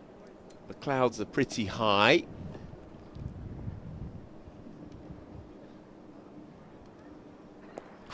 Gone for the big un. Gets just enough on it to trickle it into the onside for a unconvincing single. Surrey will carry on playing their shots as long as these two are together at least. As well they might. 229 to win. 47 overs after this one. Yeah, expect them to remain positive. It's a very, very, very long time to bat if you're just concerned about securing the draw. Current feature of his knock against Simon Harmer, rolling his wrists and punching it up to mid-on. When mid-on was up, he beat him as well for a fabulous early 4 in his innings. He's already on to 47 from 62. He's been quietly quite imperious really out there, as he was in the first innings. Another reason why positivity might help Surrey here is that Essex at the moment have a luxury of Surrey needing so many more runs to win this game, 228 more to win, and as a result Tom Wesley can be a little bit more aggressive with his fields. To Simon Harmer, 2 men around the bat, only 1 man on the boundary for a lot of his spell today. If Surrey can get that required target down below 200, close to 150, maybe Essex take a step back a little bit. Shane Snater, Jamie Porter, his 7-over spell comes to an end. Changed the dynamic of this final day on its head. He's now actually left the field, hopefully just for a change of shirt maybe, quick drink, nothing untoward. So his new ball partner Shane Snater replaces him, round the wicket, same angle, leg side, nothing doing. Just 2 men out then for Sam Curran. Deep square and a long leg. Nobody else on the onside, but a bit of cover at cover on the off. Nobody down at deep third. So anything short and wide will be a free hit for Curran. Going to be aiming for off stump on that kind of line. Really important spell this for Snater. Since lunch, Porter's been immaculate from one end and Harmer has had a lot of control at the other one. So it's felt like there's been pressure on the Surrey batters at both ends. I've sensed this as an opportunity now that Porter has been taken out of the attack, potentially for the pressure to drop off a bit.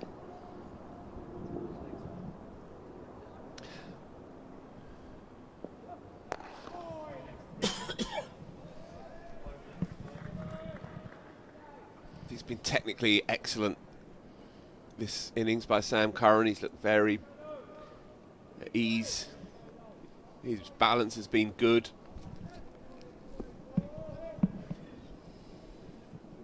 It's one of these knocks where he hasn't really played too many shots in anger, and he's 3 shy of another 50. Punched beautifully through the covers. And there is a false shot, in fact, inside edge, I think perhaps onto the pad, scuttles away for a single. But that is the angle that Shane Snater is looking for, just as we saw against Curtis Patterson from Jamie Porter. That is the angle. Similar delivery to the one that got rid of Curtis Patterson, around the wicket coming into the left-hander. You hear the call, let's go bang bang here with you, Snatey. This is what Essex need. There's much more energy around the place than there was this morning. I felt they were nervous this morning in that first hour and a bit dumbstruck by how easy it seemed to be. Well, it's a different story now. There's a real buzz, chat, energy. What a game of cricket this has been. Well, it's the 2 guys who took them to the championship title 8 years ago, yeah, who've done the work today. I just got up the 2017 county championship Division 1 wicket-taking chart. Porter top, 75 wickets at 17. Harmer second, 72 wickets at 19. These guys have done it for years for Essex.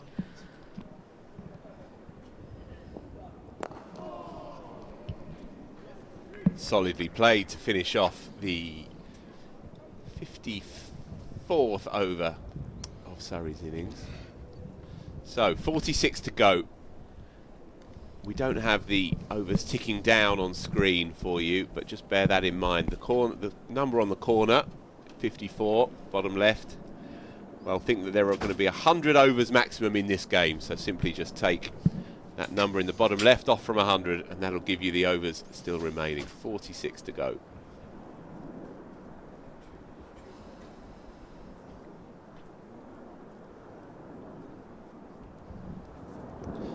Harmer, you fancy, will bowl unchanged from the pavilion end.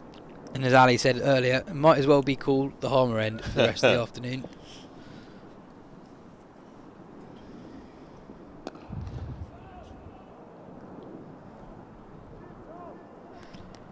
Easy to forget that Sam Curran is still just 26 years old. I think this is the role we'll see him play across formats for the majority of his career from here on in.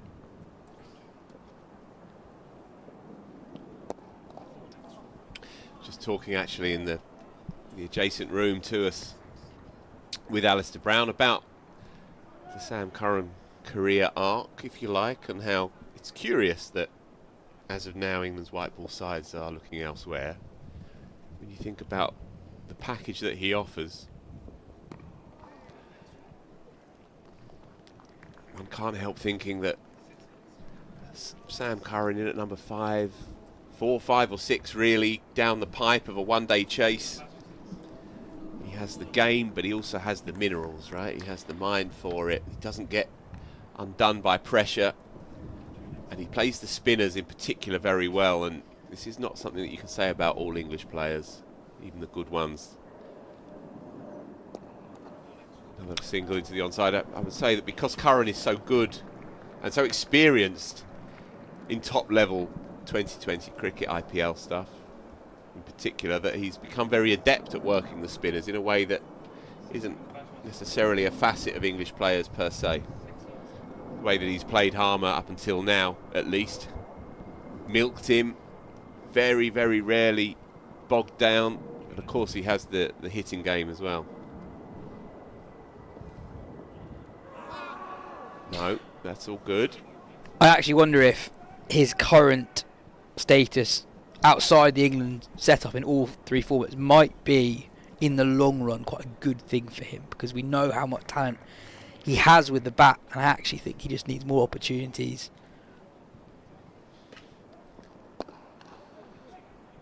Doesn't beat straightish mid-wicket this time, so a dot ball to finish. 55 gone, 45 still to be bowled. I think for England in the past, he's often been a fill-in with the bat. Where there's been a hole in the side, that's where he goes.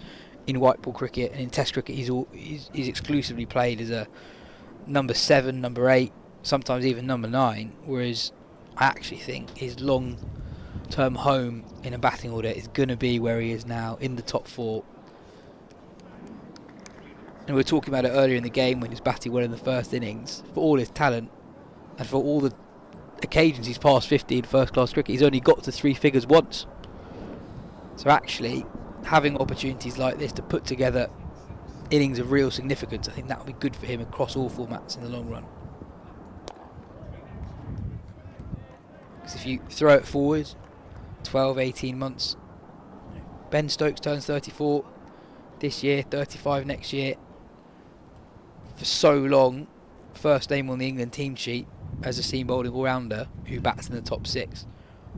One day there will be a spot open for a seam bowling all-rounder in the top 6. And I think having opportunities like this, batting in the top 4, will hold him in good stead. A grubber. So thankfully for Overton, outside is off stump, so no danger. But again, another smallish example that this pitch is slightly up and down now, well into day 4. Very little has carried to the call in the last 2 days. That catch from Harmer to dismiss Jason Roy a few overs ago was so good because of how low it was. And how close he's in as well. That might run away for 4 across those pitches. Charlie Allison does brilliantly to claw it in with his left hand and restrict it to just a couple. He's had a good couple of days.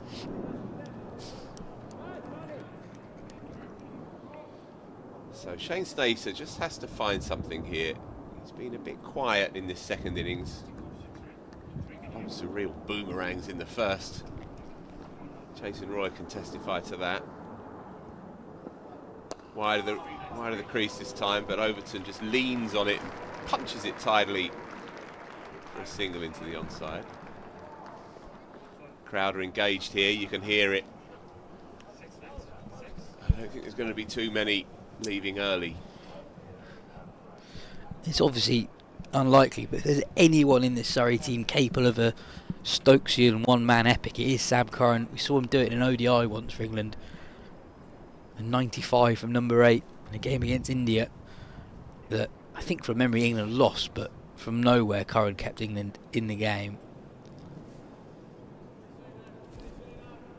It's not done yet. Far from it. 2-2-2 to win.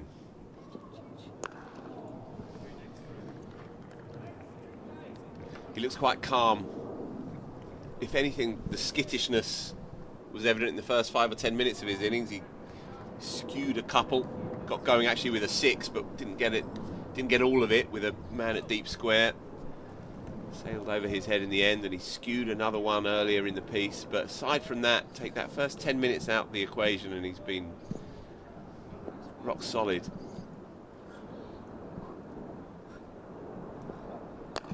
And that will be his 50. Gorgeous through the covers.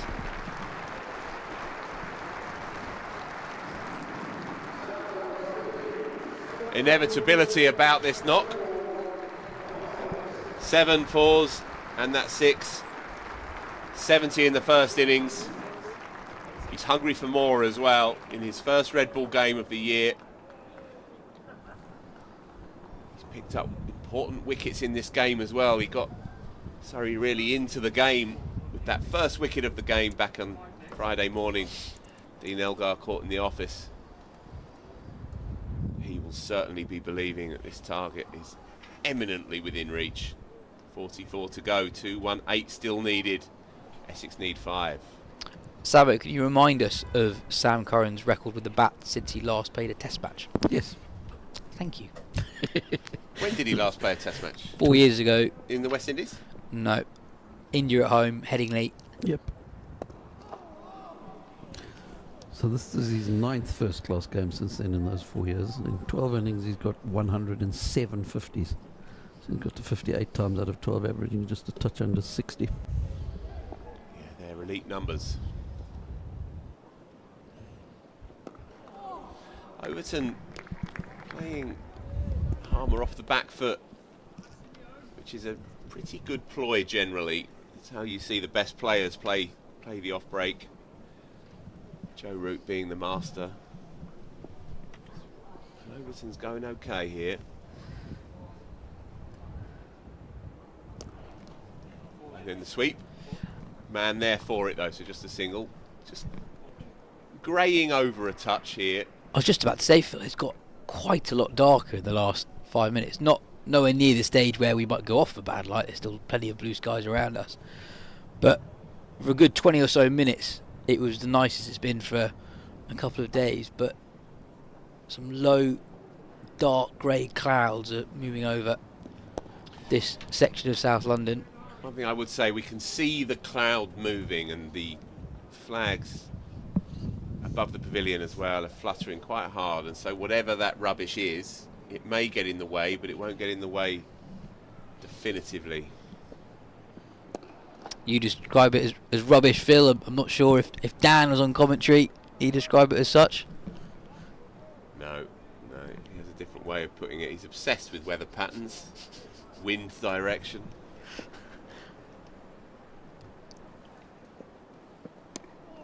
I meant more in terms of what the weather might do to the result of this game. We try and stay studiously dispassionate here, yes. Norcross more so than ever. So it's going to be Snater again. Needs to find just a bit of magic, some inspiration. He's a key man in this attack. Can't all be down to Harmer and Jamie Porter. They've done all the work here so far. We've had a bit of help from Michael Pepper, by the way. A couple of tidy stumpings first up and a third catch, or a third dismissal for him as well. Those three dominate the card.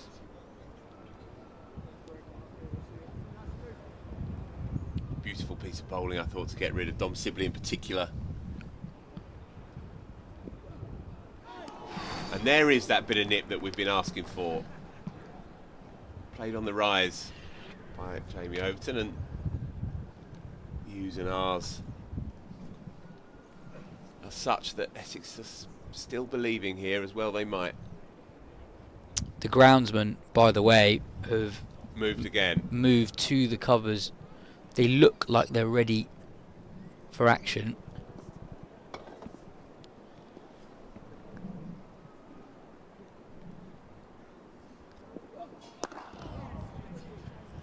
So just a reminder, and please, answers on a postcard if you can explain this one to us. As soon as the players go off, we automatically lose overs. And so unlike in Test cricket, on the final day of Championship cricket, we have a set 96, and if we're off for any time, then we automatically start losing those overs. So we've already lost 4 today.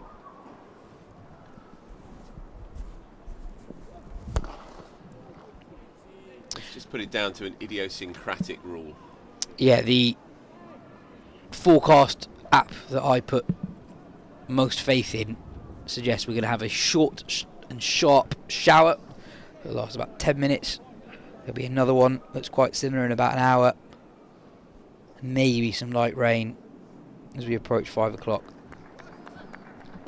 So possibly a bit on off for the next hour or so.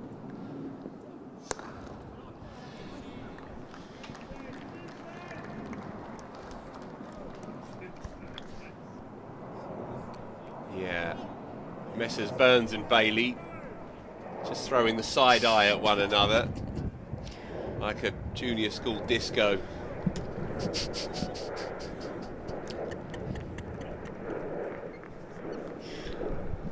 Let's hope they ignore one another for the rest of the afternoon.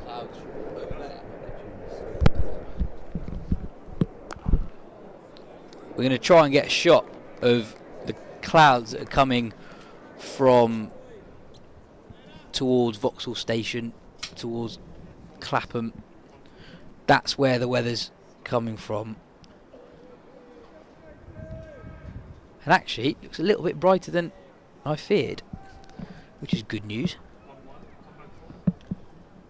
Also, one hopes that if the ground staff have looked at your similar weather radar map and they see that it's a 5-minute squall at worst, then let's just play through that. Let's just live a little here, folks. That's kept low, but Shane Snater pulls out of the appeal. It's not light out there, it's fair to say. But is it dangerous? No.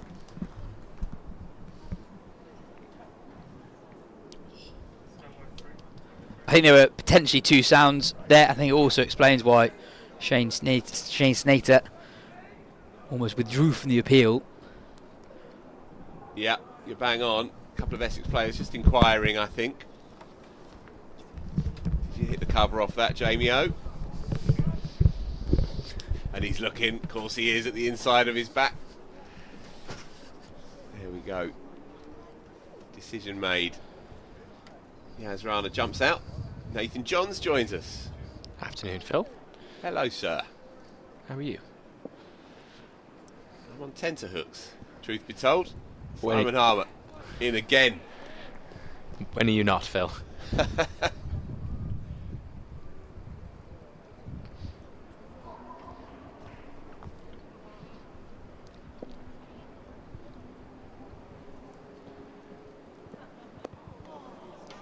Floaty one, and Sam Curran is more than happy, and here they go. Here they go. So the squall is in. The nod and the jog off, and it's probably a fair call. As we said, the breeze is quite strong, and so we hope that this will blow in and clear off.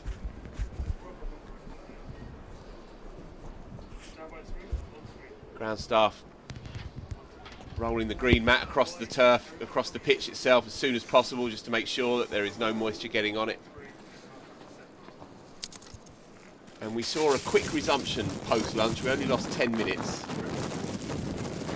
And so hopefully we can see the same happen in the next few minutes. I don't want to promise you anything here, folks.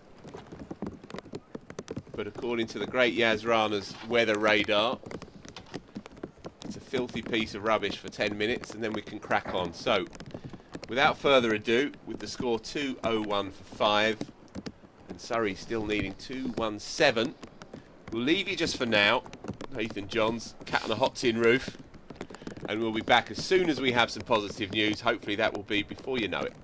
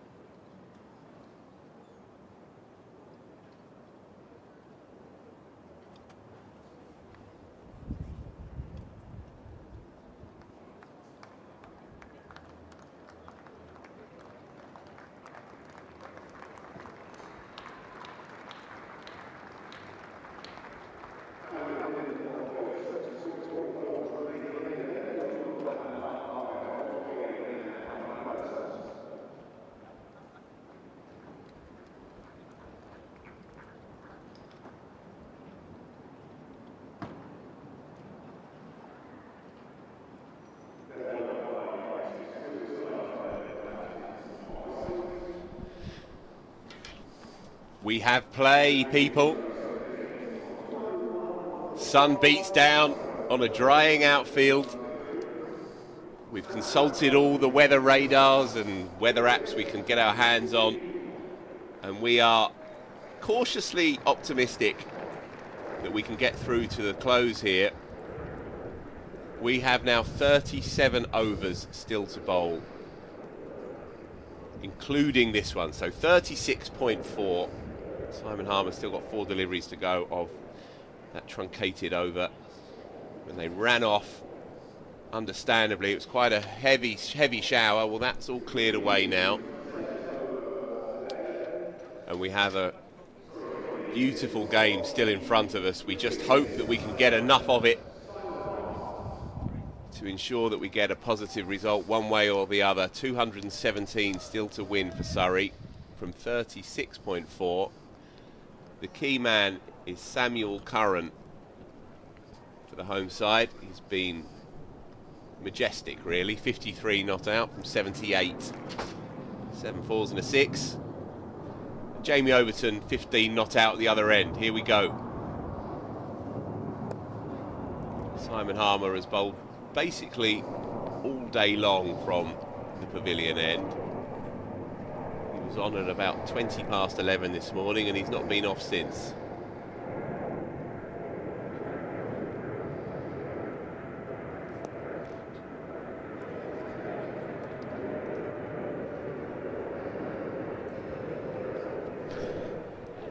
Nathan Johns is with us.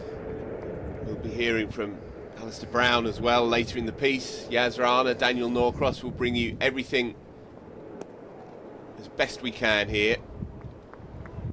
And we're hopeful that this game still has a few twists and turns. It's been an absorbing contest for 3.5 days, and now we're at the business end here.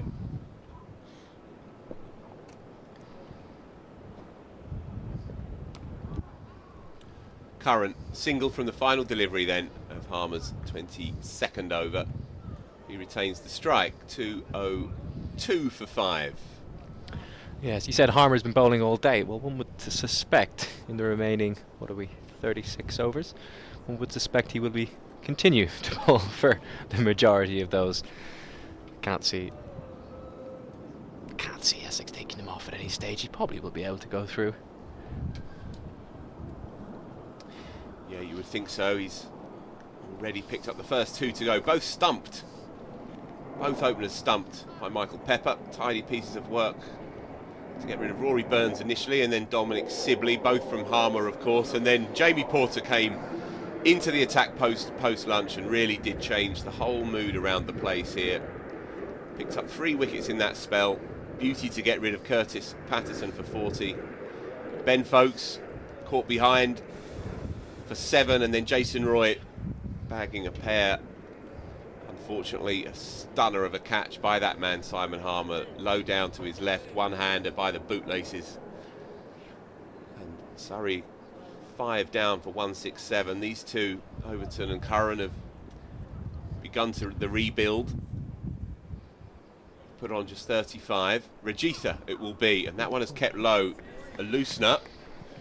It's not got up at all. So if we look at this field here, Nathan Johns, if we can just possibly scan out to get a sense of what Essex are trying here. It doesn't take a genius to figure it out. 6-3 leg side field. This is exactly what they went after Curran with on Saturday, with Rajitha bowling.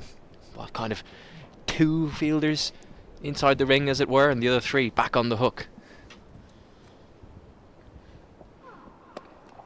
The other 4, I should say, actually. There's another one who's kind of 3/4 of the way. I think it's Harmer himself. He's about in front of square, cow corner, deep mid wicket. He's about 15 or so yards off the rope, just for that miscued one that lands. Or if anything, actually, I think he's there for the one that gets nailed in front of square in the air, straight to him.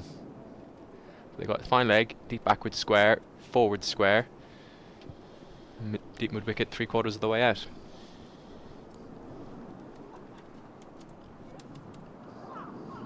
And that deep mid wicket is Simon Harmer, who was under the high ball in the first innings.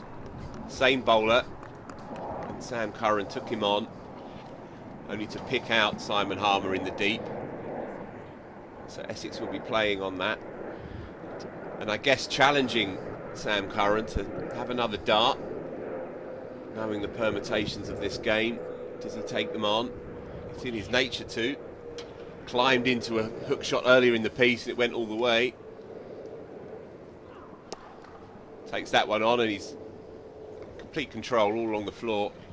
Single to Shane Snater out there, one of 4 effectively on the leg side boundary, plus a backstop. Dean Elgar, the team backstop for this game. Not done that too many times in his life.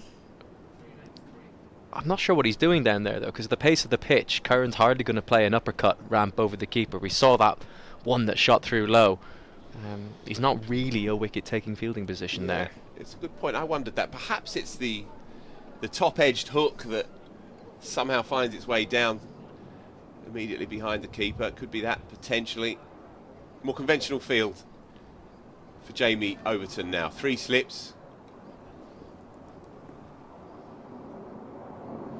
They're in quite close as well, mindful that quite a few haven't carried. And that will be 4 off the pads, I fancy. Yep. Misdirected, and so easy runs. Yeah, just 2 straight from Rajitha. Always tricky bowling to the left-hand, right-hand combination here, adjusting lines every ball. When Curran's at the other end, this is fascinating because it is a high-risk strategy to take it on, but it's in his nature that he's going to want to try and keep up with the rate. You know, scoring at a run of ball for a player like that is not impossible, but it's going to be very, very difficult to find any boundaries when you've got 4 men back for the hook shot. So playing on the ego a little bit, dare I say, or Essex. Yep, as the maestro Andrew Sampson told us before the tea break, he has a very good recent record when he has played red ball cricket. Not too many games in recent years, but from his final test match, or his last test match rather, he's only played, I think, in 9 games, but he's broken 50 in 8 of the 12 innings he's played in those games. I guess the one point about that, and there isn't necessarily a definitive knock within them. There's been the 100 and the 850s. Smashed hard, straight to mid-off, shot for none.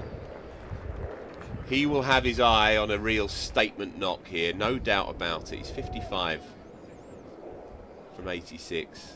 He's batting beautifully, he's in great form. He's clocked up 125 runs already in this game.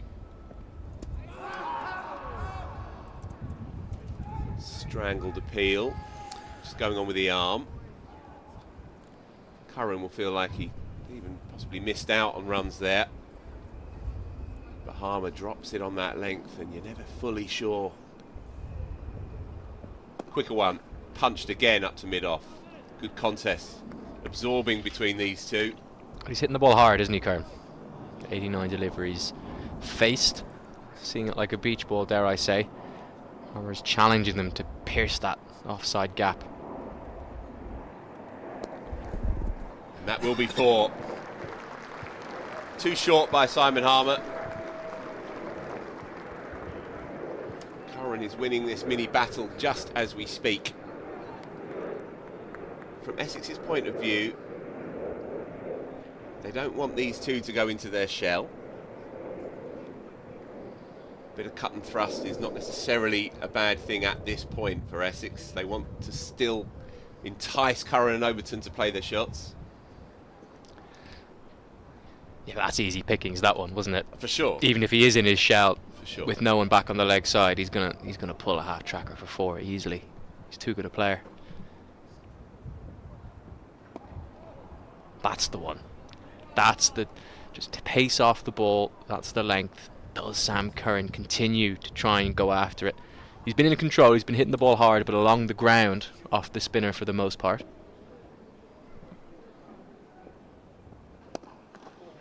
That's a shot he's played well all day. Punched up to long on, easy pickings. Another one goes. 34 now to bowl.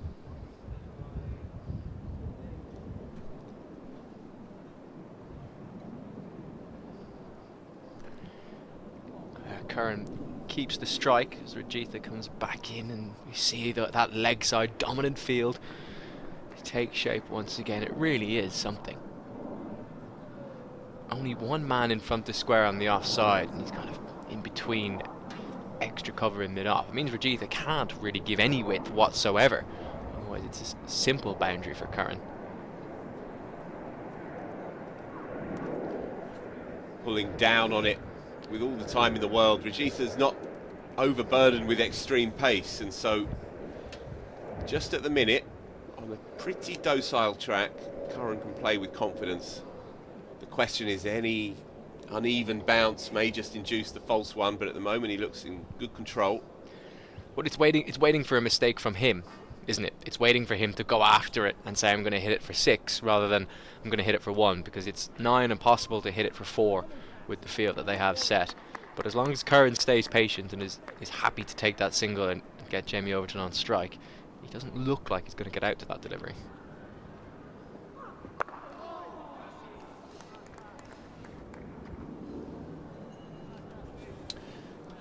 Yorkshire have gone down at home to Notts, so another win for a resurgent Nottinghamshire. It's a significant result in this fascinating year for the Champo. And in the other live game, match delayed by rain at New Road, Worcestershire 8 down, still 146 needed. So they won't mind if it rains for the rest of the afternoon. Warwickshire, on the other hand, will be desperate to get back out there. Hot on the heels, Warwickshire, of course, of Notts.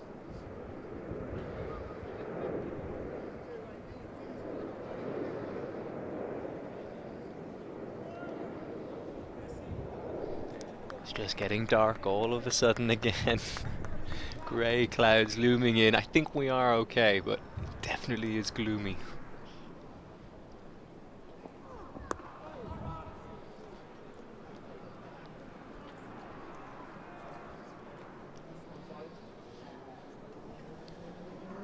Don't mention the light.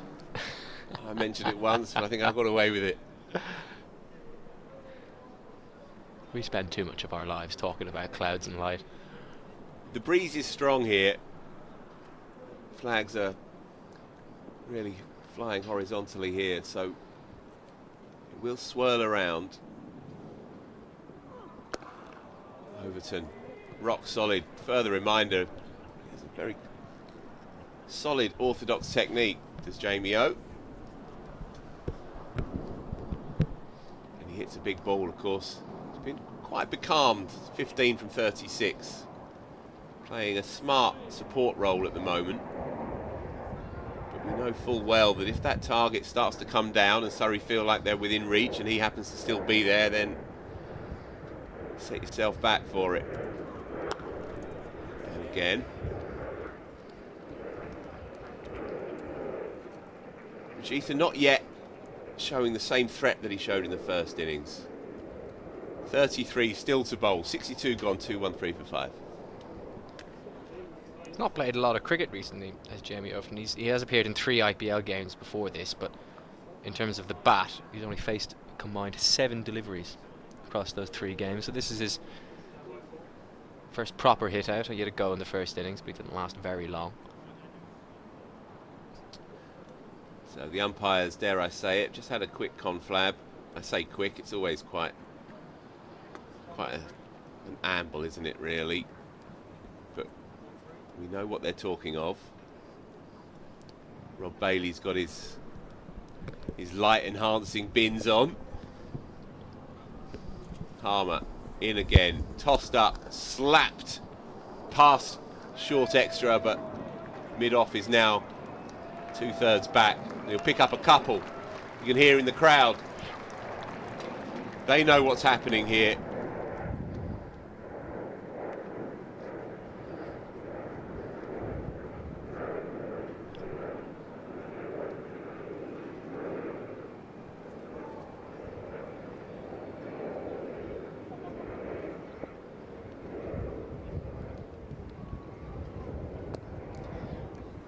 Quietly played, tossed up and respectfully blocked. Yeah, mid-off had just gone back there, quietly. the ball previously. Curran's been hitting that shot all day, but straight to the man. They're happy to give him one now. Well, I say one, the midfield gave him a second, but surely if you're Essex and it does come into a question a lot, you just bring on Matt Critchley and you find a way of staying out there at this stage of the game. Yeah, well, it's a good point actually, and I guess Essex do have the trump card that if it does become a question of, and I put this in clear blocked inverted commas, a question of safety, then yeah, bring on the leggy, and if Surrey start to get away from you, then recall the quick. You've still got 200 runs to play with. There'll be a few butterflies though, no doubt about that. Oh, it's through the gap, just misses off stump, well bowled. He's looked more likely against the right-handers today.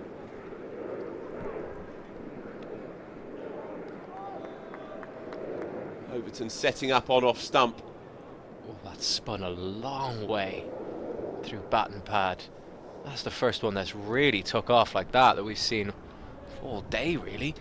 The one, even the stumping he did get earlier off the right-hander was an arm ball. That spun big.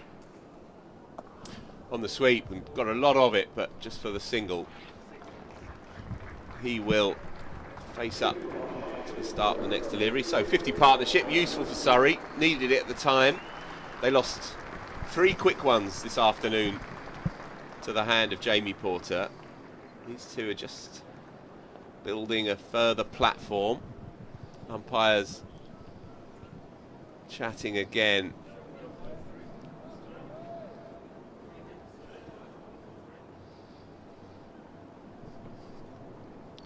Well, are they chatting about light or about weather? We saw in one of the shots there that there's a puddle that is being trickled into. Bajit is going to continue.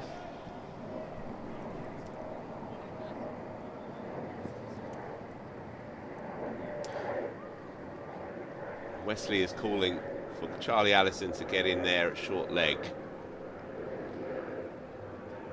So this won't do anything for the umpires' constitutions, and here we go. I hate to say it, you can see with your own eyes what a great disappointment.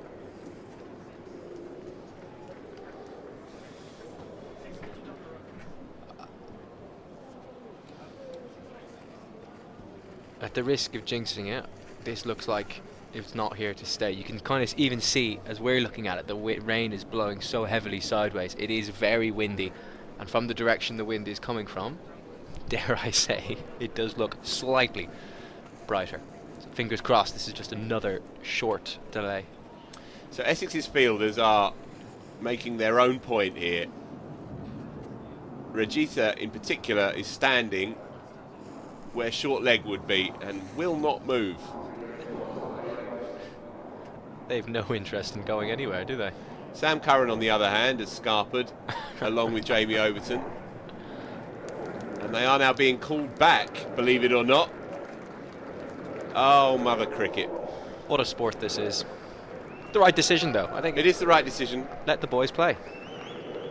It is the right decision, of course.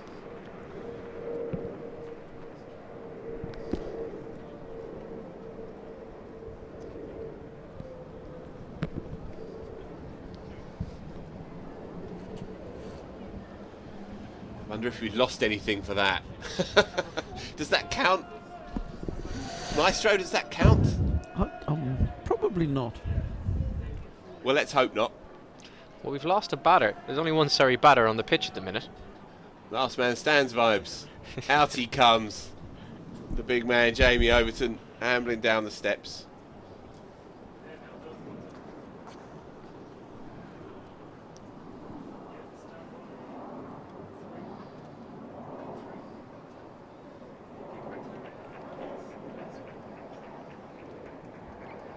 He's doing his warm-up again, little warm-up trot. Amble is the right word here. He's not overly interested in getting on with this quickly. It would be very Jamie O just to open the shoulders and just plant the next one into the stands at mid-wicket. Well, the gap is there for if he wants to try it.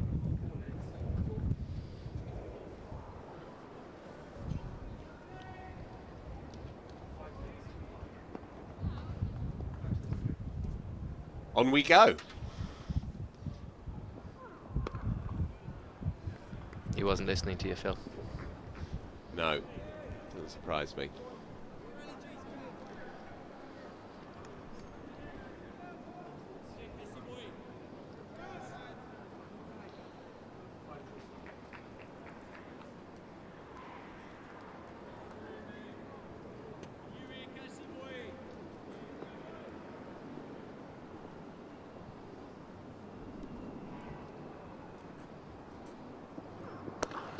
Punch down the ground, but won't beat mid-on.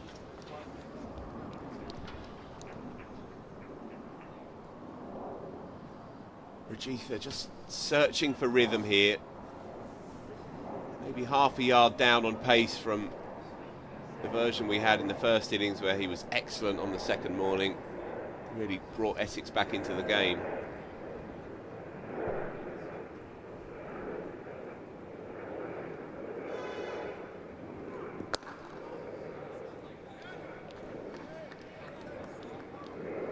Encouragement though from behind the stumps, they don't mind that. Offering the full length to drive, just needs a touch of movement. Yeah, that's what made him so dangerous on Saturday morning. That lateral movement. He hasn't got any here today. Even if he did, the pitch is so slow. I wonder if would the Knicks carry. We've seen a few that have taken the edge and not reached the cordon.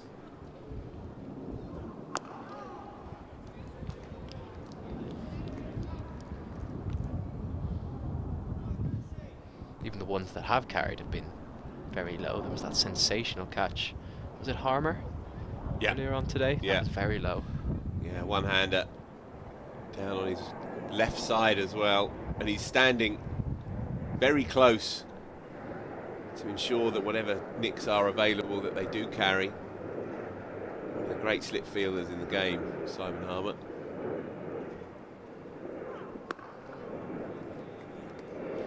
So Jamie Overton indicating his approach here.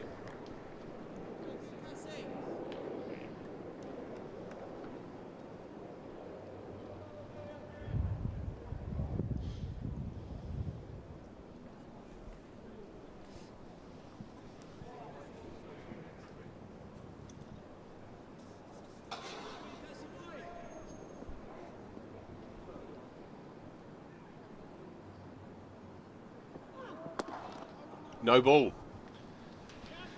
Useful couple. Target now under 200.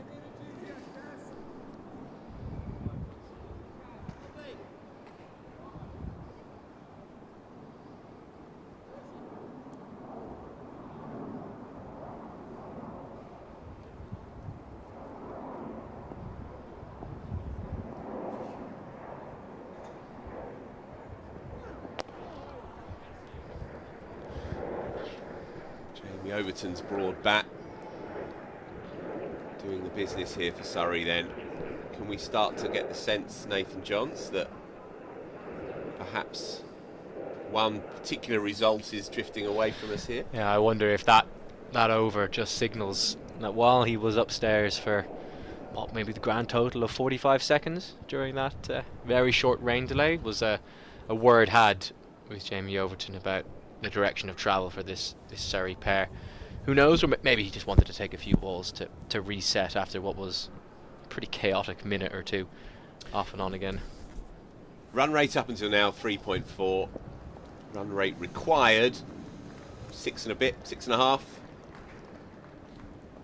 So it would take one hell of a chase, but these two players are capable of spectacular stuff. Samuel Curran won't die wondering, bunts it into the onside and picks up a couple. Such a purity of stroke. It's been a really classy knock, this. Well, Essex aren't anticipating a shutting up of shop. Harmer's got both straight fielders back. He's still got a sweeper on either side. He still thinks there's a possibility that Curran's going to play some shots.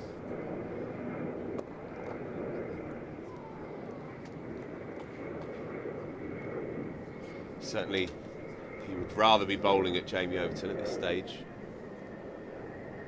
Got one to rag through the gate in the previous over.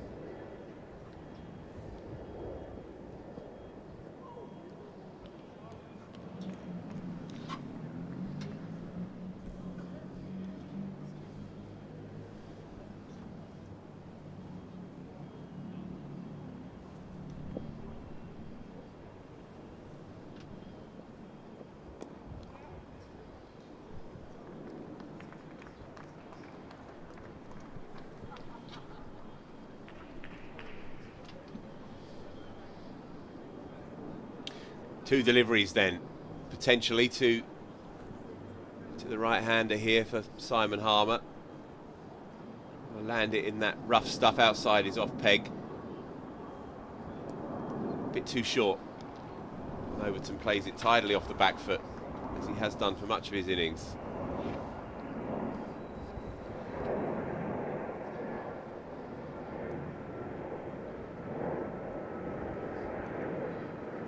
This is interesting. Offside fielders come up for Curran. Looks like Essex want to keep Overton on strike for the next over. Full toss, smashed. Slap through the covers for 4. Pistol crack goes out around the ground. Sam Curran's not done here by a long chalk. Well, that's one way of making sure Overton stays on strike. Just give him a nice full toss outside off. So they have 4 free runs, Sammy. I wonder. I don't know. I think stranger things have happened. I don't know if it's the right call, though. I do think, based on the way Overton is playing, Rajith, I think that they're more likely to get Curran out with an impulsive hook at this end with their leg side trap. And I think Overton's more likely to get out at the other end with Harmer ragging it through the gate.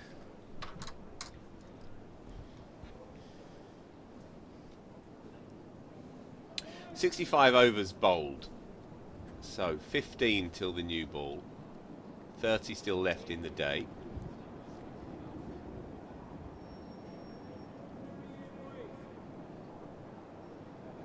So that new one could yet have a say here. Shane Snater's been quiet in the second innings, but if he gets going with that new one alongside Porter, first airy drive by Jamie Overton, who's otherwise been in complete control of his game. Well, that's the first ball in some time from Rajitha that looks like it might have done something. Yeah. Just left him. I wonder if that's a sign. It's not unheard of at this time of the day for the ball all of a sudden to start doing things here at the Kia Oval.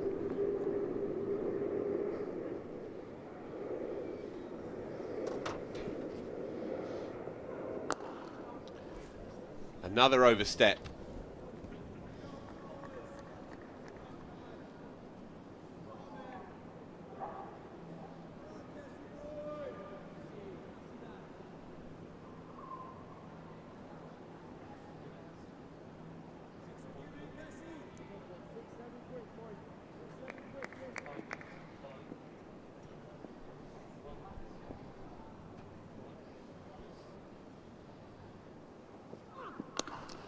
Crunch through the offside, just for a single though. Well positioned, backward square on the boundary, and so we revert to this mad field that is increasingly commonplace in modern cricket.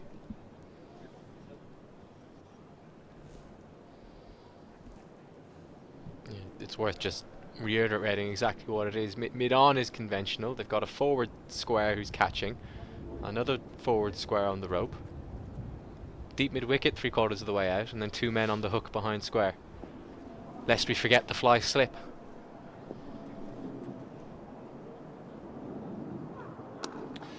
And that's the way that Curran is choosing to play it in this innings. The controlled, checked pull in effect. Not going through with the shot. It's a comfortable single more often than not. Well, the pitch is so slow, I don't know if he can trust it with the full-blooded hoik over the leg side, and it is a huge boundary out on that side. I know he got one away earlier, but that was when there was only one man back there, and it was a surprise short ball, and it was a compulsive shot. There's going to be no surprise factor this time around with that field. Pleasing shot, but straight to Shane Snater in the covers.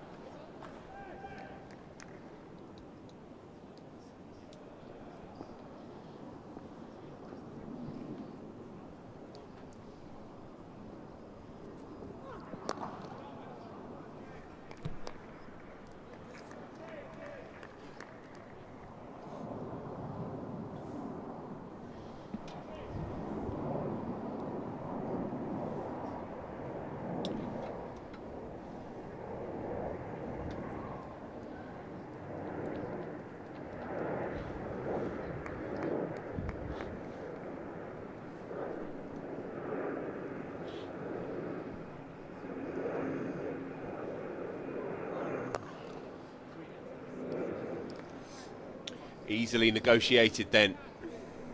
Jamie Overton is comfortable enough in his bubble.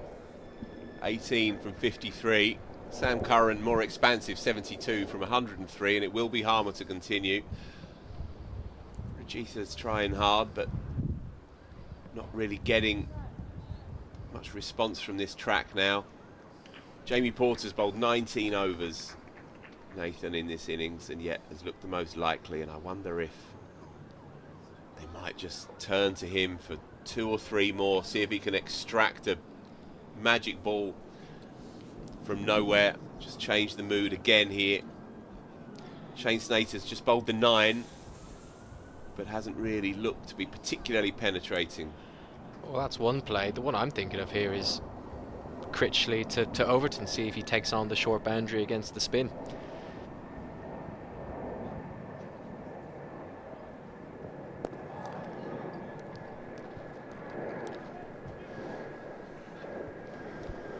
Got merit for sure.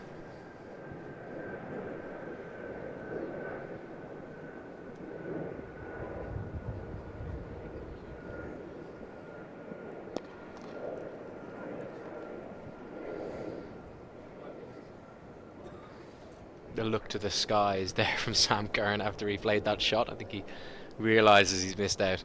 Very short boundary, and there's only one man on it on that leg side, and he's picked him out perfectly off a rank long hop.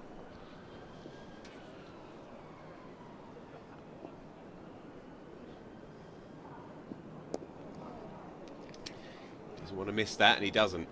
He does just look a bit more tentative at this end, Overton, doesn't he? Looks much more comfortable with Rajitha just sending the ball down with not a lot of movement. He doesn't mind that shot either. It's his get-out shot. Sets up on off stump, so it's a relatively safe shot. As long as it's outside the eye line, he can put it over to his side. Gets off strike. These two doing it well post-tee.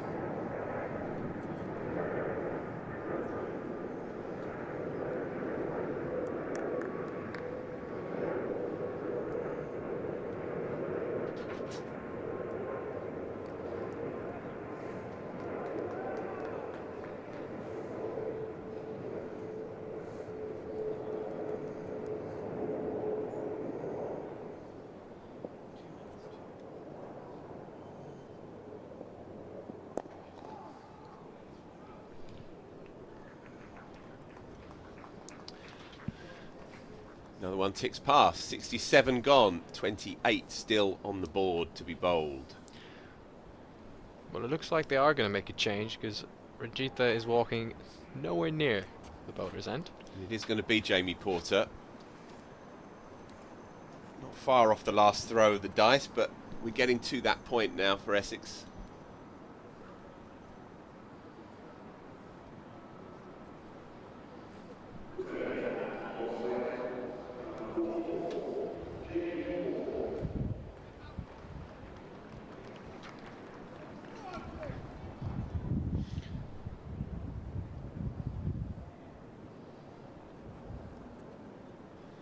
Out of interest, Maestro, where do Porter and Harmer stand in Essex's all-time red ball wicket takers?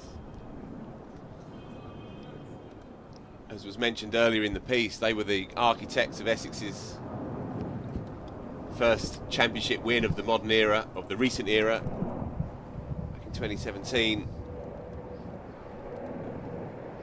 Oh dear. What's going on here then? Curran joining them as well for a three-way chat. Oh, it's the ball. It's the ball. Panic over. Essex just trying something there, perhaps. Let's see if we can get a new one, see if it does anything. Rajitha was barely getting anything with this one a few overs ago, movement-wise. Yeah, teams just try it on every 10 overs now. Such is the way of it.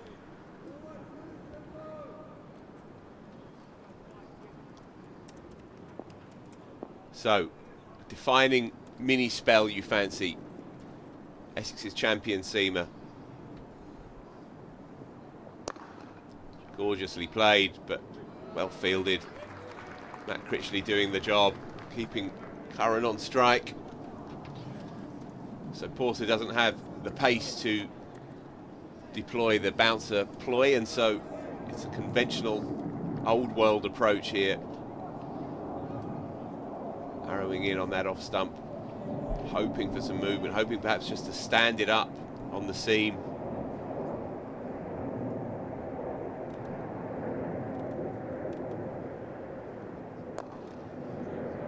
Curran is in very good order though.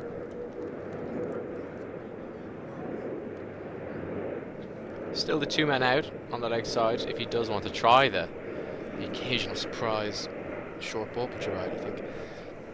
Well, even I say he's less threatening than Rajitha maybe, but Sri Lankan didn't threaten at all when trying that short ball ploy in the previous 15 or 20 minutes. Maestro. Jamie Porter is 25th. Right. He's currently on 531, and Simon Harmer at the moment is 27th, sorry, an all-time list of Essex first-class wicket takers and 498. Peter Smith is the top one, Yep. Good old leg spinner. He took 1,610 and also found time to make the highest score ever by first-class number 11, as you know. Indeed. Runs again, won't beat Westy, but an easy single.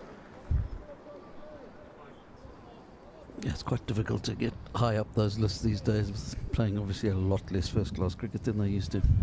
What is the 10th highest on that list, and who might that be? 10th. 10th is L.C. Eastman, who got 975. Just behind Ray East, who's 9th, 1,010. Yes. John Lever's up there in 4th. Trevor Bailey 3rd. Johnny won't hit today. Douglas is 6th.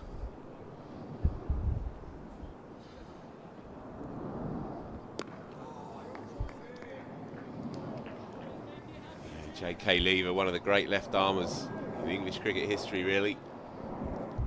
Didn't play anywhere near enough for England. Which was good for Essex. Indeed. Probably good for those numbers. So some of the more recent guys who are just above Porter and Harmer are Peter Sutts on 573, Derek Pringle 566, Mark Hylett 550. John Charles is 604. Keith Boyce just above John Charles on 662. Now there was a cricketer, Keith Boyce. Yep.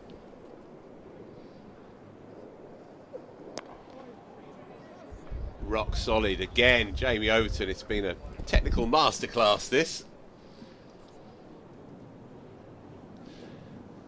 So, relatively smooth sailing here for Surrey.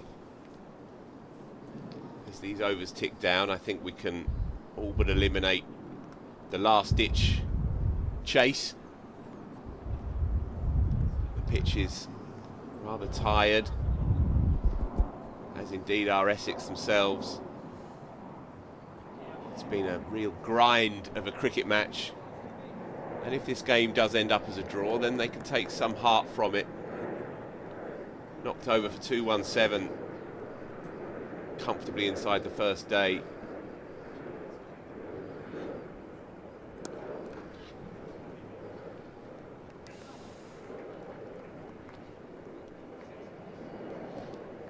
Getting a bit darker, a bit murkier. Some of the life draining out of this cricket match just at the minute. Overton setting up outside off stump again. Turned. Ooh. May have taken something. Charlie Allison on his heels, can't quite get forward for it, so it drops to the turf. Judging by the reactions of those around the bat, I think there was something on that, but Allison, as you're right, wasn't ready to spring forward into action. Just caught cold a little bit, caught napping. That could have been the breakthrough Essex are so desperately after. Let's have a look at that again. I fancy it may have just trickled up onto the glove from the thigh pad. Either way, it drops to the floor, so it matters not. No, I don't think so. Nowhere near the bat. No. Spun too much.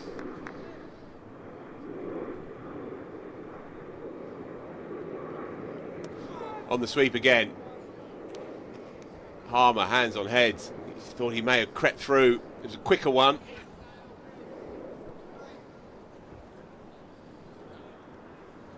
I think they'd have all gone up for that. Had it missed the bottom edge of the bat, but Overton scraps on here. Tossed up and dropped at his feet. Tidily done. Another one goes. Oh, he's almost pulled the bat out of the way of it by the time it's spun through. Prodigious turn and bounce though. That'll keep Harmer interested, as will Overton's shot selection, as long as he's sweeping. If Surrey have said, yeah, the chase isn't really on here, I suspect that sweep shot might need to be put in the locker. Just adds an unnecessary degree of risk, with Harmer varying his pace, varying his bounce.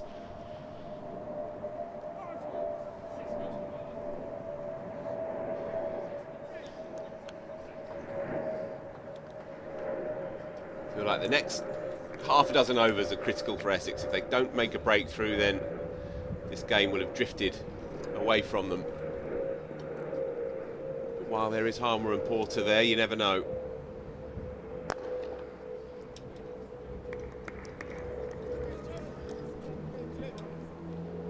Just the one slip in now for Curran. Porter's coming around the wicket, angle the ball in, target the stumps.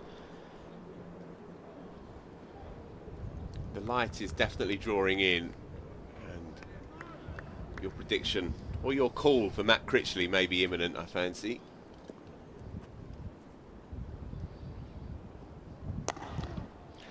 Whatever from a light point of view, I just think from a game state point of view, what Porter's bowled 8 balls now in this spell.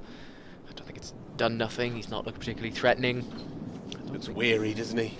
They all look a bit weary. I just think get the leg spinner on, see if you can introduce a bit of chaos, see if Overton wants to take him on over the short leg side boundary, try buy a cheap wicket.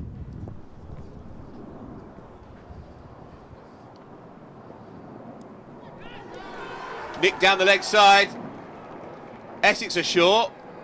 It sounded a bit woody. Umpires are conferring. The question, of course, now, did it carry? The fact that they are talking to one another suggests that Umpire Bailey, Umpire Burns, in fact, from this end, believes that there was some bat on it. The question is, did it carry? No. And they're saying no. I look forward to seeing that again. Judging by the noise that we've got on our ears here, it definitely sounded like bat. It's a rank delivery. That's tough to tell from that angle. Michael Pepper didn't seem 100% convinced. Those around him did. We can say for sure that it was off the bat. It was a clear noise, a woody noise. That one won't quite help us. The question is whether it did carry into the right glove. I'm not sure. I think the only person who didn't look 100% convinced was the man who took the catch. And I wonder if that is just a bit of a sign.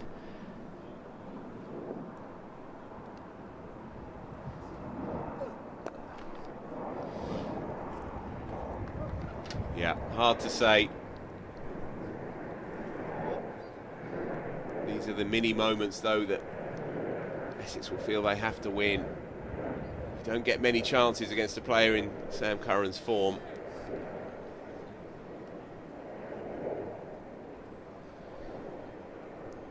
Essex were on the right side of one against Worcestershire at home in a tight one.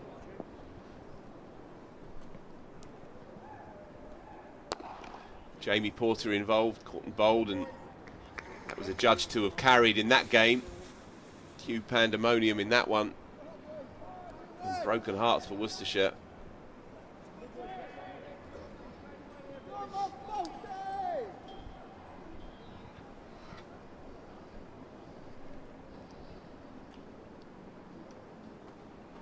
All that matters is that Curran remains.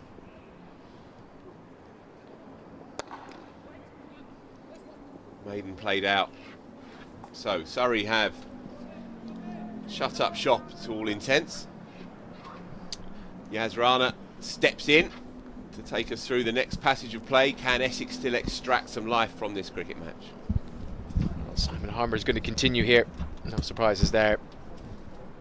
It took a rank delivery down the leg side to induce a rare opportunity from Sam Curran, but I just wonder if it is time for spin at both ends. We'll find out whether Essex agree at the end of this over, but this is the matchup that Harmer wants. Overton hasn't been as resolute in his defence against the spinner compared to the seam. He's been a bit tentative, plays from the crease, and his get out of jail shot is a sweep, which with the ball bouncing, Harmer won't mind that at all. Defended on the back foot by Overton. Just a general point about the light here. It is certainly not bright, but the darkness is exaggerated by our stream. It is not quite as dark as our pictures make it look.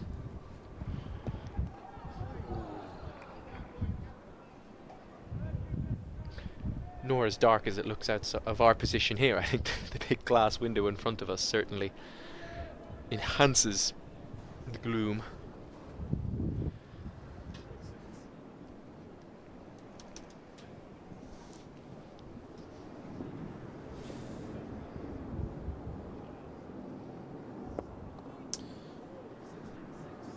Not for the first time this season, towards the end of a game that Essex are playing, people will be poring over the replays as to see whether or not the ball definitely carried or if it definitely came off the bat.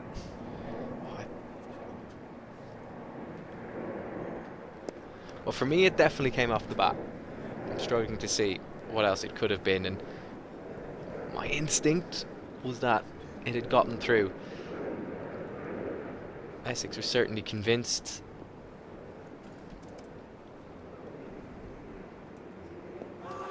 Big appeal for LBW. Not given by umpire Bailey.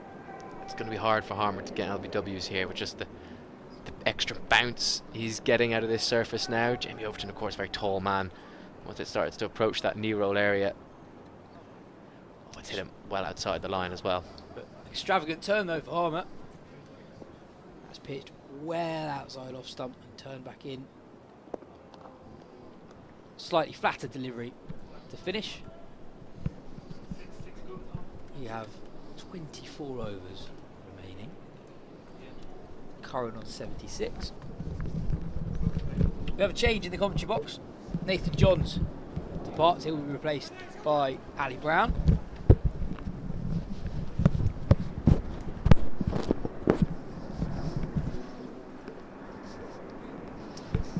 Do you have a view on that? Curran on the current dismissal, or non-dismissal? Absolutely, not out. I think he hit it. Judging by the reaction was from the umpire that it was hit.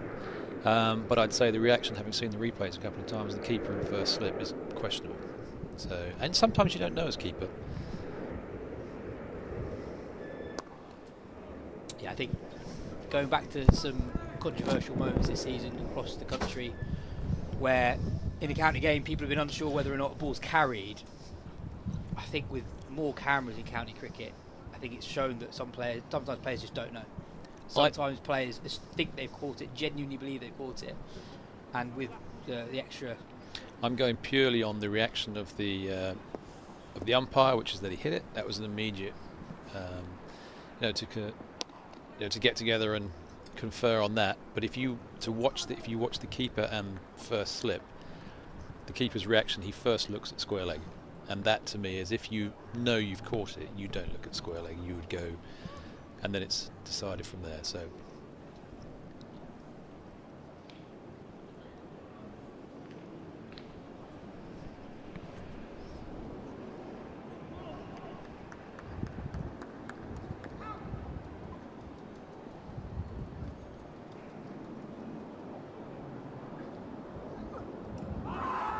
Big appeal for LBW again. Not given.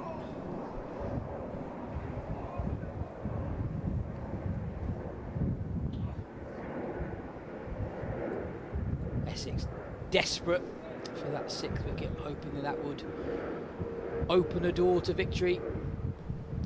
Have a look at that appeal again. Overton getting across his stumps. See why Porter's interested. Well, I think the keeper has gone to go and get the ball, which actually kind of indicates it's gone down leg, but it's actually a lot closer than gone! Curran going for the booming drive, caught at backward point. And Essex, who've come close to taking a break during the last few overs, have one now, and it's the big one. Sam Curran gone for 77. Surrey now 6 down.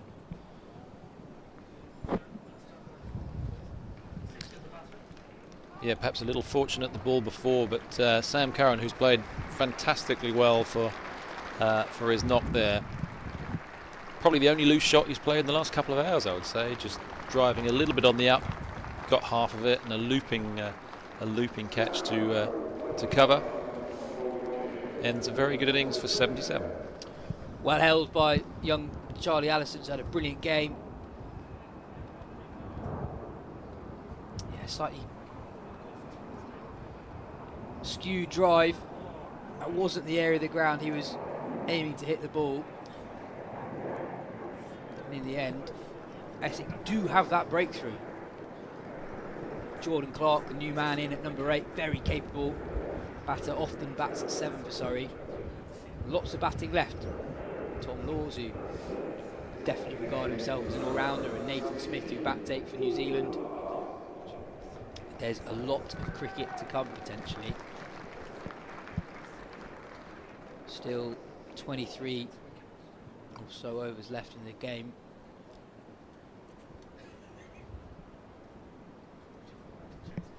That ends a very important partnership. I thought they played very well after the loss of Jason Roy.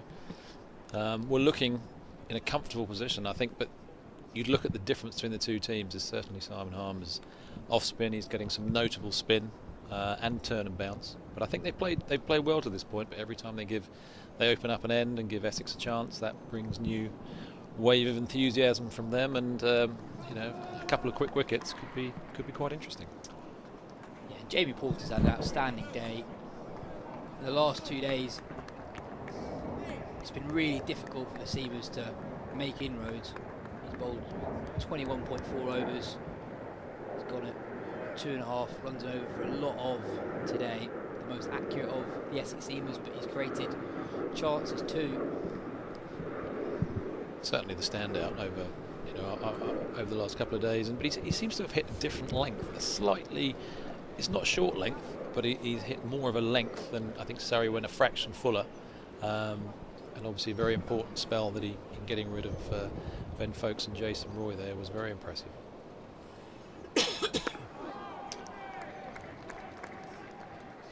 Porter now bowling with 3 slips alongside Pepper behind the stumps. The new man Clark. Just thinking in a way that he's almost been a bit more patient with what he's been trying to do? Yeah, absolutely. I think sometimes Surrey they went a little bit full, whether it's looking at the stumps or trying to get that nick, and certainly Porter's bowled a good length and very consistent. If he's got that little bit of movement, which he did, getting the 2 wickets caught behind, and he just bowled a very impressive spell. And again, a bit of cloud cover to help, but he's just plugged away at that length, and that's what's been impressive from him today. He bowled a 7-over spell after lunch, picked up the all-important wickets of Ben Folkes and Jason Roy in quick succession.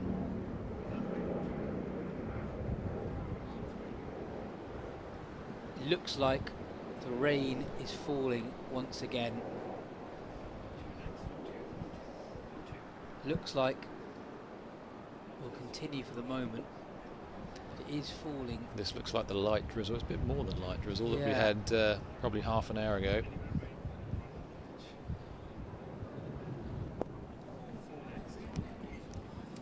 Ground staff stationed by the covers, but they don't look as if they're about to imminently run onto the pitch with those covers.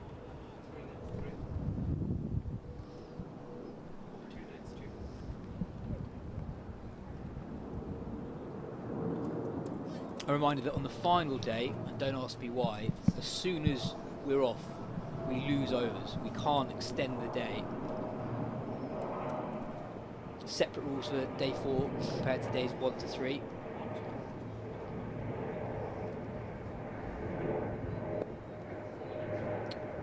Dropped into the offside, and Jordan Clark picks up his second run. How important is it when you're in a situation like this that you still take the runs that they're on offer? Because you might watch that and think there's no point in running. Surrey are not going for the win at this point. Why do you still take the single? Well, you have to give something back, otherwise you'll find all the fielders will be around you. So you'll create more pressure in doing that. So you still want to try and give something back. And as we've seen Sam bat so well. He played really well. Hit some great fours, but kept knocking in singles as well. And if I said the run rate, you've still got to give the impression that you're going for him. And Surrey won't be going for it now. But as it gets, more, or the run rate becomes that's a misfield by the substitute fielder Jones, swept firmly by Jamie Overton, but pretty much straight to the man on the deep square leg boundary, and it slips through him and goes for 4. The walk of shame back to the covers. But as I said, you still have to stay positive. Very unlikely that Surrey will win from here, but if you don't, you'll find that short leg will get a bit closer as soon as they know you're shutting up shop, and everyone gets enclosed. So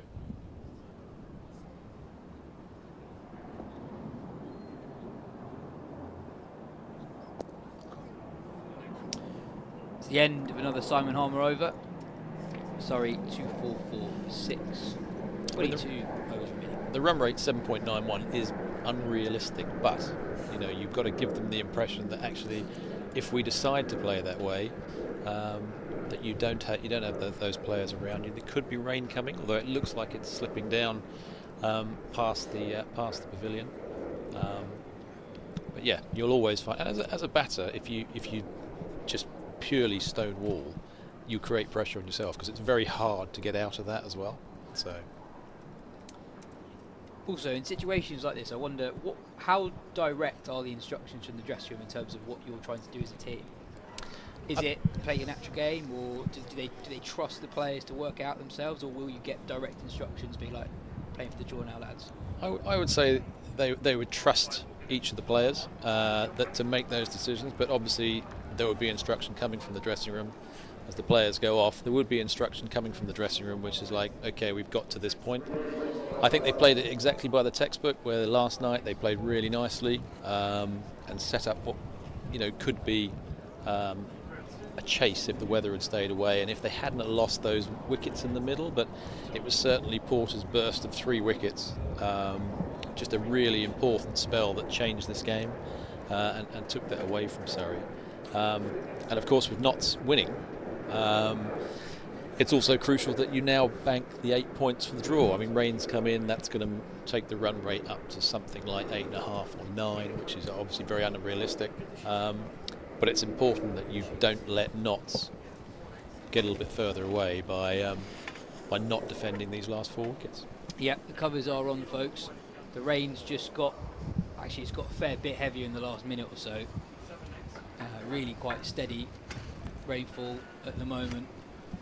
Unlike the last rain delay that lasted 45 seconds or so, we will definitely be off for at the very least 5 to 10 minutes. We're going to take a break, but stay with us. We'll be back as soon as we have more news for you.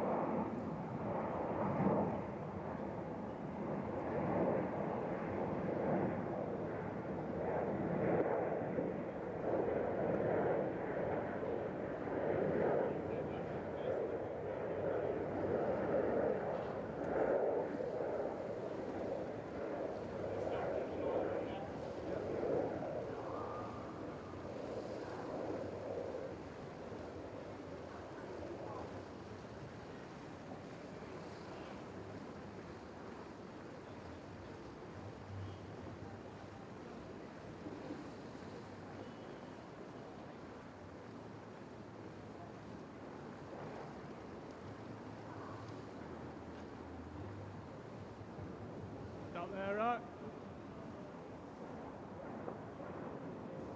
Touch more. Just take a bit of slack. No, come closer and take some slack. No, put that down.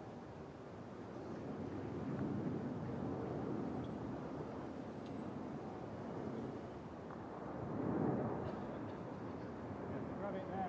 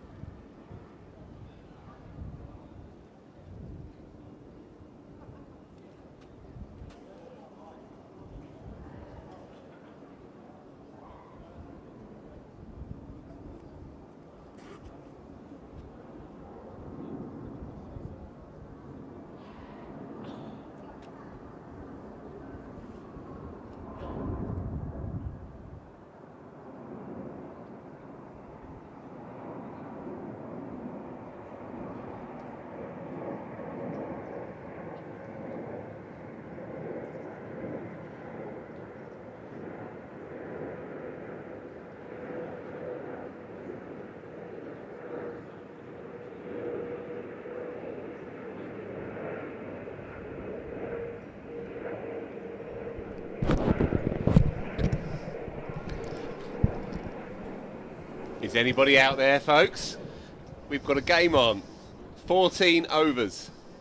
Still to play. Surrey 6 down. The run chase is off. We can forget about the runs. That's immaterial now. The only story in town is whether Essex can somehow take 4 wickets to pull off what would still be a remarkable result in this game.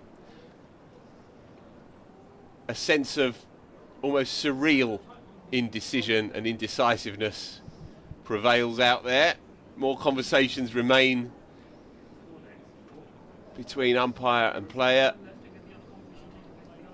Surrey's batters are now emerging. Jamie Overton and Jordan Clark, the not-outers, and they are ambling to the middle. Essex are already in place. It will be, at this rate, at least, Shane Snater. The light is murky, but not too bad at the moment, and so clearly a conversation has been had between skipper and umpires, and they have decreed that the seamer is considered fair game. If the light drops much further, then you imagine it'll be a case of 2 spinners. Simon Harmer, you assume, will carry on from the far end. So 14 overs to bowl, 7 till the new ball, 4 wickets to get. Alistair Brown, good evening. Good evening. Do we still have a game on here? Well, a game would mean that anyone could win, and I think we're about 12 and over. But no, I mean, out the back, it is looking grey. I think for 20 minutes, I think we'll certainly have some play. I think the game is whether Surrey can sort of navigate these final 14 overs. It may well be less, but I think if they play well for the next 5, the game should be done and dusted and probably 8 points secured. But having said that, it's not quite that straightforward. There will be men round the bat the other end. Simon Harmer's proved that there's plenty of turn and bounce, and that is where most of the action will be. But as I said, it's grey, but it's playable. It is coming over from John Major's penthouse, and that is the area that could bring rain. But certainly for the next 20 minutes, I think we've got some murky play. Yeah. Don't quite know what the delay is. Perhaps we're just waiting to tick over to 10 past 5. Cricket, eh? You have to love it. Or else you'll tear your hair out. Didn't someone get bowled out before 11 o'clock this week or last week? It wasn't Lees. I can't remember who the player was, but certainly someone was bowled out before 11. Snater then in.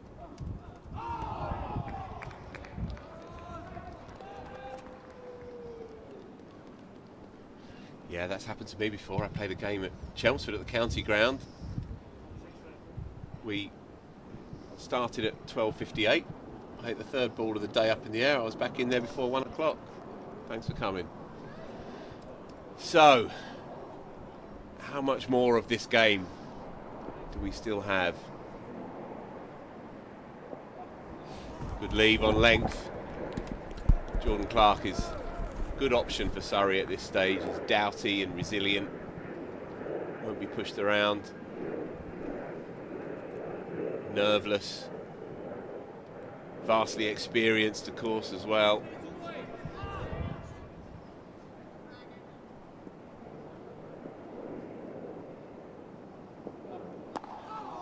He's got right in behind that, kept a bit low. Certainly played those 3 balls very well. I mean, they're all asking questions.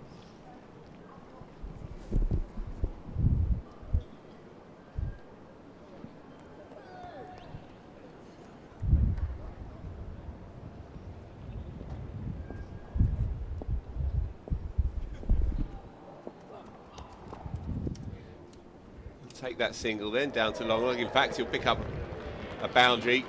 Rajitha making a meal of it down at long leg. Worth pointing out as Essex try and rush through the overs that the card says 14, it's a minimum of 14. We can play up until 6 o'clock. It will take a hell of an effort to turn this 50 minutes into any more than that, but you never know. Certainly, Essex have posted their own backroom staff at various points around the ground to throw the ball back in. All the fun of the fair out here, folks.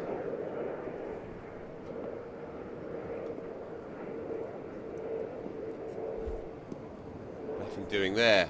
Maestro. Yeah, it was Alex Lees on the first day against Somerset, now bowled by Matt Henry at 10:59. Oh, I missed that. Didn't know that.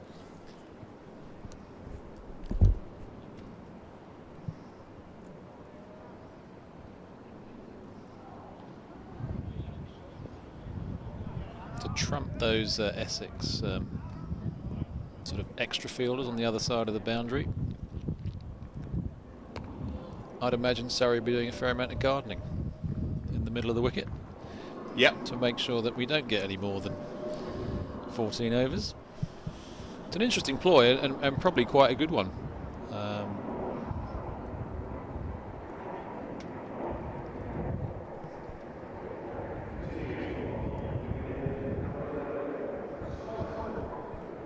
I'm not sure that Surrey are looking to hit the boundaries here. It's more making sure they're defending and defending well.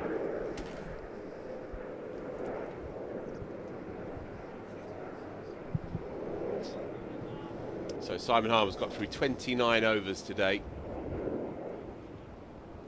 His bowlers probingly as you can hope for really on a final day pitch that hasn't offered that much lateral movement.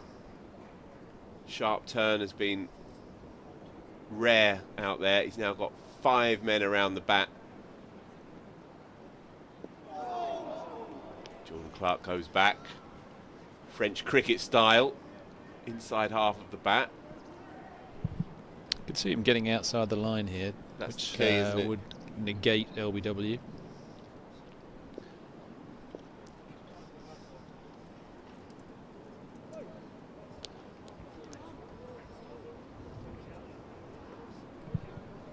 Although if he doesn't play a shot and it turns back, that's not negated, but the weather has negated it. And there we have it.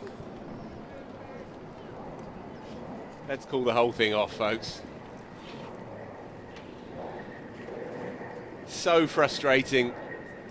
This game promised so much, but it's been kiboshed by the elements. No questions today about iffy decision making or safety first officiating. Nothing doing here at all. It's simply that when the rains come, it's coming hard. We have to accept defeat, I'm afraid. Sorry to be the bearer. So Surrey's ground staff doing the cover shuffle, not for the first time, but I sense perhaps this may be the last. We shall see. It could just quickly squall past and we may yet only lose a couple of overs, but these covers come on and they take a while to come off, and as we've said, you lose overs with every minute that ticks past.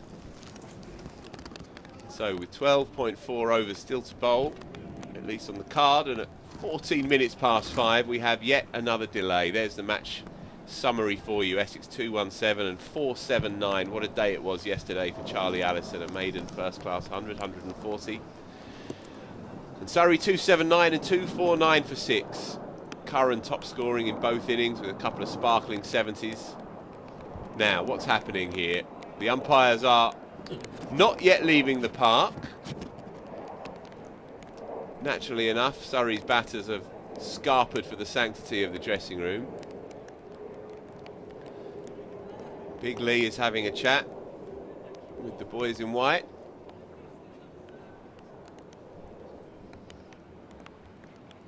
The covers are being pegged down, which may be a good ploy. They need to be unpegged. Take a bit more time out, but the rain, although a heavy burst at the time, has eased. Yeah, it has, as far as we can tell on our monitor, and the naked eye, looks like it's blown past us here.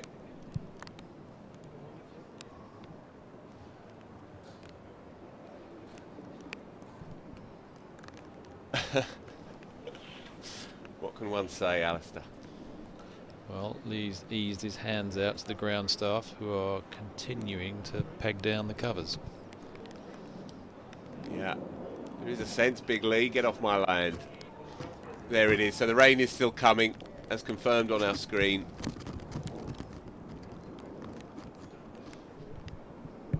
So it's fair enough. We can't start again until that does clear away, and in fact, another set of covers are coming on. Certainly was Lee's prediction at the start of the day. They would have a better radar than we have. He did feel that rain would come in the afternoon. He's a better man than me to judge that. Yeah, he is all powerful here, is the big man. It's like he controls the weather patterns himself. Right, we are going to take a short break then, folks. And of course, if anything dramatic happens in the next few minutes and we are suddenly back out, it'll take a few minutes at least to remove the covers. If it does blow over immediately, we'll be back in 5 minutes or maybe 10. But if there's anything to bring you, then you know where we are.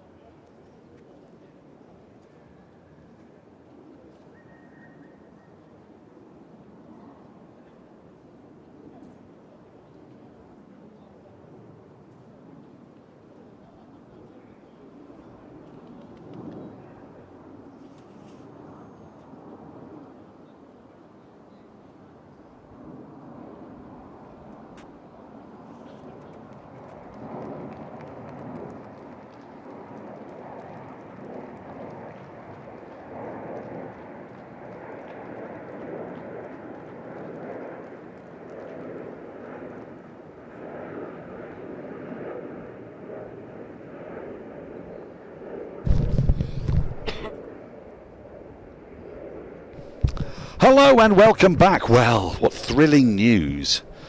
The players are making their way back out. Start time of 5:30. Essex now have half an hour to take the 4 wickets they need to win this game. Forget about overs remaining or any of that malarkey. What you see on your screen will be updated shortly. In theory, there are 8.4 overs remaining, but it's not about that now. The way Essex are getting through their overs, it's going to be all about time. And this game will finish, not probably at 6 o'clock, if the last over starts at 5:59, whatever, it'll finish when that over is complete or when Essex take 4 wickets. Simple as that.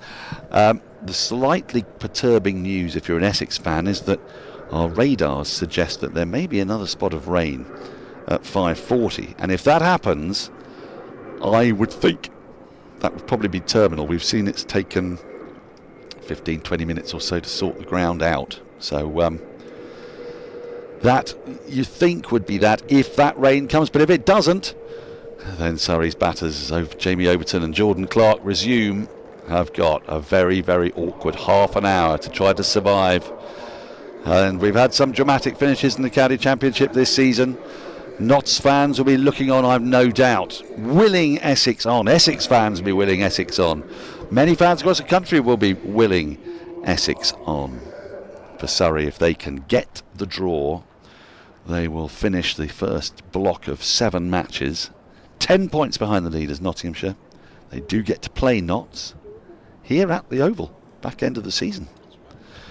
You're not on yet? No, we'll need to turn on Andrew Sampson. I mean, not in a cruel way. I'm not going to turn on you, Andrew. No, we still can't hear you. Might have a little word with our producer. As the players make their way out, a bit of gardening taking place. 5:30 is the scheduled time to start.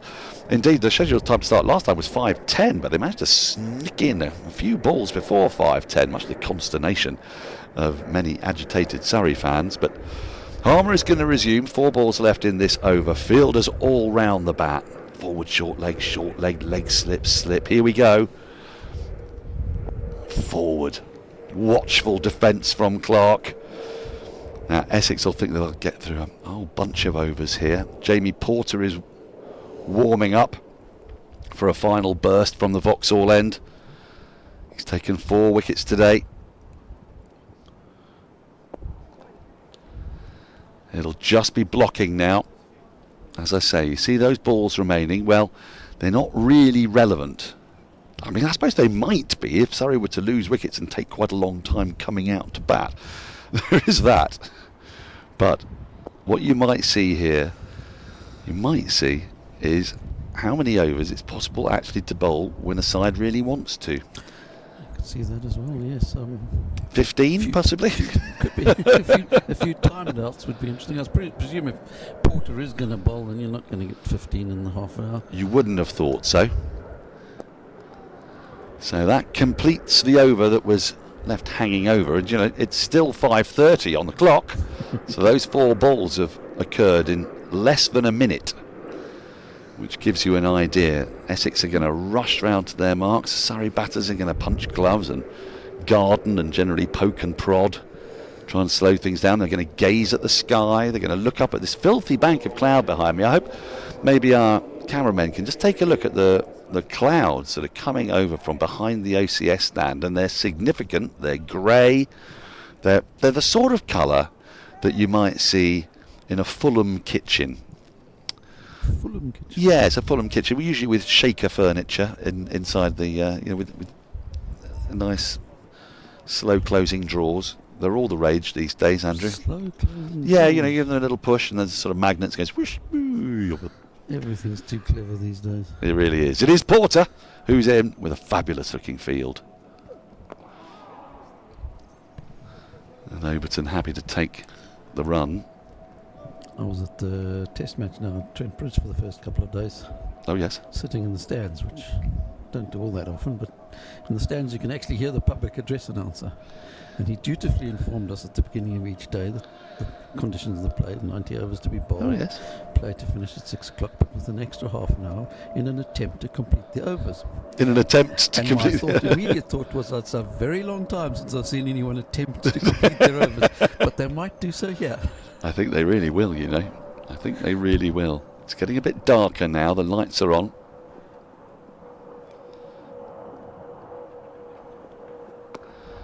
Cracked away, and that's not a bad idea from Surrey, but what Essex have done very sensibly is they sent some support staff out from beyond the boundary. You see there, I don't know if we caught sight of that, that's Essex staff anticipating that the ball is going to beat the infield and making sure they can get that ball back quickly. I haven't really seen this since the final day of the 2016 County Championship, famous day at Lord's, when suddenly a declaration was put together. There's one of them.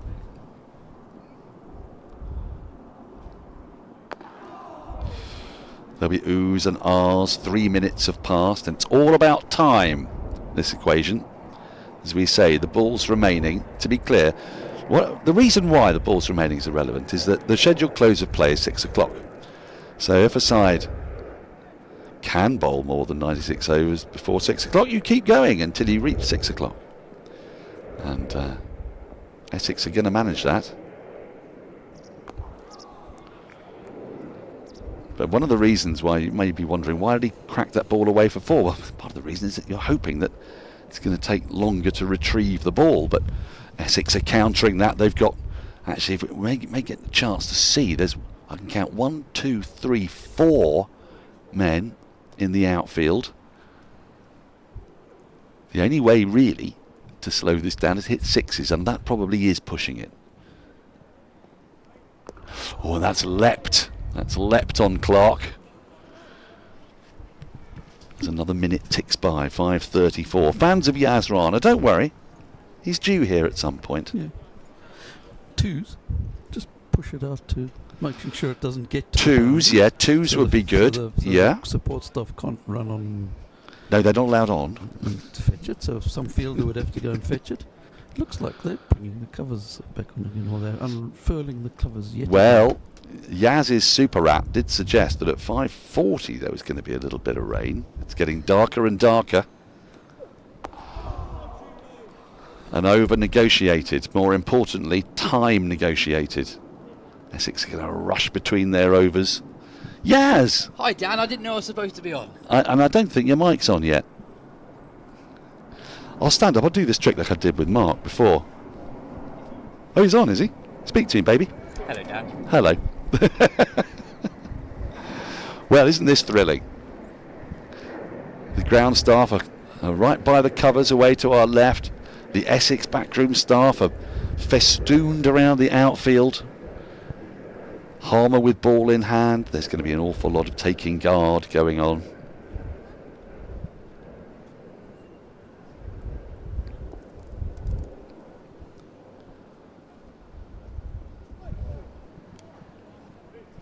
"25 minutes to go."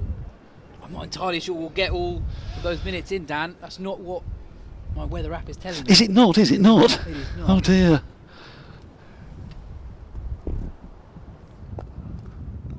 Well, that's exactly where they wanted to hit it. That's the Andrew Sampson shot. They've run one, they're jogging a second, the ball's going to stop. And that just takes a little bit of time out of the game. They listen to you. Sometimes they listen to me. Yeah, sometimes not they often do. enough, but sometimes. Now, and I'm not happy with that clock. I'm going to go down. I'm going to get granular. I'm going to get into seconds. Yeah, we're only 20 seconds into the 37th minute after 5 o'clock.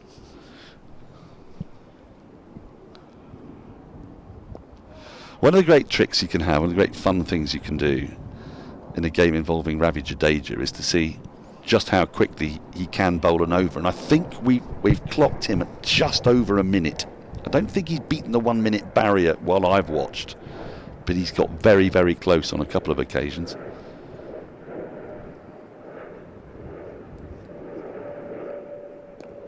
Yeah, Surrey will be doing their utmost to ensure that these overs are not anywhere near a minute long.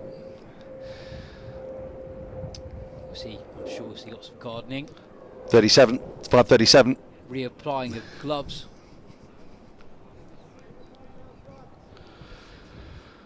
They've chewed up 10 seconds there. Yeah, taking his guard again. Well, it's come around the wicket. See, that was dangerous once you do that.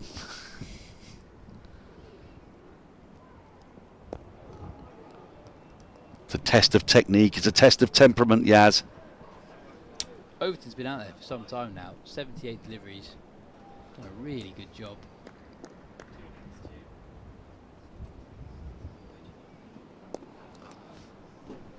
For a man, there's another over ticks by. A man signed up for the IPL this year. It's very different cricket being played at the moment compared to what he would have been a part of in India. It really is, isn't it? Now it's pretty dark, and one of the things that has surprised me today, having watched a bit of cricket here at the Oval this year, and how quickly the umpires were to call bad light, especially in the Hampshire game, is how dark it is. You see the shadows and how the umpires have not intervened at all. I've not seen one sight of the Megatron. It's 5:38, by the way. No sign of the Megatron, the light meter.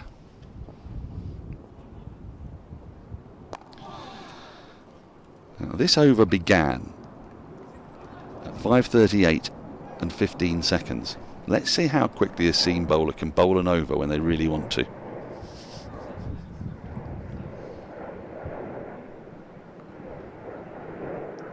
Your rain's due in 1 minute and 15 seconds, Yas. That's what the app says. Rain starting in 1 minute.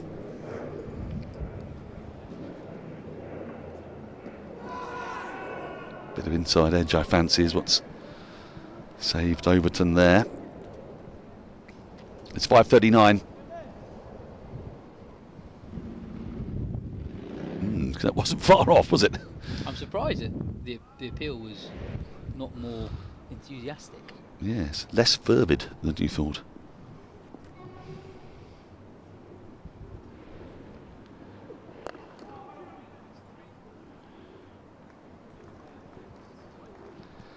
You may be wondering why they're taking these singles. It's partly because every time you take a single, the batter has a legitimate excuse to sort of wander around a little bit at the end. Do a bit of scratching. There we go. See a little bit of scratching.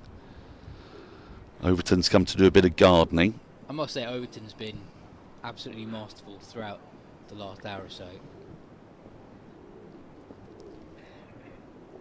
You wouldn't have been able to see it, I don't think, on your pictures, but each time they've gone off for rain, Jamie Overton has sprinted. 5:40, by the way. He has sprinted, hasn't he? And often his teammate hasn't. No.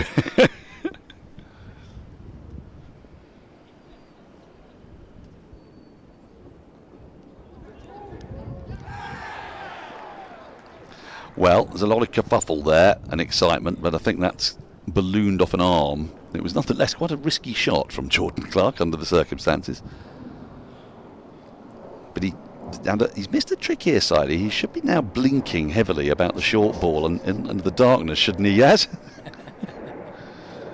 Don't forget, a new ball becomes available in 2.1 overs time.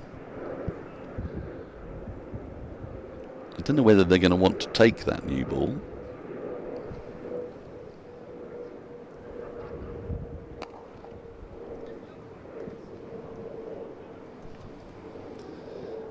So it's now 5:41. I think that over actually did take 3 minutes.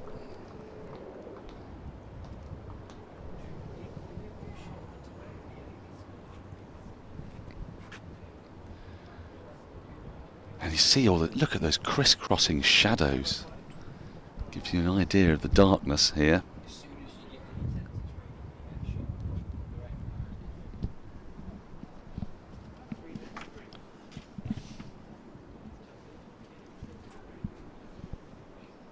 Now I'm sort of gazing out, looking through look at the black windows there on the SSE Energy Solutions stand.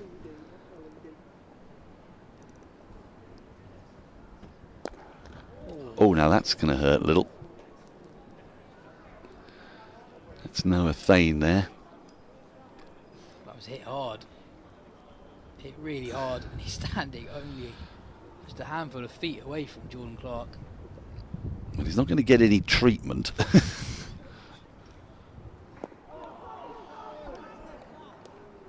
And that was another trick missed by Jordan Clark, thinking about it, because once that pull shot that hit an arm went through to slip, there was a very, very good chance to shout out for the physio in classic Cardiff 2009 fashion, don't you think?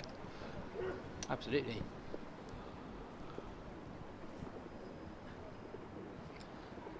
It's 5:42, incidentally. Thane still limping, by the way.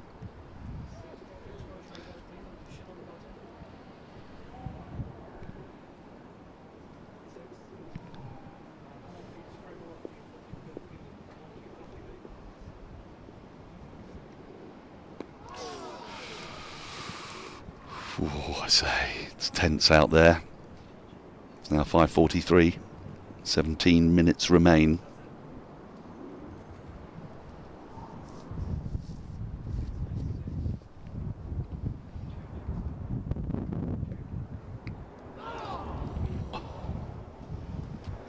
My goodness.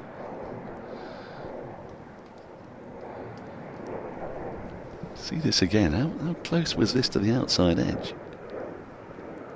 And the off stump.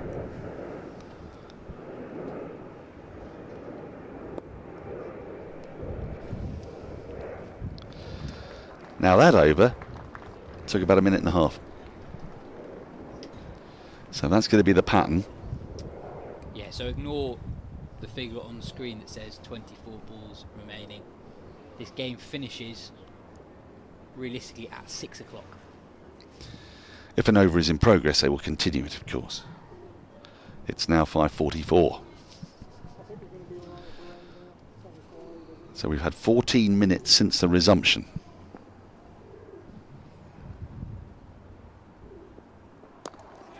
Oh, so that was close.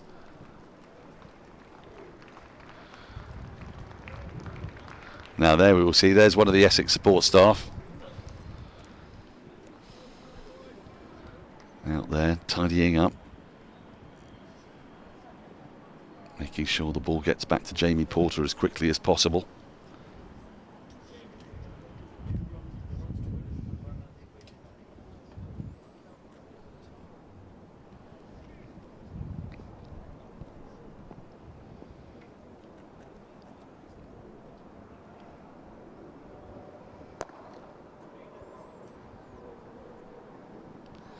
See, that's the sort of dot ball that Jamie Porter doesn't mind at all. The one that's hit straight back at him. 5:45 now. Your rain's not come. It hasn't, no. I was going to say, I think we're now at the point where if it does rain, I think that might be it. Yes, I don't think they'll be able to get back in 15 minutes, will they, judging by our previous rain delays.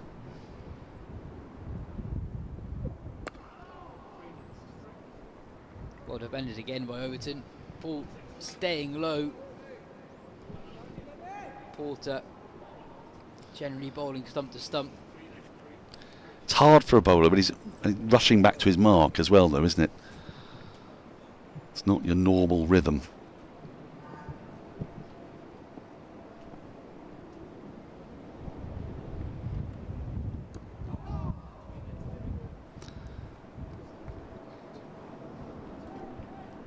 It's an extraordinary field. It's one that's slightly hedging. Got two behind square on the leg side. One's a leg slip, one's a leg gully, and so the sort of two short legs are in front of square. You see them there. It's 5:46.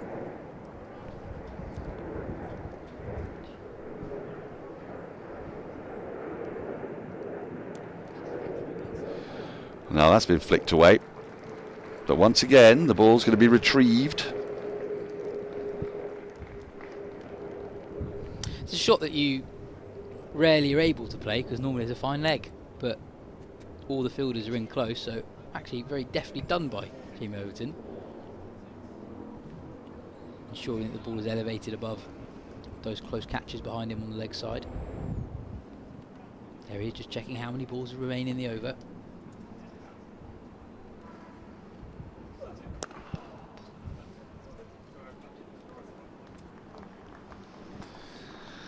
Another one goes by, another minute passes, 5:47, 13 minutes remain. The batters are going to come and have a chat.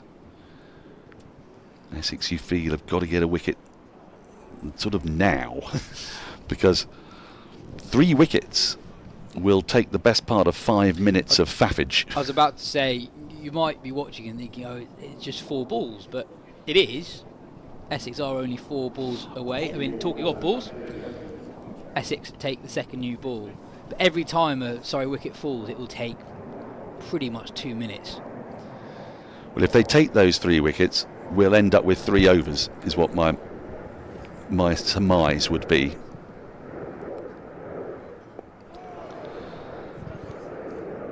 New challenge for Clark and Overton with a new ball. Often when spinners have a new ball, it skids on a little bit. So a different pace to contend with.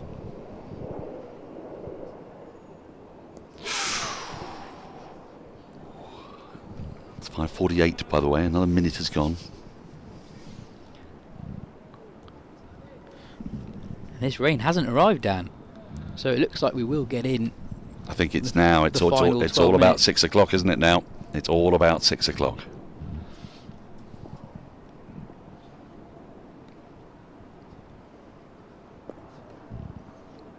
And especially with the speed of these Simon Harmer overs, we will get more than the 15 balls that you see on your screen now.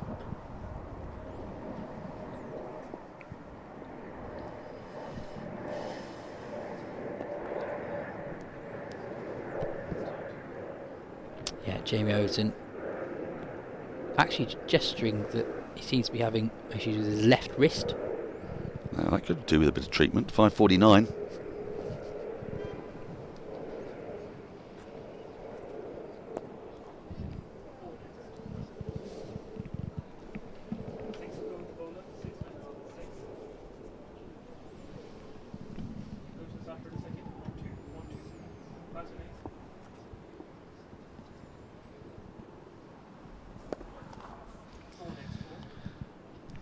End of that over. How many overs have we had since the resumption, Andrew? Well, they had 8 to bowl, didn't they? So 6.4 overs have been bowled in 19 minutes. So it's about 2.5 minutes an over. So in theory that'd be 4 overs, but, big but, as we say, for wickets to fall, people have to trudge off and people have to trudge on. Yes, it'll be a slow trudge. That clock now moves to 5:50. 10 minutes remain.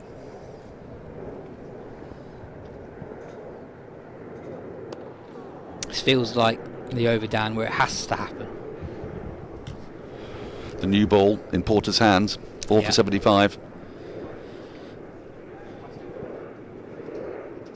And with it taking about 3 minutes to deliver an over of seam, I think after this over, if Surrey can get through it unscathed, I don't think there's enough time to take those wickets. Bit of gardening going on. Changing the field, we now have 5 slips, 2 leg slips and a forward short leg. It's one of the first leaves we've seen since the resumption, isn't it? Yeah, there were a couple of leaves just before we went off that were very brave leaves because they were trusting the bounce, and I think in the last 2 days we've seen the odd sign of inconsistent bounce, so unlike on day 1 and 2, you can't leave on length as much at this point in the game.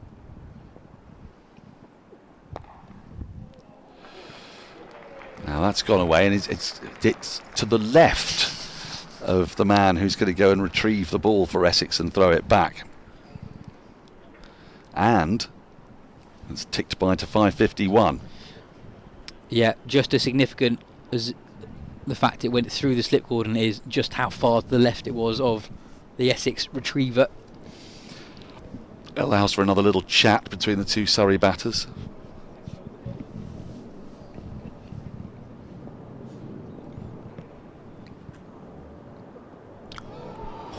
It's a beauty.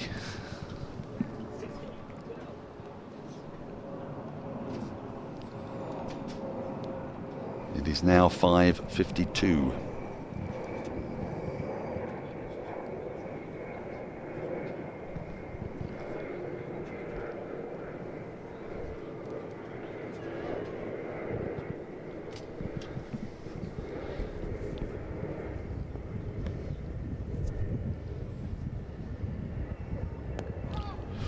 Oh, now it's been squirted away in a very annoying place because it's going slowly.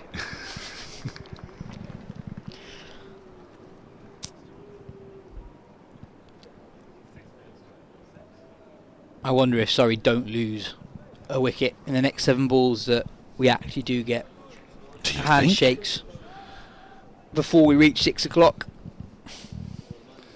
Well, they'd be able to get 2 more overs in, because even if wickets fell... That's a good point, actually, yeah. At this stage... An over of Harmer's not going to take 7 minutes, even with the 3 wickets, you wouldn't think. They might get the 3 wickets, but then... Or might get the 2 wickets, but then there'd be another over from Porter available. And crucially, no extra half an hour. No extra half an hour, yes. Day. Just a reminder to everybody, if you're looking down there and you see 6 balls remain, it is slightly misleading. 6 balls must be bowled, but the time is all important. It's 5:53 and 30 seconds. My guess is that at the moment they could fit in 3 more overs. So Harmer, Porter, Harmer to finish. Yes. But only if they don't take wickets. But of course the thing is they need to take wickets. They're now got to go and retrieve the ball because it's gone an annoying distance away out towards deep square leg. They're going to amble back for a couple. Some remarkably well placed shots from Surrey batters in the last few minutes in terms of just hitting the ball towards the boundary, but doing so with, from an Essex point of view, a very irritating level of power. So the ball just stopped falling short of the boundary rope or reaching the boundary rope very slowly.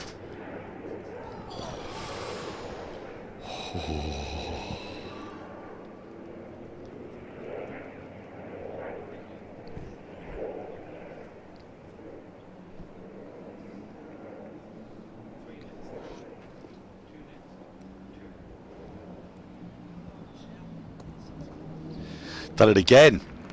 Got it almost exactly the same place. Is it going to hold up before it gets to the boundary? Oh, just doesn't. That was tantalising.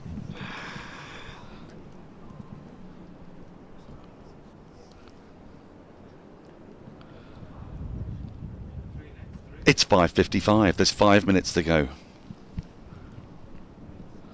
Yeah, Surrey have done well to make sure this over takes a little bit longer than it could have done.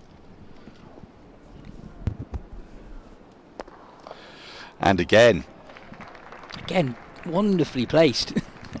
This is brutal stuff. Marvellous work from Overton, isn't it? Was it Shane Snater who's fielded all of those? Yes, he's covered a fair bit of ground, hasn't he? And the advantage of that is that ball has taken basically 40 seconds out of the game.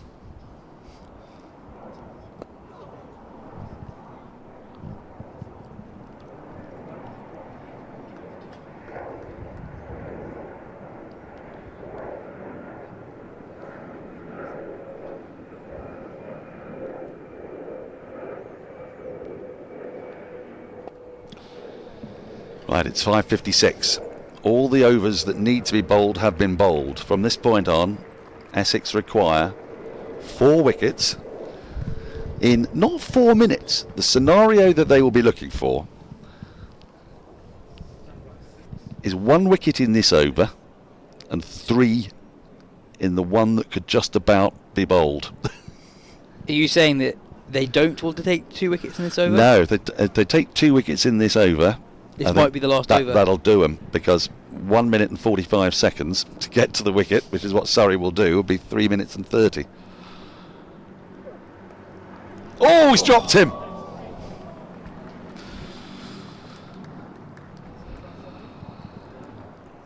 Well, went very fast off the bat, didn't it? Snater again. That flew so quickly to him. The slip cord and the leg slips are in so close. Seen several deliveries not carried to the cord in the last couple of days, but that one flew to Snater's left. And took up another minute. 5:57 now.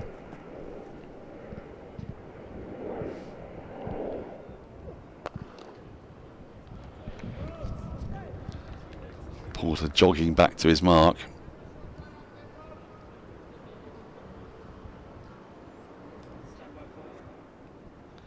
I think the problem for Essex now is if they take one wicket in this over. That'll be it. Well, that's flicked away. There's only 3 balls now left in the over. 50 partnership come up. The runs, you would say, are irrelevant, but the time is not irrelevant because it is now 5:58. And were a wicket to fall, a Surrey batter would take 1 minute and 45 seconds to get to the crease, and they would take a little while to mark their guard, and then it would be 6 o'clock.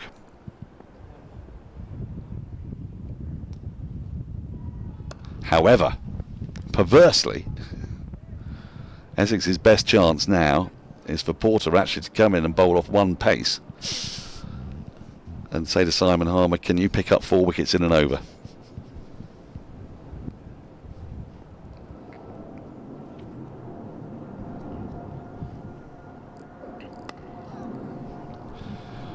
That said, a wicket off the final ball changes things, because then they only need 3, because then they'll be able to get back out. The umpires will be standing in the right place for the start of the next over. So this is the scenario. There's 1 more over available for Essex.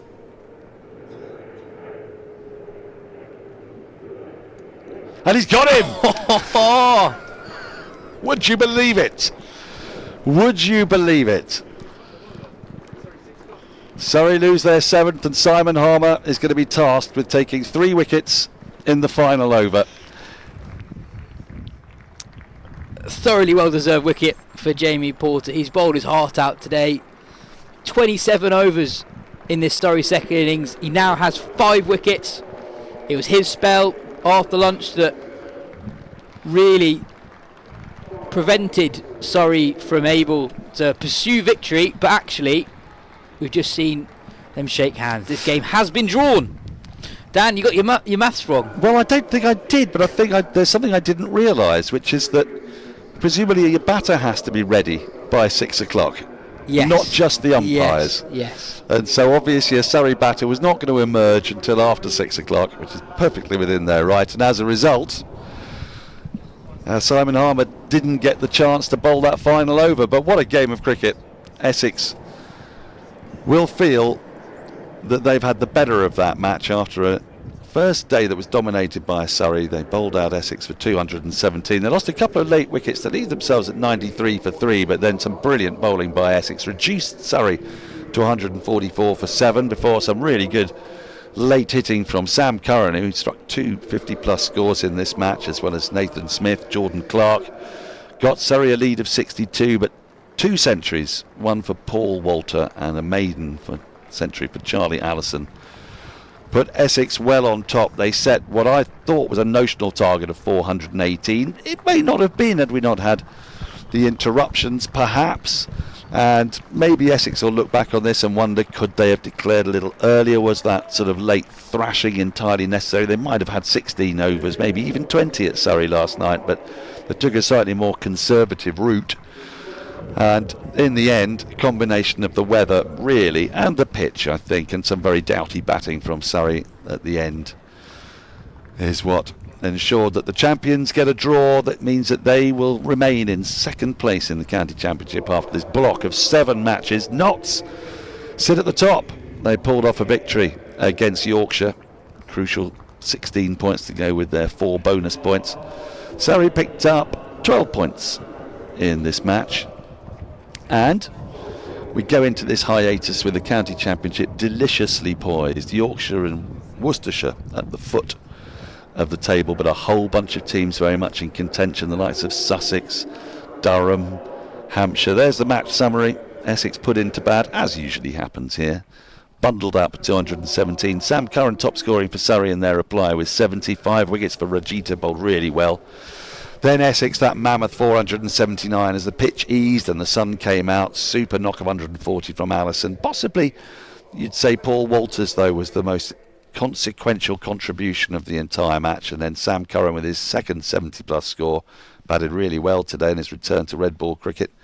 Jamie Porter, though, gave the real frighteners to Surrey. He picked up a couple of wickets in an over, taking Surrey from 3 down to 5 down in a blink of an eye, and then it was kind of a backs-to-the-wall effort. But Surrey have survived it. Their unbeaten streak continues. They've played 7, they've won 2, they've drawn 5. It's time for us to say goodbye, but first, thanks to Mark, Jake, and all the production team, all the cameramen who braved some pretty grisly, miserable conditions out there. Obviously to Andrew Sampson, who keeps providing us with the kind of stats you can only get on the Surrey live stream. And to Yas Rana, to a despairing Phil Walker, who has gone, I don't know what he's going to do with his sorrows. I think he's going to turn them into a bilious article in Wisden Cricket Monthly. As well as Ali Brown, who was with us, Mark Rabrakash during this match. Yas, I say, Nathan Johns, Tudes, Kirsty. We've had a cast of thousands, and it's been a joy bringing it to you. The next Surrey live stream is going to feature you, Yas, alongside Phil the Power Walker, because the Vitality T20 Blast starts. When does it start? It starts soon. That's Very when it soon. starts. It starts soon. Sorry, start away from home. First 2 games are away. But they're here, and when they're here, you're here, Yas. The team is here. Make sure to catch us here on the Surrey live stream. But to all of you, thank you very much for watching. We will be back with more County Championship action on the 29th of June when Durham are our guests. But until then, from us all, it is a fond but relatively brief farewell.